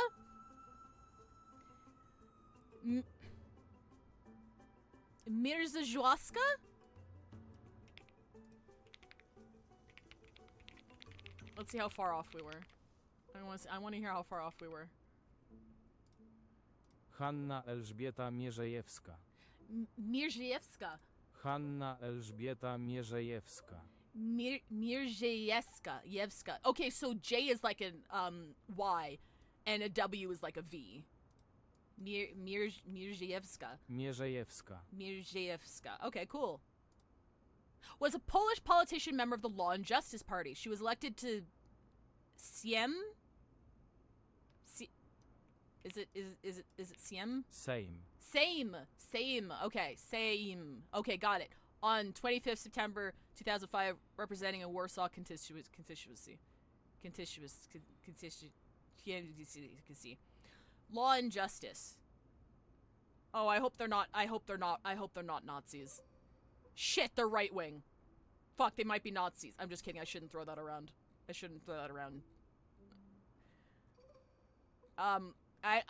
don't know enough about politics in Poland to read this. I'm not gonna read this. We're gonna hit random again. Every time, bro! What the? Okay. Warasioni is one of the 230 constituencies of the Madhya Pradesh Legislative Assembly in Madhya Pradesh state in central India. It comprises Warasioni Tehsil and parts of Karlanji Tehsil, both in Balaghat district. So many politics. We keep running. I wonder if there's just like a shit ton of like political pages on Wikipedia, so I keep running into them. El Parazio is an Italian neo-noir drama film written and directed by Enrico Maria Artale. The film premiered in the... Every time! Maybe I just need to learn how to pronounce things in different languages. Maybe that's a skill issue, huh? Maybe it's just a skill issue. Maybe I should learn how consonants and vowels work in languages that aren't English, right? Orizzonti, section of the 80th edition of the Venice Film Festival. Welcome back, everybody. Winning the awards for Best Screenplay and Best Actress, Margarita Rosa de Francisco. Okay, let's look at the plot. There is no plot. No one wrote a plot. Really? What the hell? If I ever got, like, a Wikipedia page, the first thing I would do is, like, fill it in. The plot is, don't worry about it. True. Hang on, I'm curious now. Hang on, I'm curious now. We're gonna look up the plot of El Parazio. Just real quick. The film is a love story between a mother and a son. Oh wait. No, a story of love. Two different things. Different things. Story of love between a mother and a... I think... Maybe? Is there incest? A vivid tragedy that plunges its heroes into the constantly shifting nuances of their innermost moods, into delicacy and to violence. You know what? We're gonna stop right there. We're gonna stop right there. we're not gonna worry about that. We're not gonna worry about that. Anyway, never mind that for now. Here, you might want to have a look at this. I found it around here and thought it might be of interest. The plot is don't worry about it. True. Sage, so PIS isn't the far-right party. One of the far-right Polish parties are the National Movement. Oh, okay, got it. So they're on the right, but they're not like far-right. Got it. Okay. Debate record between two scholars. You Thifro. Enlighten me, what exactly am I examining from another perspective? Simply, you see, we stand on our skies above, and we stand on our heads, it's below our feet. I want to know what kind of situation inspired you to make such exalted theories. By the way, I have a student who loves to write satirical comedies, and once wrote about a fool that could not figure out a question, no matter what. As you said, there's no reasoning with you venerationists. You're like dromuses, yet huge, yet always gazing downward at the earth, while I want to be the wasp that stings the dromus. What if that state tyrant's defeat simply proved that among all paths to Aquila, the skyship was the wrong one? Anaxagoras, you impious blasphemer, mark my words, you will eventually answer for your sacrilege. I doubt your students or that young teaching assistant girl have any idea what secret research you're truly conducting. Okay, alright, let's reread this real quick, because I kind of figured that this was an Axa, but... Okay, yeah, student, no reasoning, like, huge, I was gazing downward. What if that state tyrant's defeat simply proved that among all paths to Aquila, the skyship was the... Why is that blasphemy? Do venerationists believe that the destruction of the skyship was like an act of... was like retribution for hubris? Whereas Anaxagoras is like, oh no, you can still reach the Titan. We just did it the wrong way. Is that what the philosophy is here? Divine... Okay, got it. So, okay. So venerationists believed the tragedy to be, divine judgment. Whereas, Nosporus are like... Or rather, at least Anaxa, who is a Nosporus, is like, yeah, no, that just proved that was the wrong way to do it. We could totally still do it, though. And that's why I called him a blasphemer. Okay, got it. Okay, thank you. Anaxagoras, he's a scholar who fused himself with the core flame of reason. Anaxa's skill issue, true. I didn't know Professor Anaxa was researching this guy. He's never mentioned anything about it. Do you think her little ball accessories like clack together when she walks? Phaidon said Anaxa might be opposed to the flame chase journey. Might is an understatement. Anaxa has never been one to venerate the gods. Nor has he ever found it within himself to put any faith in the prophecy. People have come to think of him as a heretic, even in a place as liberal as the Grove. Yet, it is also this very blasphemer that Circe's favors. Fate sure works in mysterious ways. Do you think Anaxagoras is a blasphemer? Picked up a scroll on my way here too. It looks like it may be related to the one you're holding. Fate? Fucking goddammit! Let me have a look. Hyacinth combines both records together. By the looks of them, these scrolls are records of two conversations that took place in the same setting. One after the other. There's still much I don't know about the Grove. Do you mind if I ask you a few questions? Sure. Go ahead. Who are the... Oh! Okay, well, we might get some repetition of content here. The Grove of Epiphany is home to 7 schools of thought. While all 7 schools are founded on the ideologies Oh, of there's Felicius, 7 of them. the first Okay, I missed scholar. that. Each is unique in its own way. Among them, the Venerationists revere and worship the Titans the most.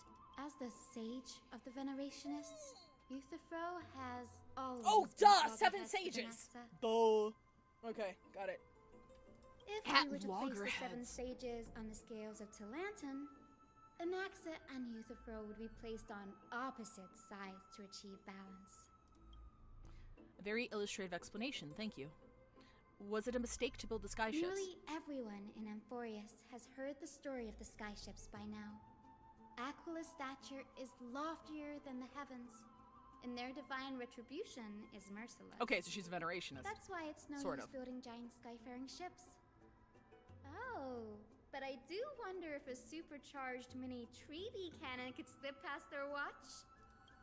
That was a joke, right? Newsporists primarily study the application of alchemy in soul repair.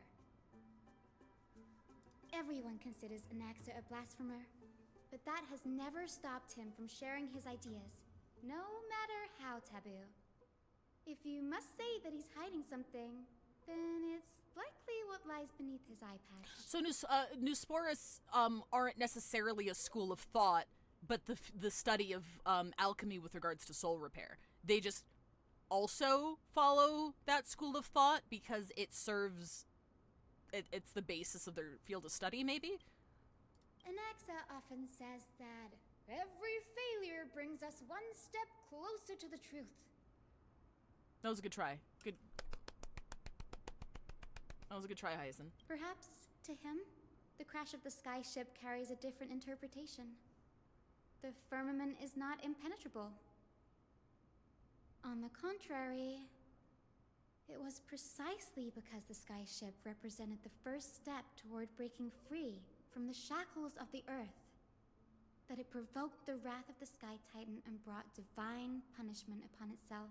Believe in a certain power of the soul, and that can, but does not necessarily come with believing more in the power of humanity than God's. Got it. Okay, thank you. Anaxa made the Newsporists, if I remember. Oh, so he's like a pioneer of the entire field of study. It's cool. A shame that the majority of the Grove's research on Aquila was headed by the Venerationists, with sacrificial rituals making up a predominant part of their findings. Okay, so the history is kind of biased here. Discourse about more esoteric subject matters in relation to Aquila dwindled even further after the skyship incident.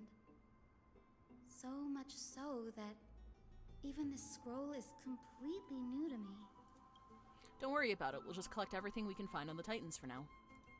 There's something else that's caught my attention, though. This says that Anaxa is conducting secret experiments of some sort. That's what I'd like to know. What are these experiments he's involved in? Even I, the assistant lecturer, know next to nothing about them. Aw, thank you, Lexi. I appreciate that. Have yourself a good rest of your day. I have a bad feeling about this. Could there be more to what happened at the Grove?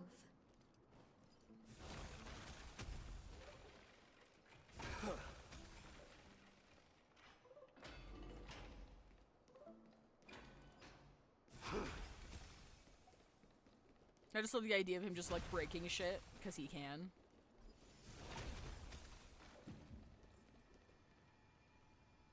This is the Library of Philia, a place where the Grove stores its collection of tomes.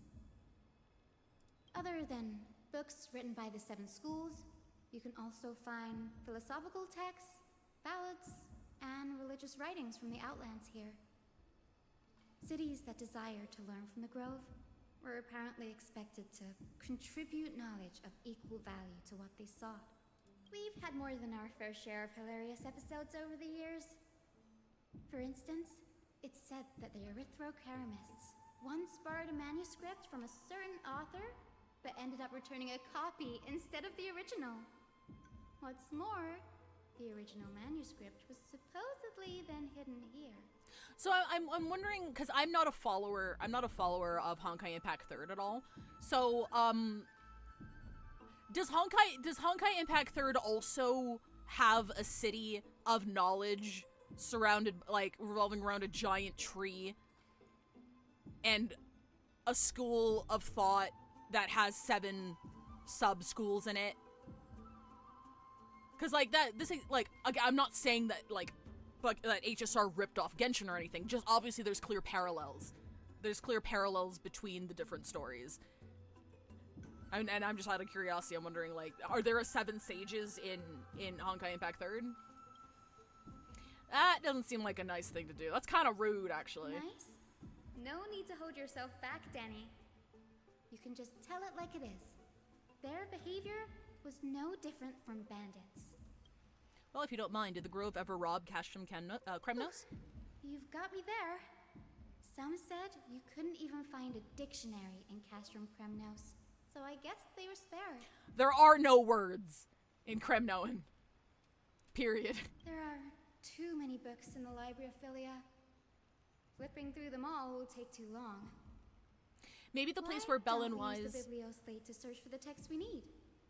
We can bring them back to Akama for reading after that. Maybe the place where Bell and Wise were before the disaster was a big tree school too. Actually, Baka! Actually.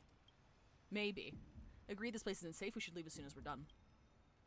There are still several more scrolls strewn all over the place. I'll gather them while you pull out those texts. This way, nothing will be overlooked. Yeah, Genshin is... Because, like, yeah, it's called Genshin Impact. And it is... It's not as explicitly a Honkai spinoff as, like, HSR is. But I believe in Honkai Impact 3rd canon, Genshin is canon as another universe within its within its multiverse. Because, like, at one point you see Durin in the comics or something as they look through some kind of viewer that shuffles through universes or whatever. All universes and Hoyoverse are connected by a larger world tree. There you go. Thank you, Midnight. I don't know anything about Honkai Impact 3rd lore.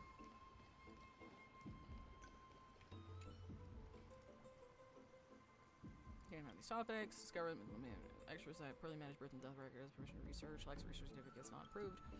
Root plans imitating growth patterns. Permanent research. Main load of phages still not approved. Usability of placing flying birds into rocket tubes to guide the direction of the rocket's flight. Too fanciful, not approved. Increasing eclectic outcome reminds of a change. I hope it helped him survive the Black Tide.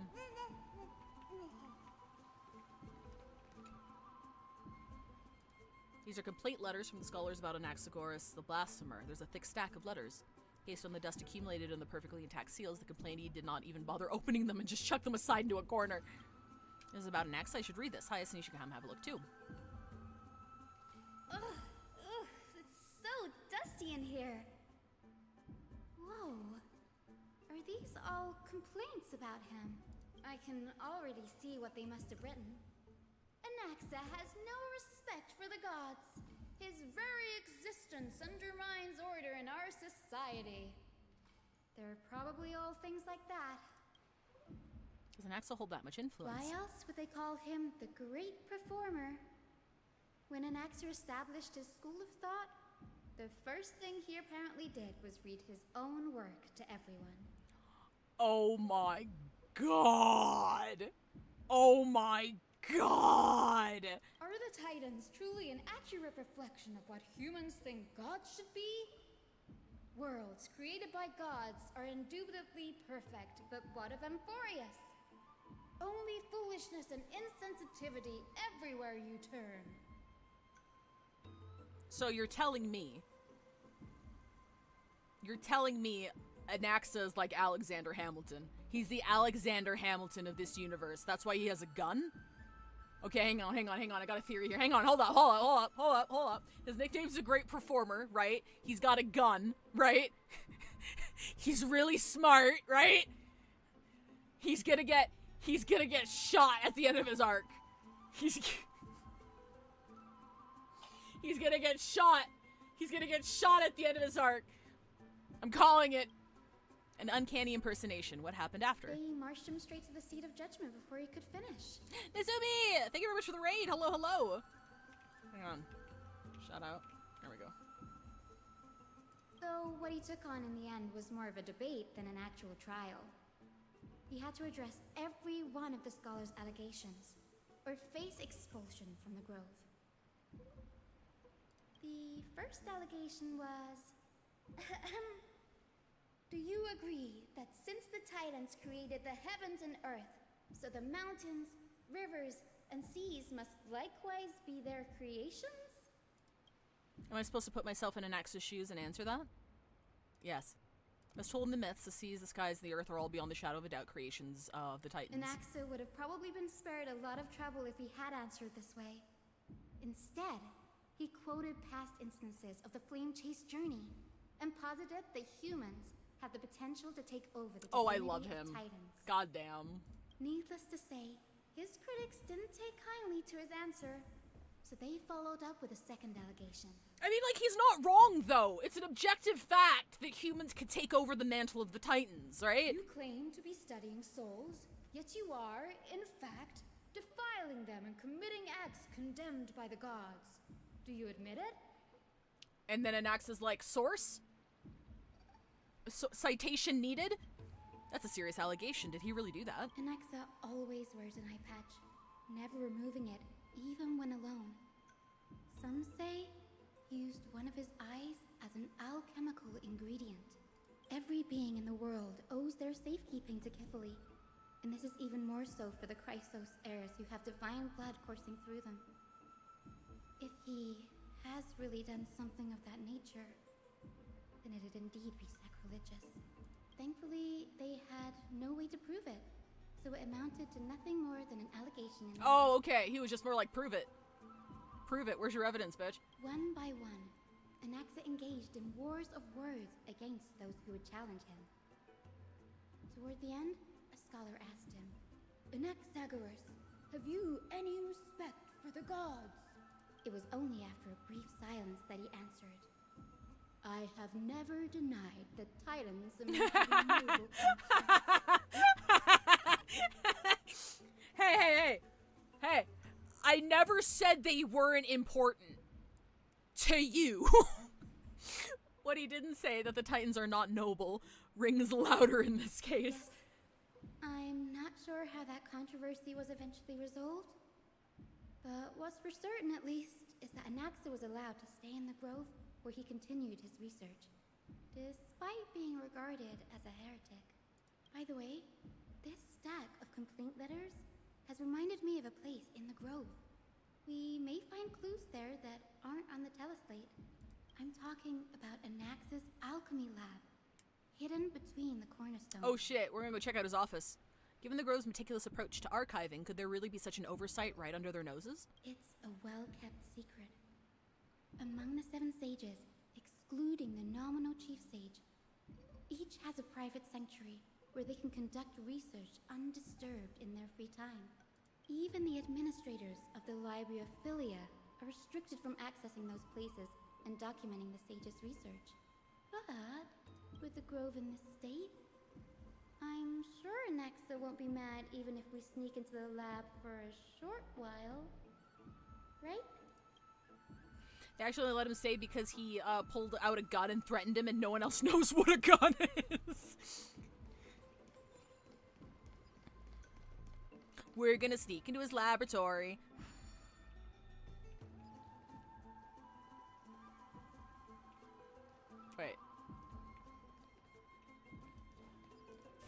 Wait, am I dumb? I might be dumb.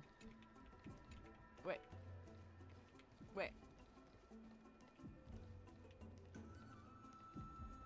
Am I stupid? I hit this, right?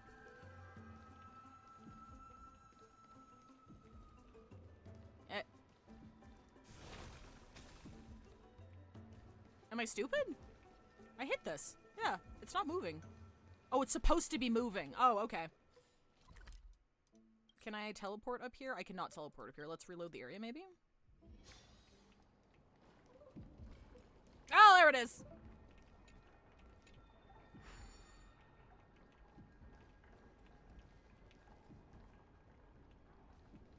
Let me on! Okay, there we go. Okay, yeah, alright. Just a little glitchy poo.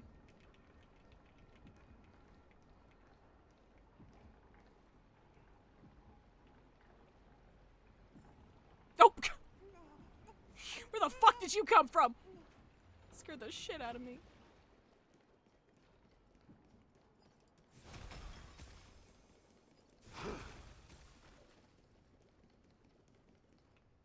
This is the place, but where is everything? He burned everything before he left. Materials for alchemical experiments, matrix diagrams, and even the seal to the lab. He has good OPSEC. All gone. Did the Black Tide destroy it all? He has good OPSEC. No wonder we didn't see any defense mechanisms along the way. Have you ever been here before? No, not even close. Not only are alchemy experiments high-risk activities, but Professor Anaxa also has a penchant for using bizarre materials. Students often saw him walk in looking right as rain, but come out covered in soot with his hair singed. Oh my god. Naturally, no one dared to come near this place. Huh? That bookshelf over there seems to be the only thing still intact.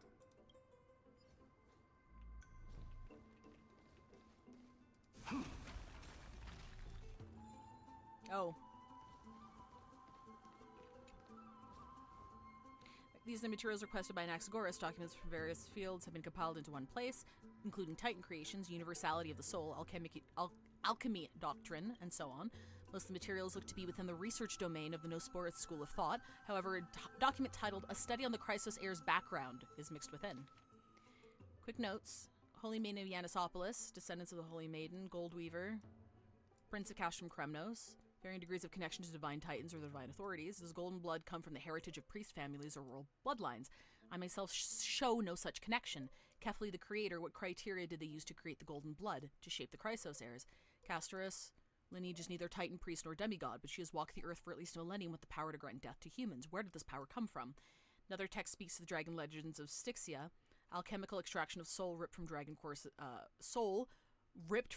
corpses is intriguing. Dragons appear to be the Titan's creations. Perhaps there's a way to reverse the process, using alchemy to reinfuse human souls with Titan creations, increasing the purity and divinity of golden blood toward the absolute. This theory must be tested, experiments to be arranged. What's going on? Anaxa is conducting research on our friends in Alchema and me? This journal contains several intriguing points. From the abyss of fate to Castrum Kremnos, I've seen many a Titan creation during my time in Amphorius. Life forms created by Circes can also be found in the Grove, but fusing them with human souls through alchemical means, I can't even begin to imagine.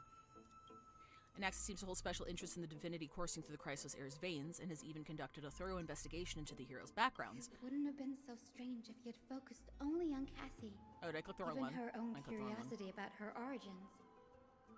Plus, considering that the Nosporus have crafted omnipotent medicines capable of curing diseases, it also makes sense that he would conduct research on immortal Chrysos heirs. But now, it seems Anaxa's objective was never to create medicine, but to identify the origin of the golden blood and figure out its inner workings. Hey, me too, buddy. When we first started this, I was like, what is golden blood? Do they literally have golden blood, or like what? Oh no, I clicked the right one. Through alchemy, Anaxa aims to refine the golden blood in the Chrysos heirs to a degree of purity equal to divinity. This must be what he means by close to true purity, but treating both Titan creations and the human body as materials to be used in alchemy experiments, that's rather extreme. Danny, look at this. I have a bad feeling about this. Documents appear incomplete, judging from what's left behind. The important alchemical formulae have been taken away. Only the author's reasoning remains. Previous approach has flaws. Fusing human souls with Titan creations does not purify golden blood. Even pure Titan creations are contaminants to the Chrysos heirs' golden blood. Soul fusion between humans and creations merely repairs impurities of the soul or maintains a connection to dying souls. Repairs impurities of the soul or maintains a connection to dying souls. While creation myths tell us that Chrysos heirs and other creations were all made by Titans, their nature differs fundamentally. Titans' creation are no intermediate products of an alchemical process, and the Chrysos heirs are closer to Titans than the creations. Yep. In other words, I should not have considered Titan creations equal to Chrysos heirs. The hypothesis I should focus on is one pointed towards the Titans themselves. Such rare chances to study Titans demand a meticulous selection of research subjects. Living Titans prove impossible to restrain, and dead Titans offer no insights worth pursuing, but dying Titans, they are the perfect research subjects. Only by understanding the fundamentals of creation can we ensure perfection at the moment of everything's birth. Through my own hands, I will melt a Titan and research the true essence of the soul. My biggest fear. It's come true. After going through his notes, I think I can piece it all together now. Anaxa was carrying out experiments on soul transmutation. You mean he's trying to reconstruct human souls alchemically? Yes, this is what he was secretly conducting research on. Something he had to keep hidden from others. Compared to his public speeches, this is the real blasphemy. Oh, I just thought of something. What's wrong? Do you remember when the Black Tide was approaching? The Grove had planned to send Circe's core flame to a safe place. But an accident happened along the way, and Anaxa lost his life in the process. But Circes took over his body and resurrected him, which led to the situation we're in now. That's right. But what if Professor Anaxa's fusion with the core flame of reason wasn't an accident? What do you mean? Put yourself in his shoes. Knowing that the Black Tide was closing in and your time was running out, what would you have done? I'd put my theories to the test no matter the cost. Exactly. When the Black Tide came, the true reason Anaxa headed to the Luminary Throne was to transmute and fuse himself with the Titan's core flame. It was planned all along! Did he succeed? No. Judging from how he reacted after the event, the results came as a surprise. Maybe he failed to consider the possibility that Circes would make a similar decision. The manuscripts detailing all the alchemical formulae have been taken away. His research is still ongoing. And Axo, well, if I'm gonna die anyway, fuck it, we ball. Could he have taken them for other purposes? Like, what? There's only one Titan left in the world now. No. No way. To conceive an entity of perfection, one must first understand the principles of creation. If Anaxa is an Alchema now, then that means... He's after Kefali. Bum bum bum! Sir, this sky above us, it's not real, is it? Fake sky mentioned? Genshin Impact mentioned? Of course not. Oh. This is just an image from a projection device used for educational purposes. A simple trick. The day-night cycle has been lost to this world. So that students like you may still learn about the night sky, astronomers have harnessed the Titan's miraculous power to manipulate the light, projecting the nights of the past here for you. Much like how the sky above the holy city is also illuminated by Kefali's dawn device. So, the skies of Akama are fake too. You mustn't conclude that, Anaxa. You should know that only a child would expose a trick and be proud of it. Often people know more than they let on. They simply choose to feign ignorance because they have no other choice. Then they're just deluding themselves. People believe in Kefali's tale of Genesis, accepting wholesale whatever the priests preach. But we're different. We've already walked out of the firelit cave of ignorance. Oh my god, they had Plato in this universe. We have already realized that we live in a world where Titans make the rules. Even when we look at the sky, we're only seeing what they allow us to see. Rather than gazing at this mockery of a night sky fabricated by them for the rest of my life, why shouldn't I be the one to take control of the projection device instead? This guy's about to fuck double the gods. So much time has passed since you sowed the seeds of doubt in my heart, child. Many a night, I find myself penning down all my theories and wild ideas, only to burn them to ashes when I open my eyes in the day. Why? Because we'll face death by burning if word gets out? As a sage of the Venerationists, my soul has already become inextricably linked to the great tree. Every word I say and every move I make is certain to influence every leaf, every branch, even the tree itself. But above all else, my days are numbered. Instinctively, I have my doubts about the golden blood and the human soul, yet I have no means of verifying them. The golden blood in my veins is woefully thin, and I am loath to waste what little time I have left obsessing over a hypothesis that cannot even be proven in the first place. But I can, sir. I can do it for us. The time is right. Give me all that I need, and I shall accomplish this grand feat on your behalf. You're right. I shall do just that. Oh, wow. In the next meeting of the sages, I will spare no efforts fighting for the rights you deserve. Go. Establish your own school of thought. Find out what we are. Become the one who conquers the ultimate truths of the world. God. God. Child of humanity. God! You didn't go to such lengths for an audience with Kefali.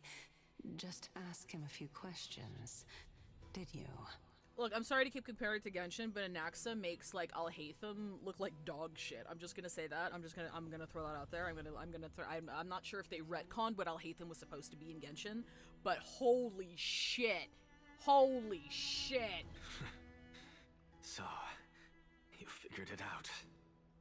If I were as foolish as a Dromus, perhaps I'd throw myself down and prostrate before their greatness, begging for the gods' prophetic wisdom. Well, sorry to disappoint, but I'm no Dromus. Alas, I am a human, standing tall on 2 feet, possessing both intellect and pride. Before such power, does it make any difference whether you're a human or a Dromus? I'm sure you're familiar with the story of the Styxians. When the raging waves threatened to swallow them, they didn't just give up and become sitting ducks. No. They constructed a dam that kept the roaring tide at bay, chaining down the mad Fagusa. They call me a blasphemer, Circes. But that doesn't mean I deny the existence of gods. It's just, as I see it, Titans are simply a force that mankind has yet to find a way to tame. Damn. Oh? If power that rivals the Titans is what you crave, why not conform to the prophecy and brave the trial? Why stop at harnessing the power of the Titans when I can do so much more? The source of life is what I wish to grasp, to understand what makes up the soul, and to learn what we really are. Thanks to you, I've had the chance to personally verify, in more ways than one, that the soul indeed ceases to exist in death. But where there is death, there is life. And where there is an end, there must also be a beginning. How then is a soul born? That was the only unknown variable left in my calculations. And by the sound of it, you have already formed a conjecture. No. I have already drawn a conclusion. Oh! In my journey unto death just now, I finally saw the answer with my own eyes. Professor Anaxa. I'm here. Her life hangs by a thread. I must ask you to refrain from taking any unnecessary steps. Of course. I'll bring this to a conclusive end, and give you the answer you so desire. However, in accordance with the principle of equivalent exchange, I must also demand from you what I need. As you wish. Don't you care to know what the price might be? It's a matter of uncovering the truth about the Death Titan and her survival. Oh, that's how he gets her on his side, quote-unquote his side. This may be the only time I can ever save someone's life. Oh! There is no need for me to think twice. Oh! I see. In that case, let the show begin. Indulge me.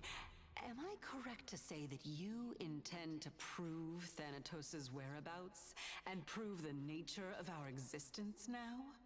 Before I begin, I must confess I had been stuck in a cognitive trap all this time. As unrelated as these two propositions may seem at first glance, they are in fact logical equivalents. They are merely two different ways of telling us about what the soul is at its core. The reason I say this is as I've mentioned earlier. The answer was hidden in my journey unto death. Anaxa, you were in the Netherrealm? Yes, I am but a living dead man now, but that's not important. What truly matters is, I overheard a conversation between heroes. That's not all. Remember how I said you were a part of that conversation too, Circes? And I've told you that I have no recollection of such an event. That was likely just an illusion conjured up by the mind of a dying man. Of course you would remember. Because that wasn't you. That was Calypso, one of the 7 sages of the grove. Oh boy. Calypso? Huh? Oh, that's the name I made up on a whim when speaking to this girl. How do you know of it? And surely you jest. Don't you think I, of all people, would know if that were the name of one of the 7 sages under the shade of my tree? Don't you claim to know the grove's past like the back of your hand? It seems you've lost even the memories seared into your soul. Use your head, Circes. Since all of this took place in the realm of the dead, it stands to reason their likenesses are of souls from the past. The living cannot step foot into that world. So who could they be? Think about Calypso. Why does she share your likeness? Yet you have no idea who she is. Think, Circes, think! The answer is evident, is it not? Those fallen heroes are the mortal incarnations of the Titans before their ascensions to godhood. The gods aren't master creators born out of thin air, and they are no different from humans. There it is! All evolved from one. There it is! Does this answer disappoint you? Vindication! Yes, because you've answered nothing. If I truly was once human, as you claim, then where do the children of humanity come from? Even on the off chance that you speak the truth, this brings us no closer to grasping Thanatos' whereabouts. How are we to find them? I knew you would say that, but it matters not. I know what I'm doing. Actually, why don't we have this supreme being standing before us tell us everything? You can revive a Titan? Humans cannot return from the dead. Neither can gods. Okay. But all we need to do is look at this from a different perspective, and the problem will resolve itself. The solution is simple. Just like what you did to me. If I'm reborn as Kefali, I can rebuild the world and all within it as they once did. Oh! Is it not? That's what he's trying to do.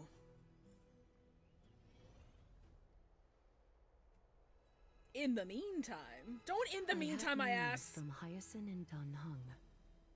Anaxa might be trying to do something with Kefali's divine body. Or wait a minute, is he still under the golden threads?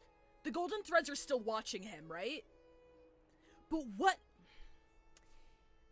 does he stand to gain by making people believe he's trying to, what is he trying to convince people that he's doing? Like, he's taking Kefali's not core flame. Core flame? Is he taking, wait. Kefali? But what could Anaxa want? Is the Council of Elders going to sit around and let such a sacrilegious act unfold? That is not possible. He is indeed the great performer, capable of fooling anyone and everyone with his tricks.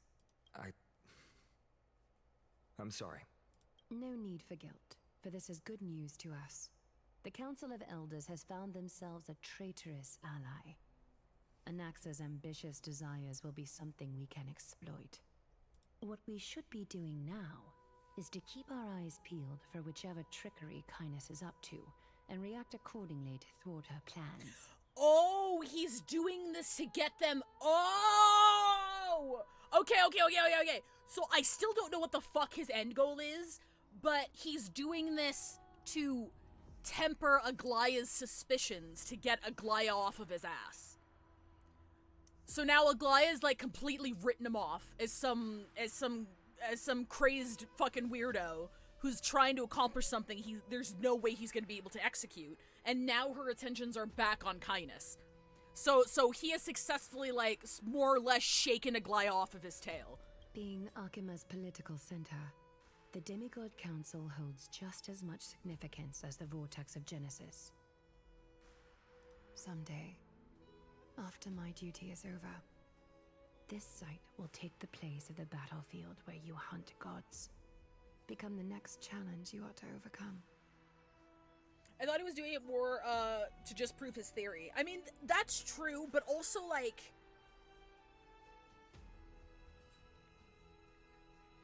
I don't know, we still have, like, 2 weeks, don't we? Like, whatever he wants to do, it needs to be done on the stage in front of the citizens. And if he were to, like, do this shit, like, now, like, that's not gonna prove anything. So, I'm not sure what his end game is here, but I don't think what he's stating he's trying to do right now is his end goal. It might be part of it, but I don't think it's gonna be his end goal. Till then, it's best to get used to this place as soon as possible. Aglaya was never on his tail, I don't think. Like, as he said, he still has the reason Core Flame, she can't do anything against him. If she does anything against him, then not only does she not have a reason to, demigod candidate, but also the people will definitely go again. Oh, no, absolutely, but, like, the thing is, she's still, like, spying on him, right? She's still suspicious of him. She's still tracking his every move. And Phynon was the one in the beginning who was like, I don't think he'd do that. And then Aglaya's like, well, I hope you're right, but I'm gonna keep an eye on this asshole anyway. She spies, yes, she spies on everyone, but the fact of the matter is still has her eyes on him. And the reason why that's important is because, as from the start, Anaxa is doing everything right now under her watch. Everything he is saying and doing under her watch is deliberate. Because he knows that she's watching him. That's the only reason it's relevant. And now with her, I guess, somewhat relieved that his true reasoning isn't to go necessarily go against the Chrysosairs and join the other side, but he's not loyal to the other side either. Her suspicions are at least a little bit eased, if that makes sense. So she's no longer like, she no longer has him under a microscope. She's like, oh, okay, I get what his angle is at now. I thought he was dismissing her as in let her watch anyway. She can't do anything against me in the first place, so I can do whatever I want. Possibly. Like I said, you've played the story. I haven't. This is what my interpretation is so far. Especially with, like, the whole hints of him being the great performer and shit, right? Like, at least what I'm willing to believe is that the way that he is moving is done with the knowledge that she's watching. Like, he is considering her in the variables right now. But I still don't know what the fuck his endgame is. I don't know what he's trying to do here.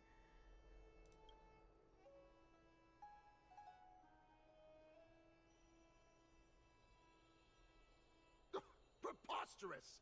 The Chrysosairs only have their standing because of the Council of Elders. How dare they trample over it? Wow, these people are shooting daggers with their eyes. It's been a while. Oh, hey. What is that supposed to mean?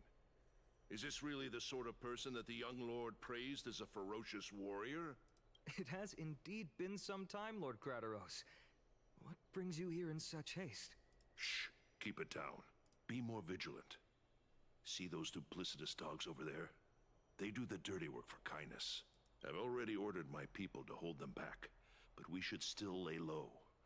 Unless you're itching for a bloody fight to get a workout in. My bad.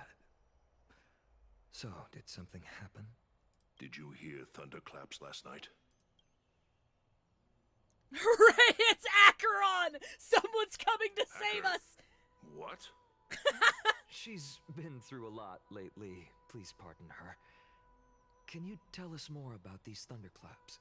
Thunderclaps are beacon signals of strife. They are a message from the young lord.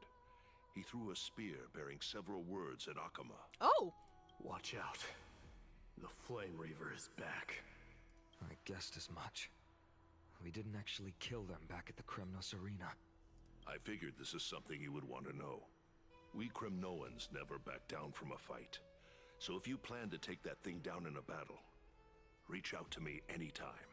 You have my gratitude. I will let Aglaya know about this right away. Remind her to be on her toes while you're at it. That vicious kindness has been unusually active lately. Those lackeys she keeps undercover have been going in and out of the city a lot more frequently these days. Some even seem to be getting Kremnoans to defect to the council.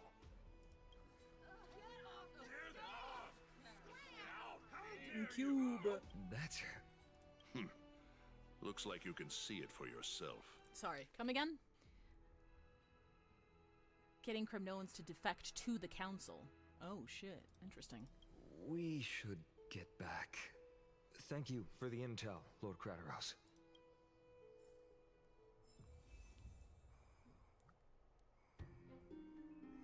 Hell yeah! Alright.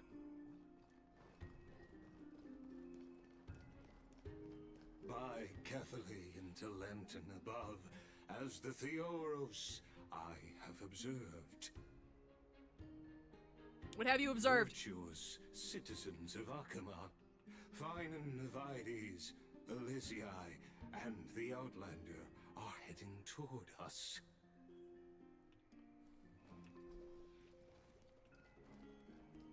Yeah, that's right. He wanted to do something in Aglaya, front of Lygus. What happened here? Aglaya, what the fuck? I know about the poisonous fangs of that king snake through the golden threads. In the past, I would be confident about keeping her in check, but I admit I am now unable to do so. What do you mean? It is no longer about eloquence or arguments. I have been a demigod for far too long that I hardly have any humanity left. Before I realized it, I have become no different from these hypocrites, no longer capable of relating to the people. This has come a lot sooner than I expected. But perhaps it is time. I need you to step up, Finan, in order for me to retreat behind the scenes. Fine, and I'm hashtag unrelatable. Yes, this is my duty, but... It is far easier for the Council of Elders to fool many than just fool one person. Their so-called more support is no more than a ruse to distribute power using words instead of lances. Wait a minute. What is happening here? Be confident about keeping it now. It's no longer about I've been a demigod for so long before I realized I'd be no different to these hypocrites, no longer capable of relating to the people. Why does she believe that? This has come a lot sooner than I expected, but perhaps it is time. And is it just because is she just citing that kindness has basically farmed enough public support that people are denouncing more people are denouncing Aglaya en masse? Is that what this is? There is no glory in winning this debate, but that makes having respect for humans so much more priceless. Finan, you are a Chrysos heir without flaw, capable of relating deeply with humans. I appreciate what you've taught me, Aglaya. I hope we'll live up to your expectations and win this debate. Or is she just like, or is she literally just like, I can't connect with the public anymore because not a lot of my humanity is left, and I'm not confident I can win this debate? Is that where this is coming from? She means she can no longer appeal to the masses because she lacks the emotion. Oh, that makes sense. Okay, got it. Yeah, all right. Because it is a show above everything else. Oh, you've done well, Lord Calictus. Let me take over and personally close this debate for today. Dearest counselors, let it be known that I sorely miss the blissful times portrayed in lyrical poems. Back then, Amphorius was home to nearly 1,000 cities, each with their own local faith, while gods walked the earth and shared close bonds with humans. Yet, in the present, people from all over are forced to leave their homeland to seek refuge in the holy city, where they hope to rest under Kefali's protection. All of us have long been in the same boat, with no way out of this plight. Oh, welcome back, Lexi. We didn't have a choice in the past, but now the Council of Elders brings to the table a new possibility. All I have left is one question for you. Okay. Would you rather strive toward the unheard of Era Nova? Or return to the prosperous Era Chrysia of our past? Make your choice. But like... Like... Okay, so I'm trying to understand her angle here. Is she just ignoring the fact that there's like a black toxin wiping out the rest of the planet? Like, I don't understand what the angle is here. Like, it's not that people have come here out of choice. It's because there is an otherworldly threat destroying the rest of the world, right? So what's her angle on the Black Tide here? Is she blaming the Black Tide on the prophecy? Is she, like, what's her solution to the murder goop that is wiping out the world? Because, like, I guess that I understand she's trying to usurp power. I get that. She wants to usurp power. She wants, you know, the favor of the public. I get it. But, like, I don't think she thinks the tide is a problem. As much as I understand it, literally just, it's not so bad, we can beat it if we just stop doing the prophecy. I see the angle. Now. Okay. Interesting. So, like, it doesn't fucking matter if everything gets fucking destroyed as long as she has power? Like, what's her end game here, man? Aglaya's biggest flaw is that she's been alive for so long, she's lost all traces of emotions that humans have, so it's debatable whether she can even be regarded as human. And she makes no effort to hide that fact, so... Kindness uses that information to paint her as a dictator with no emotions who can no longer lead the people, as she cannot tell apart what is ethically correct or not. Got it. Okay, I can understand that angle for sure. Her plan is to remove death, strife, and a third titan I forget, meaning these things no longer exist in that era, therefore no one will die. Is she stupid? Okay, but I understand now. Thank you for the explanation. I get it. So she meant that literally. She meant that literally, that going back to the past where there was no strife, death, and whatever, means that those things won't even exist. 'Cause she's stupid.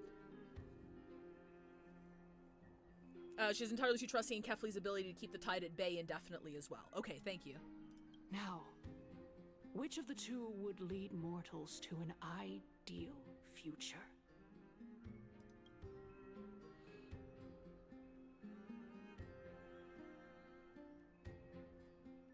Does this matter? Era Nova is a path of salvation the gods promised. We should not have doubts in the flame chase journey. We all know that Era Chrysia is a thing of the past, Lady Kindness. Please, enlighten me. How does the Council of Elders plan to turn back time? If I could turn back time... Alright. Let the three titans of calamity be born, and Era Chrysia is nevermore. But bring demise to those titans, and Era Chrysia will descend upon us again.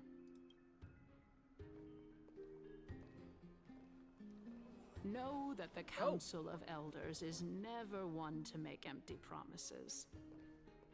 Look at who we have on our side. Before we continue here, death, strife, and trickery, thank you. These titans were the big three evil ones. If the core flames remain uninherited, then the concepts cease to exist. So our goal is to remove the concept of death, and then technically they no longer have to fear being killed by the black... Oh! I fucking missed that part. I forgot that part. That's right. So if the core flames remain uninherited, the concepts cease to exist. Whereas inheriting all the core flames means everything gets reborn. Or whatever the prophecy is. Alright. First of all, I thought I was just watching a Twitch streamer playing one of my favorite games. I didn't expect me to go... I mean, like... This is what we do here. It's called paying attention to the story, which a lot of people don't do. So I try not to do that.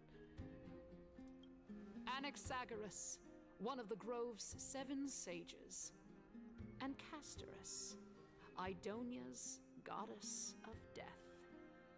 With the help of these two heroes, I can promise all of you that Era Chrysia will exist once more. Aren't they Chrysos heirs? they're supporting the Council of Elders instead? The issue with that logic is the Flame Reaver's goal isn't to kill humanity, to consume core flames, so it doesn't matter if they can't die, because the Flame Reaver will bring those concepts back when he becomes the vessel of all the Titans. That makes sense, yeah. He's hungry. It's clear from the start that these heroes do not get along well in their group. All the more proof that Aglaya is unfit to speak on behalf of every Chrysos heir. I am in favor of Era Chrysia. Era Chrysia! Era Chrysia!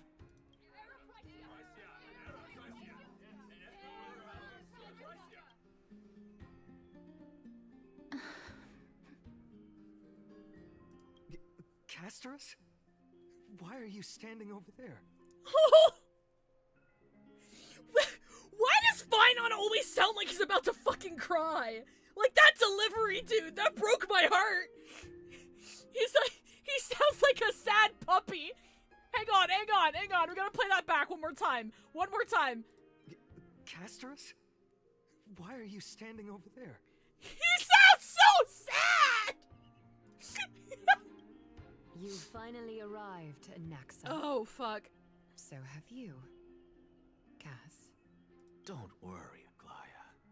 Well, I know that you have many queries. Could you continue to converse like how the citizens normally do? Tell me, dear citizens, if we successfully retrieve and return Thanatos' core flame without anyone passing the Death Titan's trial, what would happen next? The answer is simple. We will have a chance to rid the world of death and bring Amphorius back to an era when all beings live forever.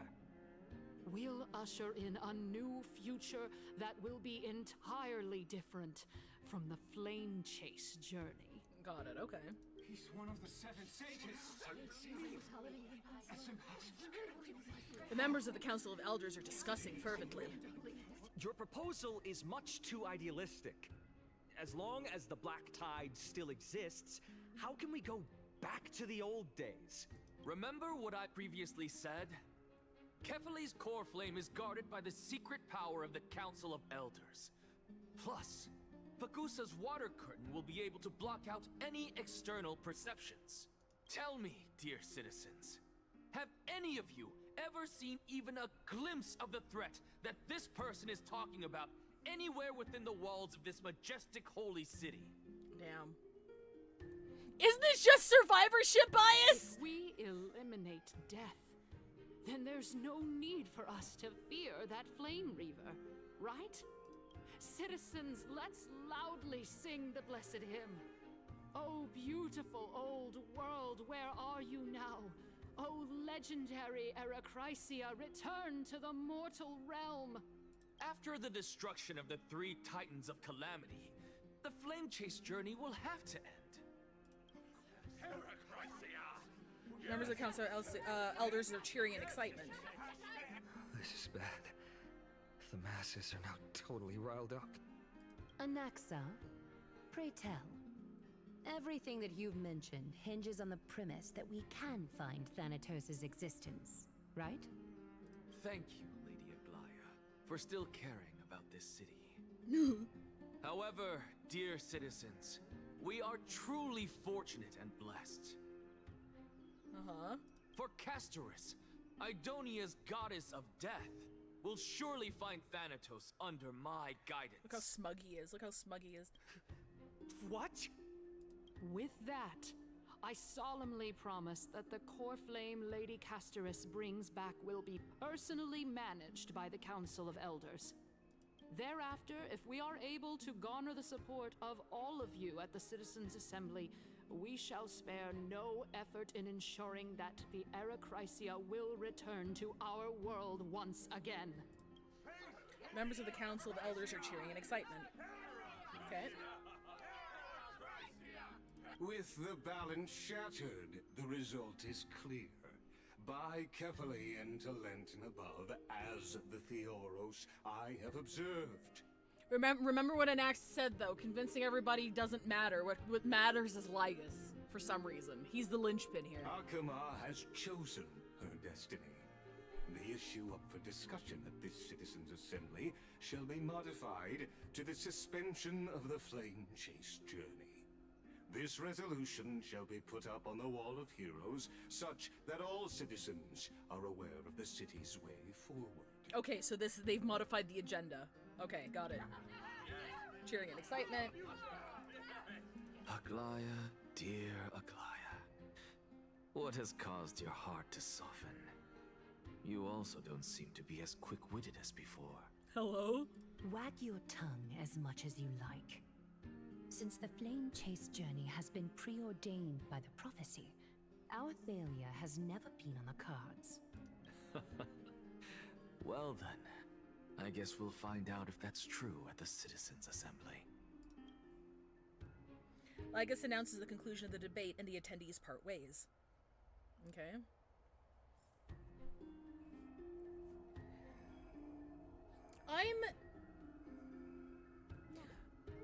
I'm a little bit confused as to why Aglaya doesn't out what she believes to be Anaxa's true intentions. Because that wouldn't that like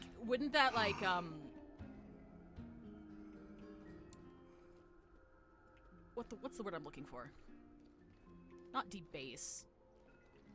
I guess disqualify? Hang on. I need to allow you gay ass. There you go. Oh, I can't talk to anybody here. She's doing so at Phinon's behest? Okay. So Phinon's like, please don't. Please? Well, it seems that when I sent you to look for Anaxa, I unintentionally facilitated your partnership with him instead. Because people already believe that she's attempting to speak for all Chrysos heirs when the point of having Anaxa on the other side proves she shouldn't. My apologies, everyone. I know that you have many questions to ask me. I will answer them to the best of my knowledge. Okay, we're gonna pause right here. It's been ad break for a while. I can't believe it's already been I can't believe it's already been an hour. I'll see you guys in 3 minutes.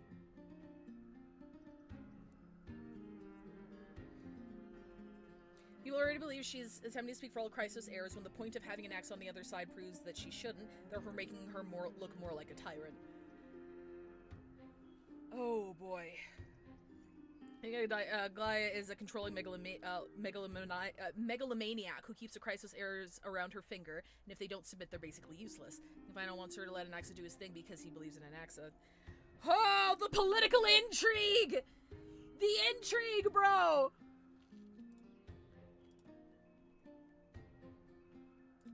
Oh my god. So Anaxa to them looks like a savior. Okay, that makes sense. So if she speaks saying Anaxa's doing X thing, then that just proves kindness right. Okay. Man, that does make sense. That makes sense, though. Oh, boy. Oh, my goodness. That's crazy. Okay. I like the fact that at least so far, the internal logic of everyone's motivation seems to be checking out. Like, no one here, I still don't understand what Phinon, so whatever Phinon is doing or planning on doing couldn't be done right then and there. It has to be done at the council. And so I believe that whatever it is has to do with, like, the people's beliefs or something. That's a component he needs in order to execute whatever his final theory is. Yeah, she tries to undermine Anaxa. She looks like a dictator who's trying to wrestle back control but is losing and is trying to use any light to wrestle. But yeah, that makes sense.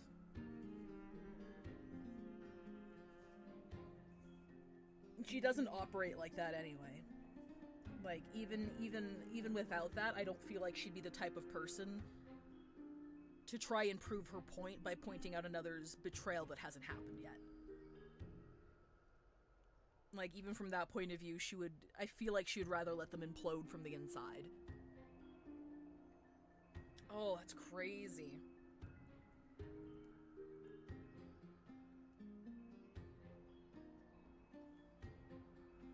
The political intrigue. We still have 30 seconds here. Glaius regards a dictator rather than a savior due to how deep-rooted the council's lies are. Man, misinformation campaigns leading to a shift in public opinion to bringing back an old era. Or promises of bringing back an old era where everything was better. It's a little topical, don't you think? It's a little topical, don't you? It's a little on the nose, eh? Welcome back, everybody. A little bit on the nose there, don't you think? In that case, please tell us as much as you can. This is going to be interesting. This is going to be interesting because I don't think Castorus would play along with whatever Anaxa has planned. So again, I'm thinking of this from an angle of Anaxa showing or telling exactly what he wants people to see, right? So he knows that Castorus is going to come back and talk to Aglaia. He knows that. So I'm thinking about that in the context of whatever Castorus is going to be saying here. In actuality, he showed me a past that was both long and heavy. The reason I say this is as I've mentioned earlier. The answer was hidden in my journey unto death. Anaxa, you were in the Netherrealm? Cass decided the deal was showing up and acting like she's on the council's side, but she's gonna say everything Anaxa showed her. Right. Yes, I am but a living dead man now, but that's not important. What truly matters is, I overheard a conversation between heroes. And he did that to fulfill his quote-unquote promise. Have you heard of this tale before? To Kindness. Because he's like, yeah, trust me, like, she'll be there. A tale about the ocean god's treasured pearl, our hometown. It was a seaside town which enjoyed the ocean breeze and glorious, peaceful times, thanks to the wisdom of its ruling queen. This doesn't seem very peaceful, bro. Until one day... Oh, there it is. An evil dragon descended upon the town. Its wings were large enough to blot out the sun, while its claws were sharp enough to rip the waves apart. It barged into the tall tower and devoured the queen's beloved daughter. It even settled itself in her bedroom, like a tyrant king. The queen assembled 300 warriors who managed to subdue the evil dragon by chaining it up. However, when the queen slit open the dragon's belly, she realized that the princess had long since been digested. Dungeon Meshi mentioned? All that was left of her was a pile of bones. Devastated, the queen wept for several days. It was then that a devious, smooth-talking scholar arrived at the palace and suggested that the princess could be revived through the use of dragon bone and dragon blood. That liar called this process the secret art of alchemy. The princess was reborn! The queen was overjoyed, blissfully unaware that the evil dragon's soul still lurked within the princess's body. As revenge, the evil dragon swallowed the poor queen, the glib liar, the courageous warriors, and all of the town's innocent civilians in a single gulp. So far, Anaxa's goal seems to be to answer Cersei's question. Chaos' goal is to find Thanatos to save the MC. Goliath is to win against the council, and Finons is to get all of the goals above fulfilled. Finons got a lot on his plate. Worse still, the souls of the deceased refused entry to the Netherrealm because they were filled with regret. Forced to roam the mortal realm, these resentful souls ultimately converged into a river of souls that would not retreat for a long time. The terrifying death had consumed all. Thereafter, our hometown fell into ruin as well. Until? Actually, I don't know what happened next either. Oh my. It seems that you still like to whet people's appetites even after all this time, Pelixia. So, according to your story, this is how I used to look? It's practically a mirror image. Yeah, magic wheelchair is cool as fuck. And yet, what exactly is this? A miracle that I created with alchemy. As for what it is and how I was able to accomplish it, I'll keep the answers to myself for now. Ooh. Hang on. So if he sacrificed his eye in order to speak to his dead sister again, what did he sacrifice to have these memories appear legibly to people other than himself? I'm scared, chat. Oh, my goodness. Is this cliffhanger really necessary? Quiet, Titan. Continue to enjoy this splendid play, and the truth will naturally reveal itself. Dragon, huh? I've heard this legend Dragon before. bees, sorry. In that case, what do you think of it? I think that this so-called alchemy was a tenuous analogy added to the story by future generations. After all, you've never heard of a tradition of alchemy in your hometown before, have you?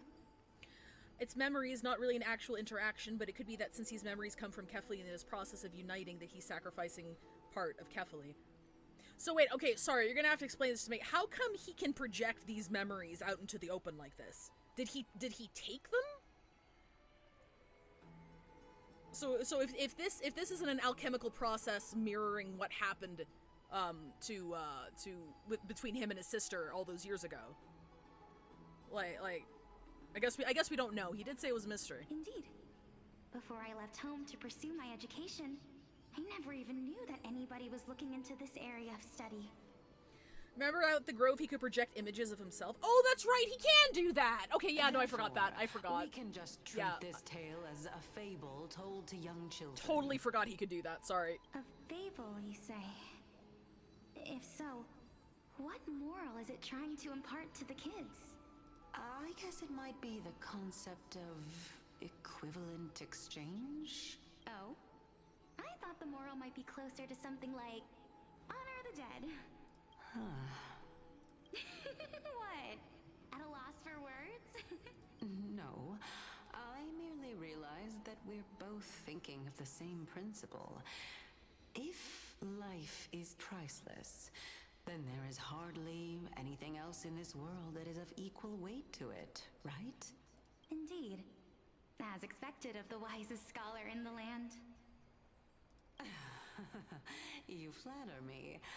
Why don't I ask you a question as well, as a form of equivalent exchange? Of course. What is your question? If I imparted my knowledge of the art of alchemy to you, would you use it to resurrect someone you loved? What? What kind of strange question is this? I got it. You're just trying to get me to tell you whether I like anyone, right? Let's just leave it at that. That was rude of me. Big chunk of the story quest involves looking from a different perspective, always leaves me thinking I'm missing something with my lore theories. They did emphasize that. Yes, I would. Oh? Death is inevitable. In the days to come, I'm certain that someone whom I cherish deeply will leave me for good, if such a mighty power really existed. I think I would use it without hesitation. After all, you, me, and the rest will all have to face that fateful moment eventually.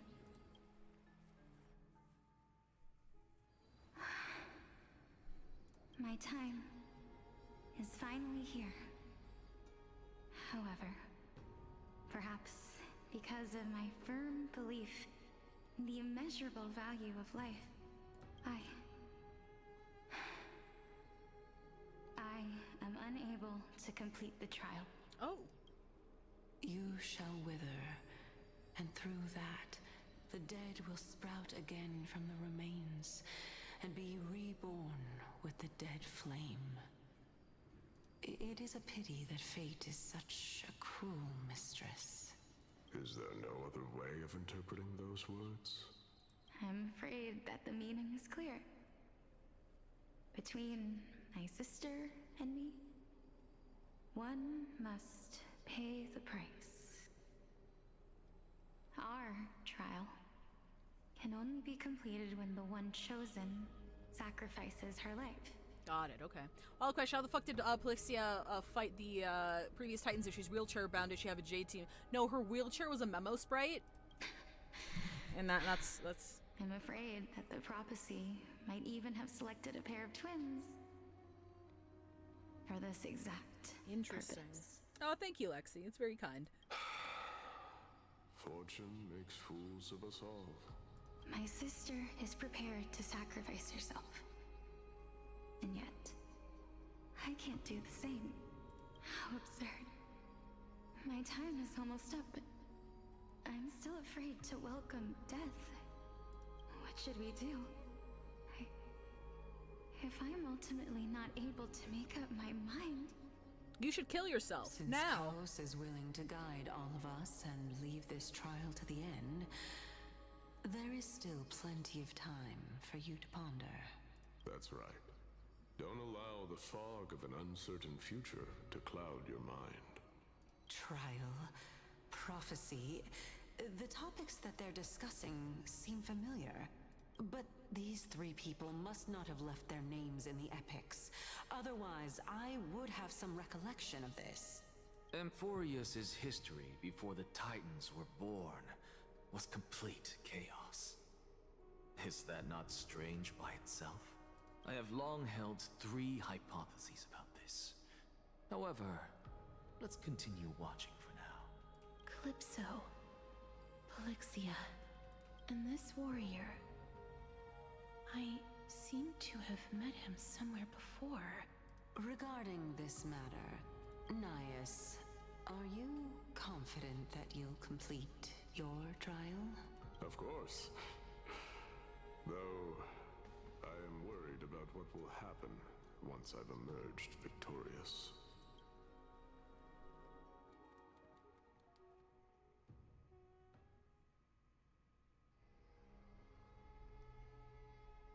You and I have a contract. BLT5 dance, BLT5 dance, 65 BLT5 dance. months! Appreciate it. Looks like you have made up your mind. Yes, this is the safest course of action. Completely separating courage, honor, tenacity, sacrifice, and reason. You really know how to make things difficult. Please, young lady, witness my fall and demise. Lady Calypso, you shall host the soul-rending ceremony. I do not understand. Why would you dare to sacrifice yourself for a future that you won't get to witness? What is a legacy? It's planting seeds in a garden you never get to see! Because this is our destiny. The power that resides within me is so intense that I will one day be engulfed by it. Furthermore, a valorous death before glorious return has always been the path I chose to walk. A journey I began long ago. If your sister or Chaos were in my position, I believe they would make the same choice as well.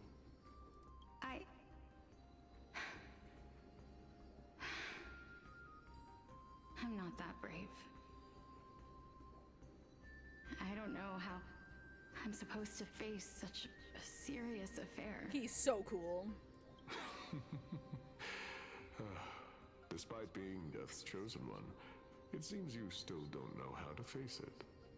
Let's chat, young lady. Perhaps I shouldn't end my journey so hastily. Since there's still time, I'm not worried about letting fate wait a little longer. Of course. This warrior is Lord Nias. As the embodiment of Nikador's divinity, He entrusted his life to us and allowed Midnight. humankind to end his madness. That means that what I'm currently seeing before my eyes is, in fact... Looks like one hypothesis of mine has already been proven true. These heroes are the true forms of the Titans, before they attain their divinity. If so, the chosen one of death that he speaks of is actually... Polixia? Is the previous form of Thanatos? But her appearance... If this is true, as long as we can find out where she went, we'll naturally be able to figure out the location of the Death Titan. We do know who voiced Nias.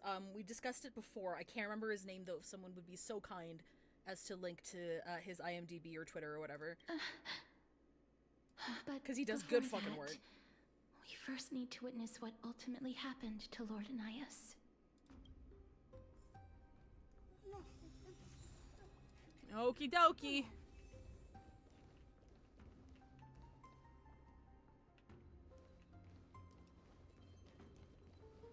Lord Anias's honor is sealed here. Incredible.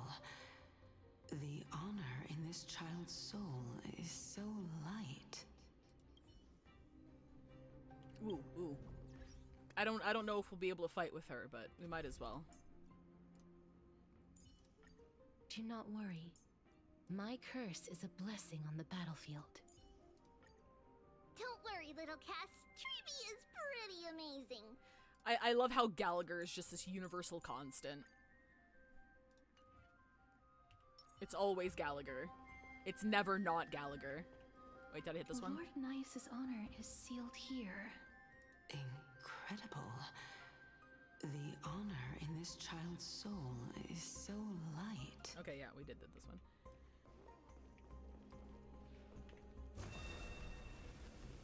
I believe that his tenacity is sealed within this statue. Before we fought Nikador, we also released it from the stone statue. I thought it'd be Sunday, lots of people did. You can use them, requires speed tuning, RMC is just easier to use across the board.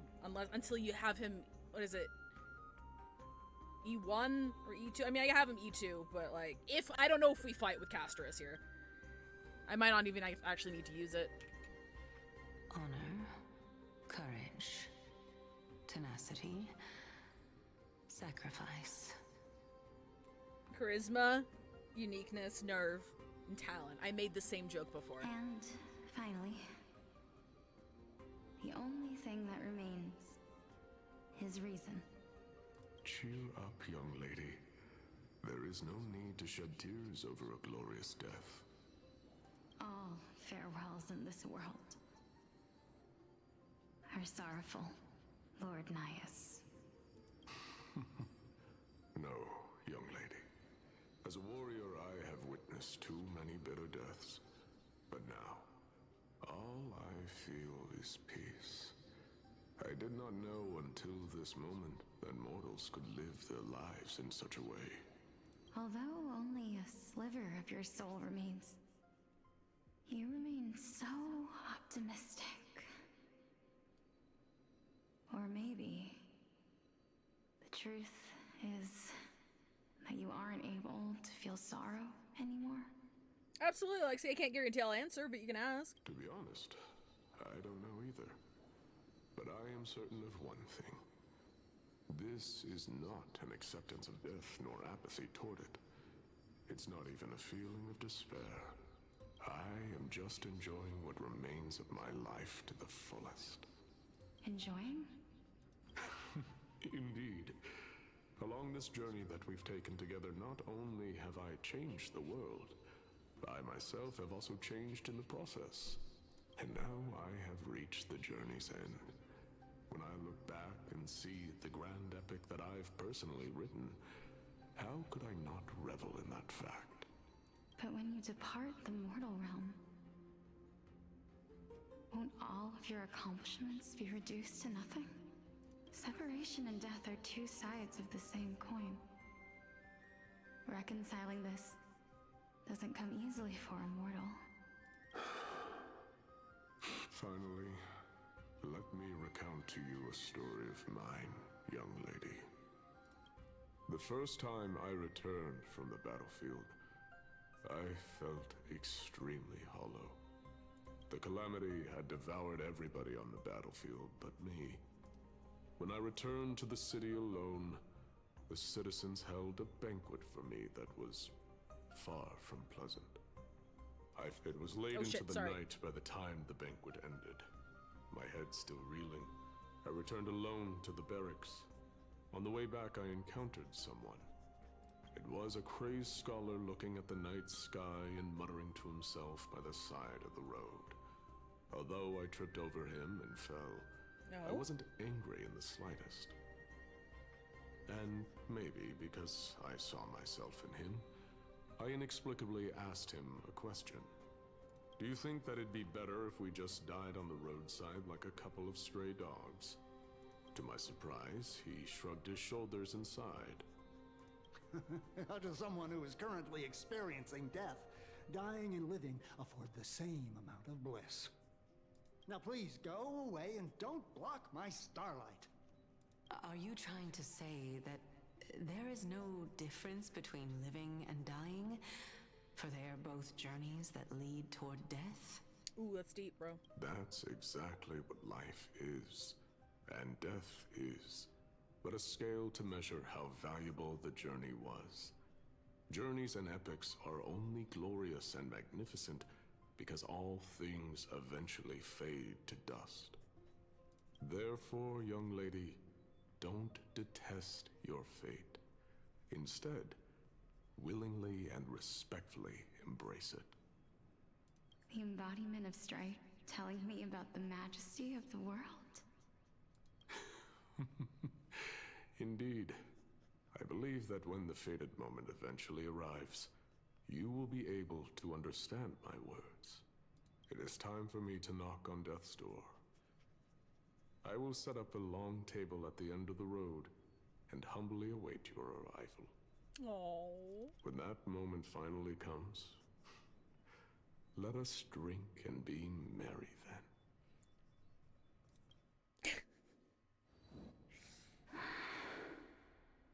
I knew this day would eventually come.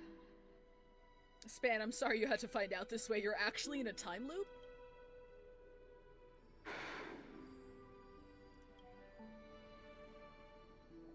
Are the both of you ready? Mm-hmm. Polixia, I'm here. What? This... This is quite interesting indeed. Is this... Polixia's sister? Is it... me? Now, it's time for us to fulfill our promises. Castor and Pollux are just connected. Yeah, Sage. Are you afraid? Yep. What are you afraid of? That I won't be able to do it. You shall wither, and through that, the dead will sprout again from the remains, and be reborn with the dead flame. As foretold in the prophecy, and according to our vows, once it all ends, we must face our fated moment head-on. Even if it was prophesized, do we have no say in the matter? It's so unfair. Why are we the only ones who are forced into mutual destruction? Let me do it, sister. Let me be death's sacrifice. I was never long for this world anyway. But you're different. I was the one who wasted your life after all. You're wrong, Polixia. Hey, Dragosonic. I don't think that my life was wasted. Just the opposite. When I finally arrived at this destination and looked back at the journey I took, I discovered that flowers had long since bloomed along the path I walked. It was you who sowed the seeds for this sea of flowers, one that is more beautiful than the promised land at the end of the world. Besides, I have lived a fulfilling life.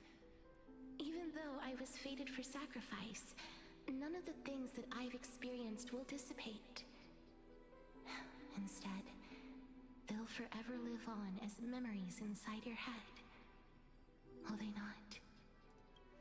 How could my memories of you ever compare to the actual you? Well then, tell me, what exactly are we?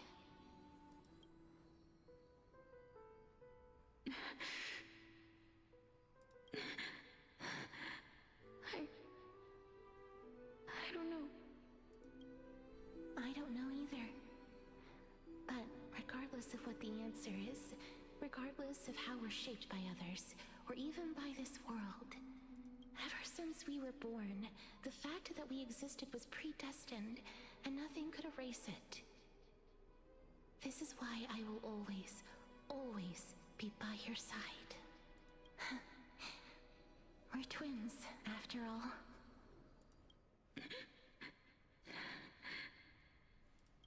All right, my dear Polixia. It's time to extract my heart and light the flame of death. After that, use it to plant the first bud in the prophesied new world.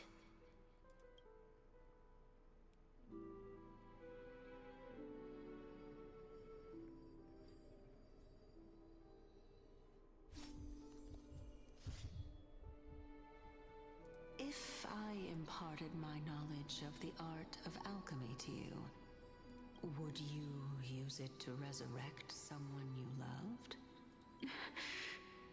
Death is inevitable. In the days to come, I am certain that someone whom I cherish deeply will leave me for good. If such a mighty power really existed, I think I would use it without hesitation. Uh-oh. Even now, my answer remains the same. Uh-oh! This is why, sister, I promise you. Oh, shit! In the prophesized new world, I shall plant the first bud on your behalf. Go now. Return to the ocean god's treasured pearl, our hometown. I shall open wide the entrance to the nether realm and grant you a second life. Oh, the living beings on this earth shall respond to my call and lead you to the sacred daylight. Oh, shit. Remember, do not look back on the land of the dead, and do not stop moving. In the new world promised by the prophecy, march toward your new life. As for the price of our equivalent exchange, let me be the one to pay it. Oh, shit! Everybody, we've come to the end. Unfortunately, I am not compatible with the Supreme Being, so I was unable to completely fuse their soul into my own body. However, being able to glean all this from them is exciting enough. I'm imagining an accent trying to merge Kefli. Kefli's like, nah, have some memories though. He's like, alright, you know what? Cool. I'll take that. I'm certain of this now. Before the Titans that we are well acquainted with were born, a group of heroes roamed the land. These heroes followed a prophecy and took possession of divine authorities one by one, until they eventually became the pantheon of the new world.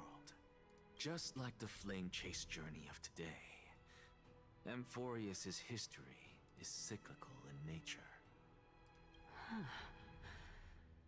What a startling revelation. This means that the demigods, who bear the core flames, will also become the new titans at the world's end, thereby shaping a new world? Yeah, there it is. I believe that this is the truth behind the Era Nova, as mentioned in the prophecy. This is utterly unbelievable.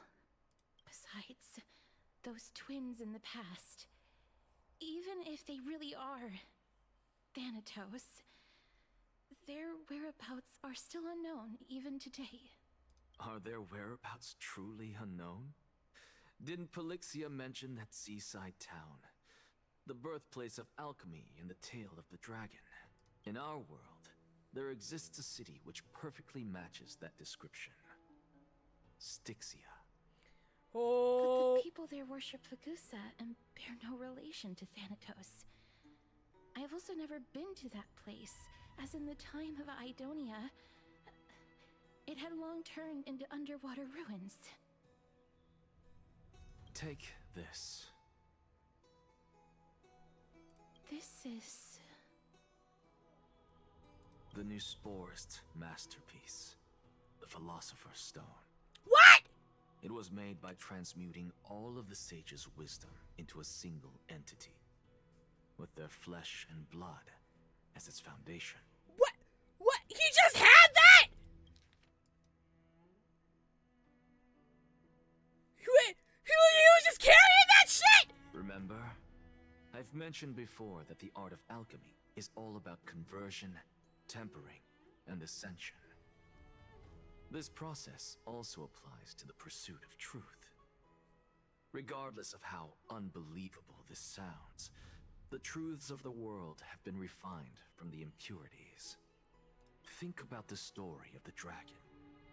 This stone will lead you to your real hometown, allowing you to reform the door to the Netherrealm and discover Thanatos' fate.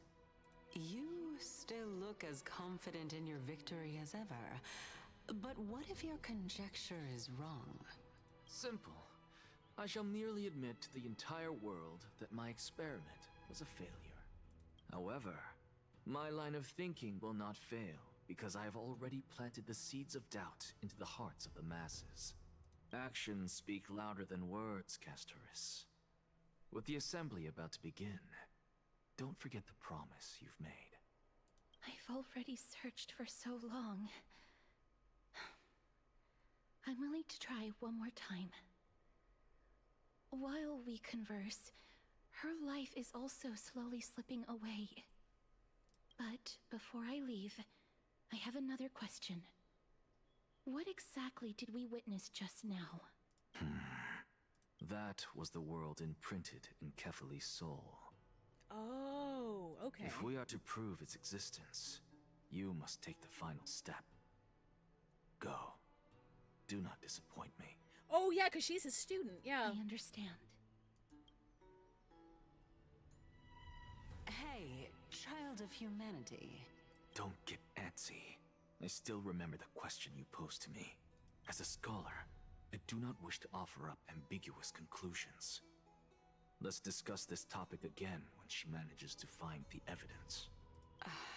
I merely wanted to ask, was that stone transmuted from your heart? If so, rebirth is no longer an option for you. Oh. Why not? When I was a child, I lost someone dear to me. When I was a teenager, I lost my faith. A while back, although you saved my life, I also lost my soul in the process. Oh my god. Now I'm merely forsaking my body. What's the big deal? Why are you always finding ways to die? Isn't it good to be alive? So by that, does that mean, does Circe's mean that he's not going to be able to be reincarnated in the next life? Because of what he's done?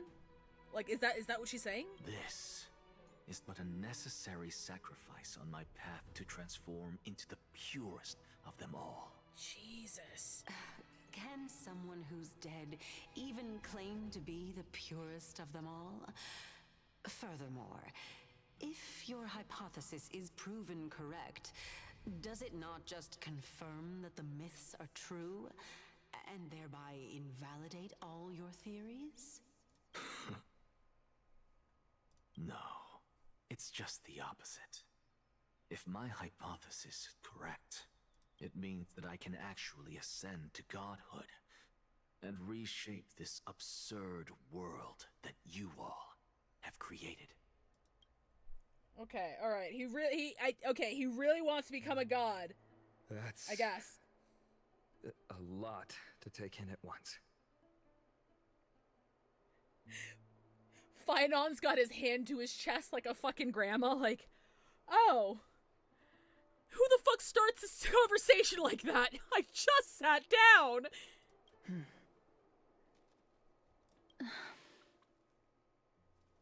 Lady Aglaia, please, let me explain. Go on. You know that the core flame of death has always been the greatest unknown regarding the Era Nova, which is why both you and Kindness desire to gain the power to control that core flame in the approaching Citizens' Assembly. Professor Anaxa has come to a consensus with Kindness. They want to suspend the trial once Thanatos' core flame is reclaimed, hoping thus to eradicate death from this world. If they're successful, then the flame chase journey will cease, and Akama can enjoy everlasting peace. But I know this runs counter to your wishes. So long as we do not usher in Era Nova, the Black Tide will never be eradicated. Even honestly, it's difficult for me to assess the pros and cons in this decision.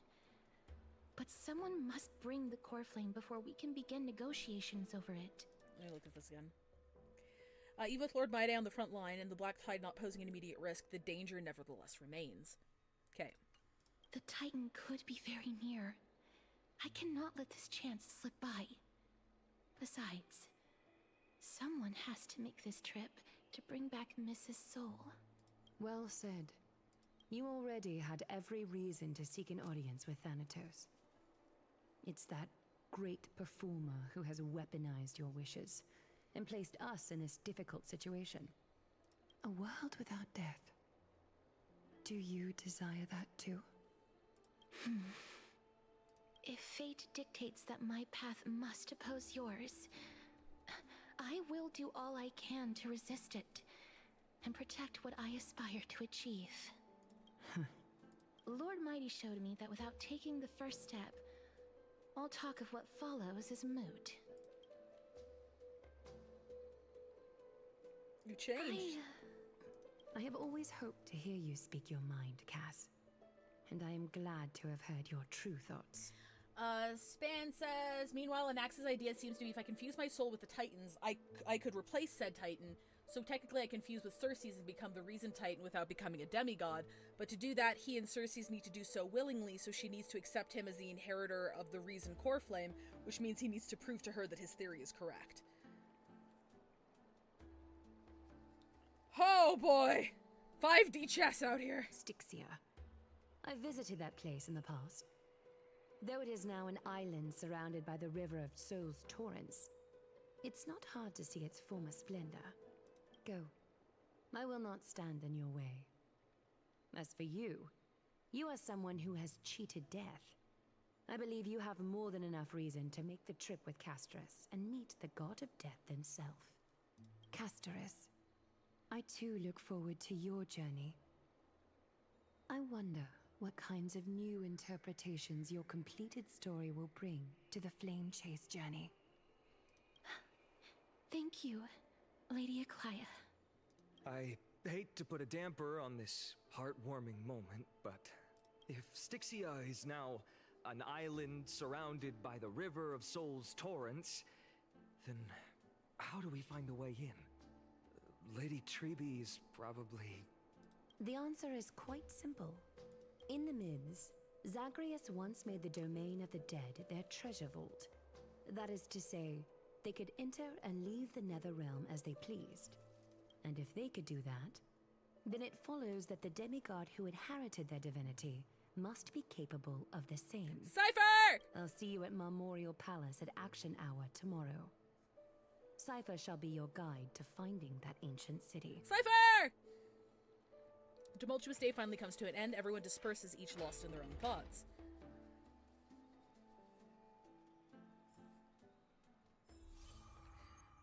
Oh, a nameless recollection. Oh yeah, okay, that's a new, okay. Go speak with Mem. Mem, what the fuck? Is the debate finally over? Did you win? We're tied with the, well, we managed to win ourselves a glorious defeat. Won a glorious defeat? You sure know how to look on the bright side. Well, moving on. I was hard at work even while you were at the debate.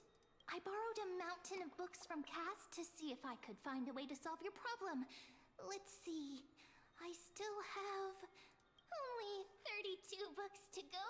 She's doing her best. Really? Oh, that's fantastic news. I knew it. Hard work always pays off. Especially if you're as diligent as Mem. I feel like a huge burden has finally been lifted off my shoulders.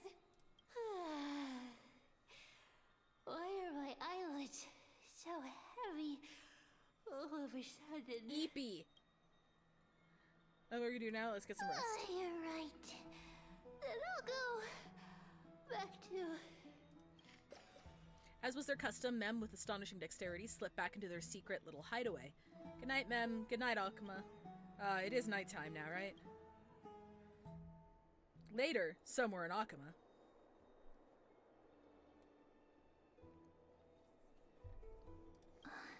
Cass? What a surprise. Lady Treeby. Is something troubling you? I just wanted to speak to Lady Trian for a bit before I set off. No matter how breathtakingly beautiful Styxia once was, the place is now the domain of the departed. There is no telling what we'll encounter there. I don't want to have any regrets. Has anyone told you that your eyes are sparkling today? Is that a figure of speech? In the past, when you did smile once in a while, all of us could see that your heart remained troubled even as you smiled. Wow, I'm never smiling again, I guess. Lady Treeby, you know perfectly well that see you tomorrow is nothing but a white lie.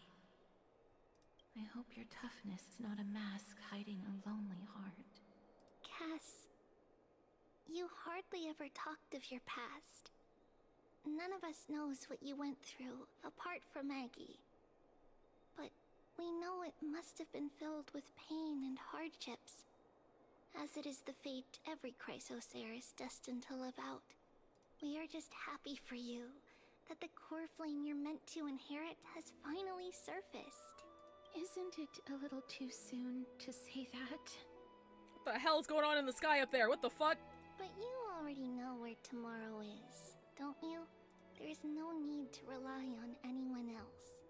Just give it your all and leave no regrets. We have always believed that your embrace is just as warm as everyone else's, because we embrace others to comfort them. And Cass, you're the kindest Chrysosaur we know. Aww. Thank you, Lady Treeby. What was that? This feeling... It's hard to put into words.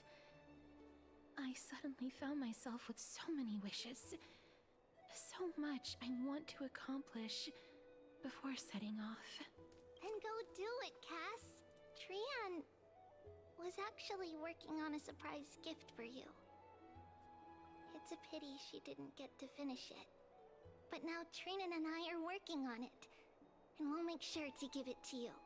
So, let's meet back here when you return from Styxia. Safe travels. See you tomorrow! It's like a death flag at this point, man. It's like a death flag at this point, bro. I can't sleep.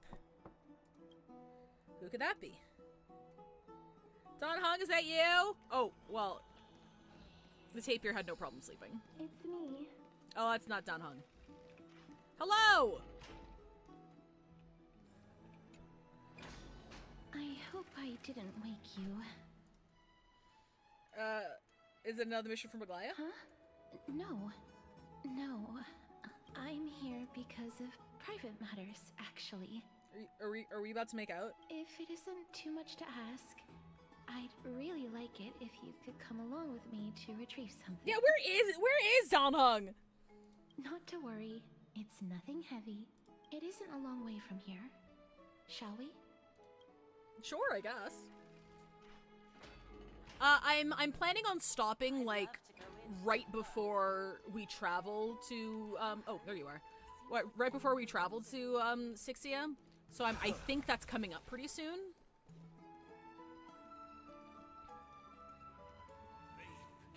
Because, I saw somebody's, playthrough, and I just went to the halfway point. The streets are packed. It seems the vote to pause the flame chase journey has begun.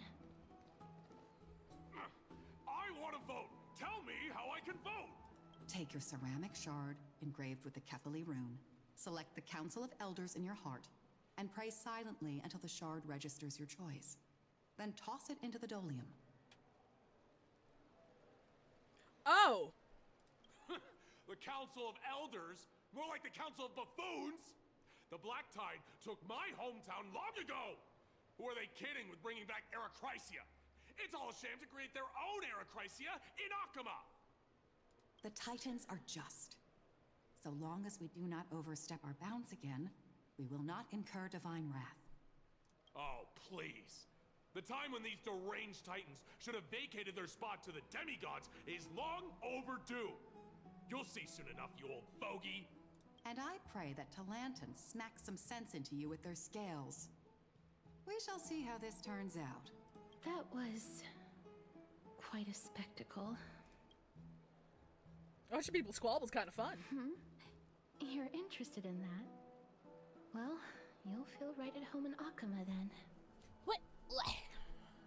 To this day, I still find it almost unreal that Akama is the only place illuminated by light amidst the crumbling ruins of Amphorius. And its people are even holding votes to reconcile differing opinions.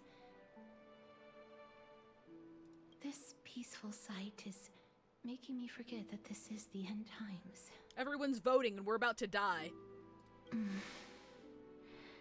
Before coming here, I had lived for many years in Idonia, a city of rime and frost.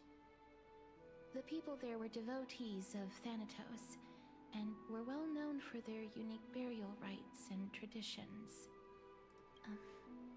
Traditions that I played a major role in.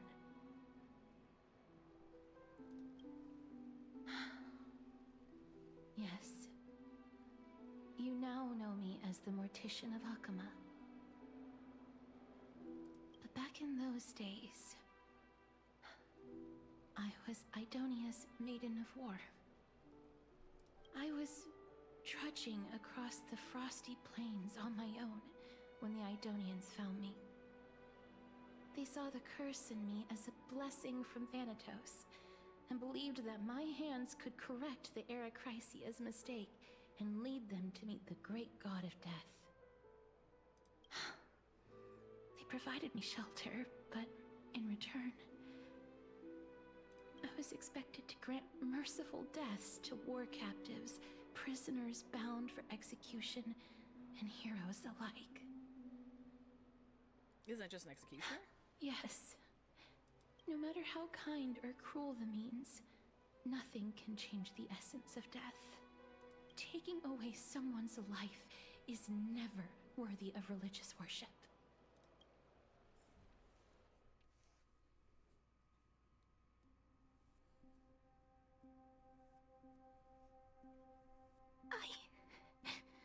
I can't do it.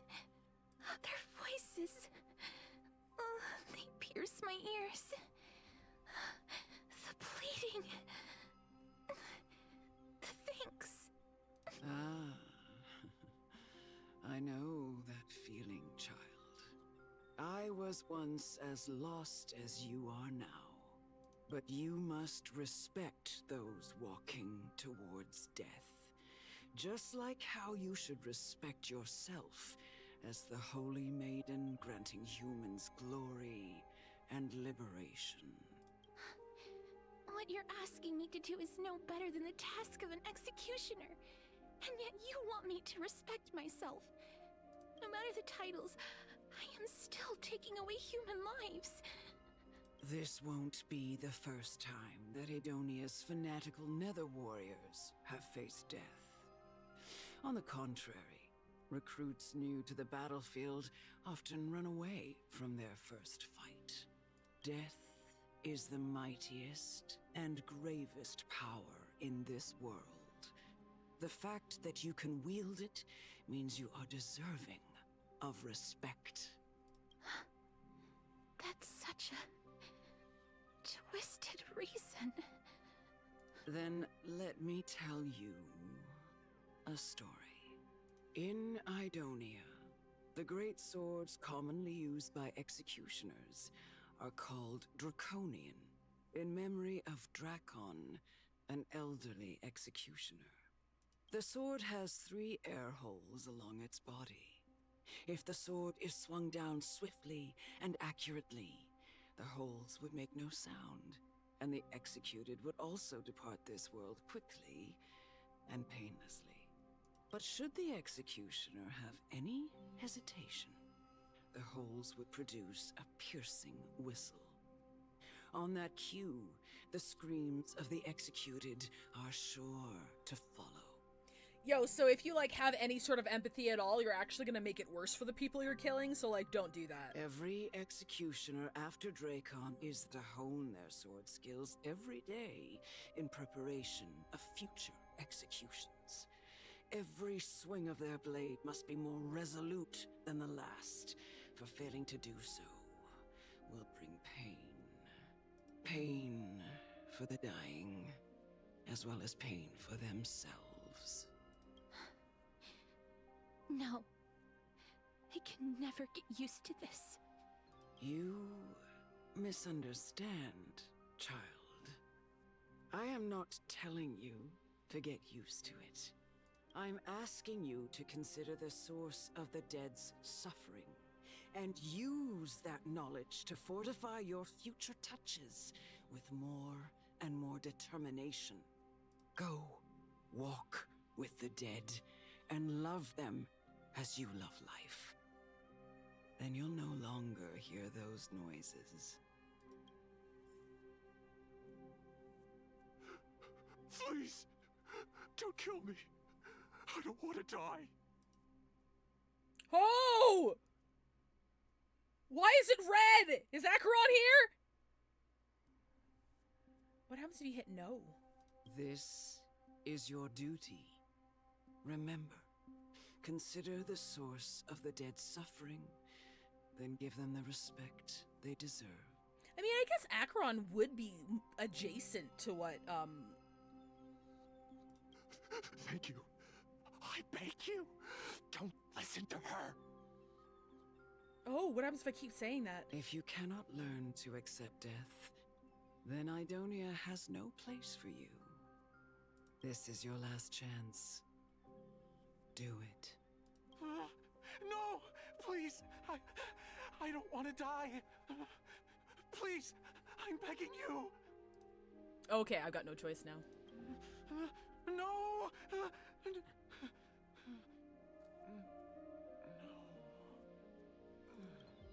You gently touch the prisoner's forehead with your finger. His face is pale, his eyes flicker with fear, and his body trembles uncontrollably. Is it because of fear, anger, and hatred, or is it your so-called merciful touch of death? Or is your so-called merciful touch of death simply a lie? The dark purple models, spread like petals across the death row inmate's face, then seemed to be submerged by spring water flooding his body. His trembling ceased, and the cries that had once begged for mercy slowly turned into a sigh-like whimper as he murmurs to himself. Quickly, everything falls into a dead silence, turning into pitch-black dew that scatters with the wind. You hear your own heartbeat drown out the sound of heavy breathing. May you gain some insights through his sacrifice. Is this all? No. Come with me. This is just the beginning of your life as the Maiden of War. You executioner! Oh, shit.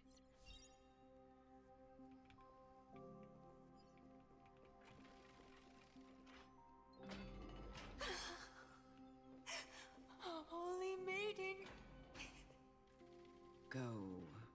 Grant her glorious death.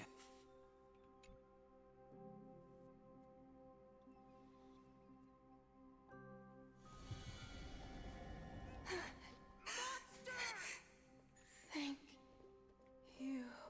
Do it then, executioner. You heard him. Wait, I could fight this guy? Wait, I could fight this guy? Oh my god, I can fight this guy! Hello?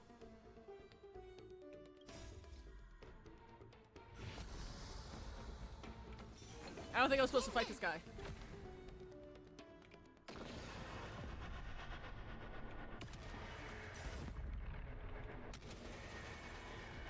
Go explode. May death protect us! Do it then, executioner. Oh, that's just there for fun. That's just there for funsies then, I guess. All right, cool. You're in Cass's trial? I think so. To live in eternal pain. Hang on, hang on. I can kill these guys.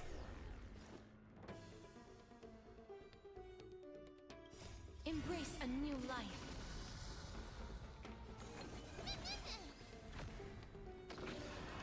We're just sticking the dragon on their asses.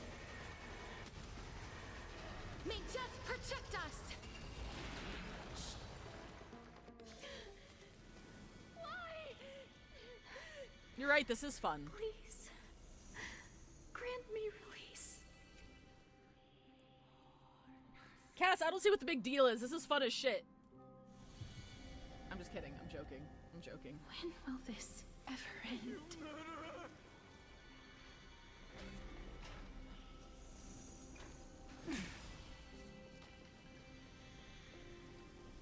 Come. Fulfill your duty. Oh, wait. This is... What? Okay, this was the part that I actually wanted to stop because when I looked into it, like, I've seen the animated cutscene already. The animated cutscene triggers after this. So I wanted to start the next stream with that. So I'm actually gonna end it here. I think I might have to exit this trial, possibly.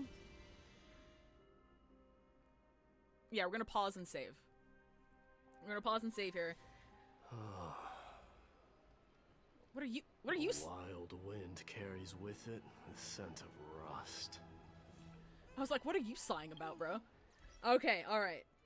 Oh, that was interesting. I'm excited to see where the fuck this goes. I have watched the animated short because they released it like a while ago. But yeah, I know after that fight, the animated short plays, which is great because I want them to actually include it in the story as it should be.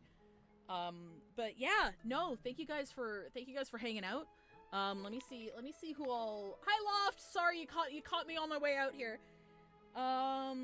Who do we raid into here? I'm actually going to raid into somebody that I've never raided into before. His name is Average Luck Gamer. And he makes really good YouTube videos for Zenless Zone Zero. So we're gonna raid into there. But thank you so much for hanging out. We're gonna be doing Oriko's quest stuff on Magia, etc. tomorrow morning, and then we'll be raiding into Bingo. As for next week, not sure what we're doing Monday, but Thursday, Friday will be more 999. Really excited for that. And then on Saturday next week, same time, same place, we will be hopefully finishing, because we're at the halfway point here, finishing off 3.2, and I'm having a good time so far. I'm excited to see where this goes. All right, thank you very, very much. Oh shit, what's the raid message? Shit, I didn't write down a raid message. Should we just do Feeble Scholar? If anybody wants to do a raid message, we're just gonna do Feeble Scholar. If you want to do one. No pressure. But, yeah, thank you guys for watching. I will see you guys when I see you. Have a good one. Bye-bye!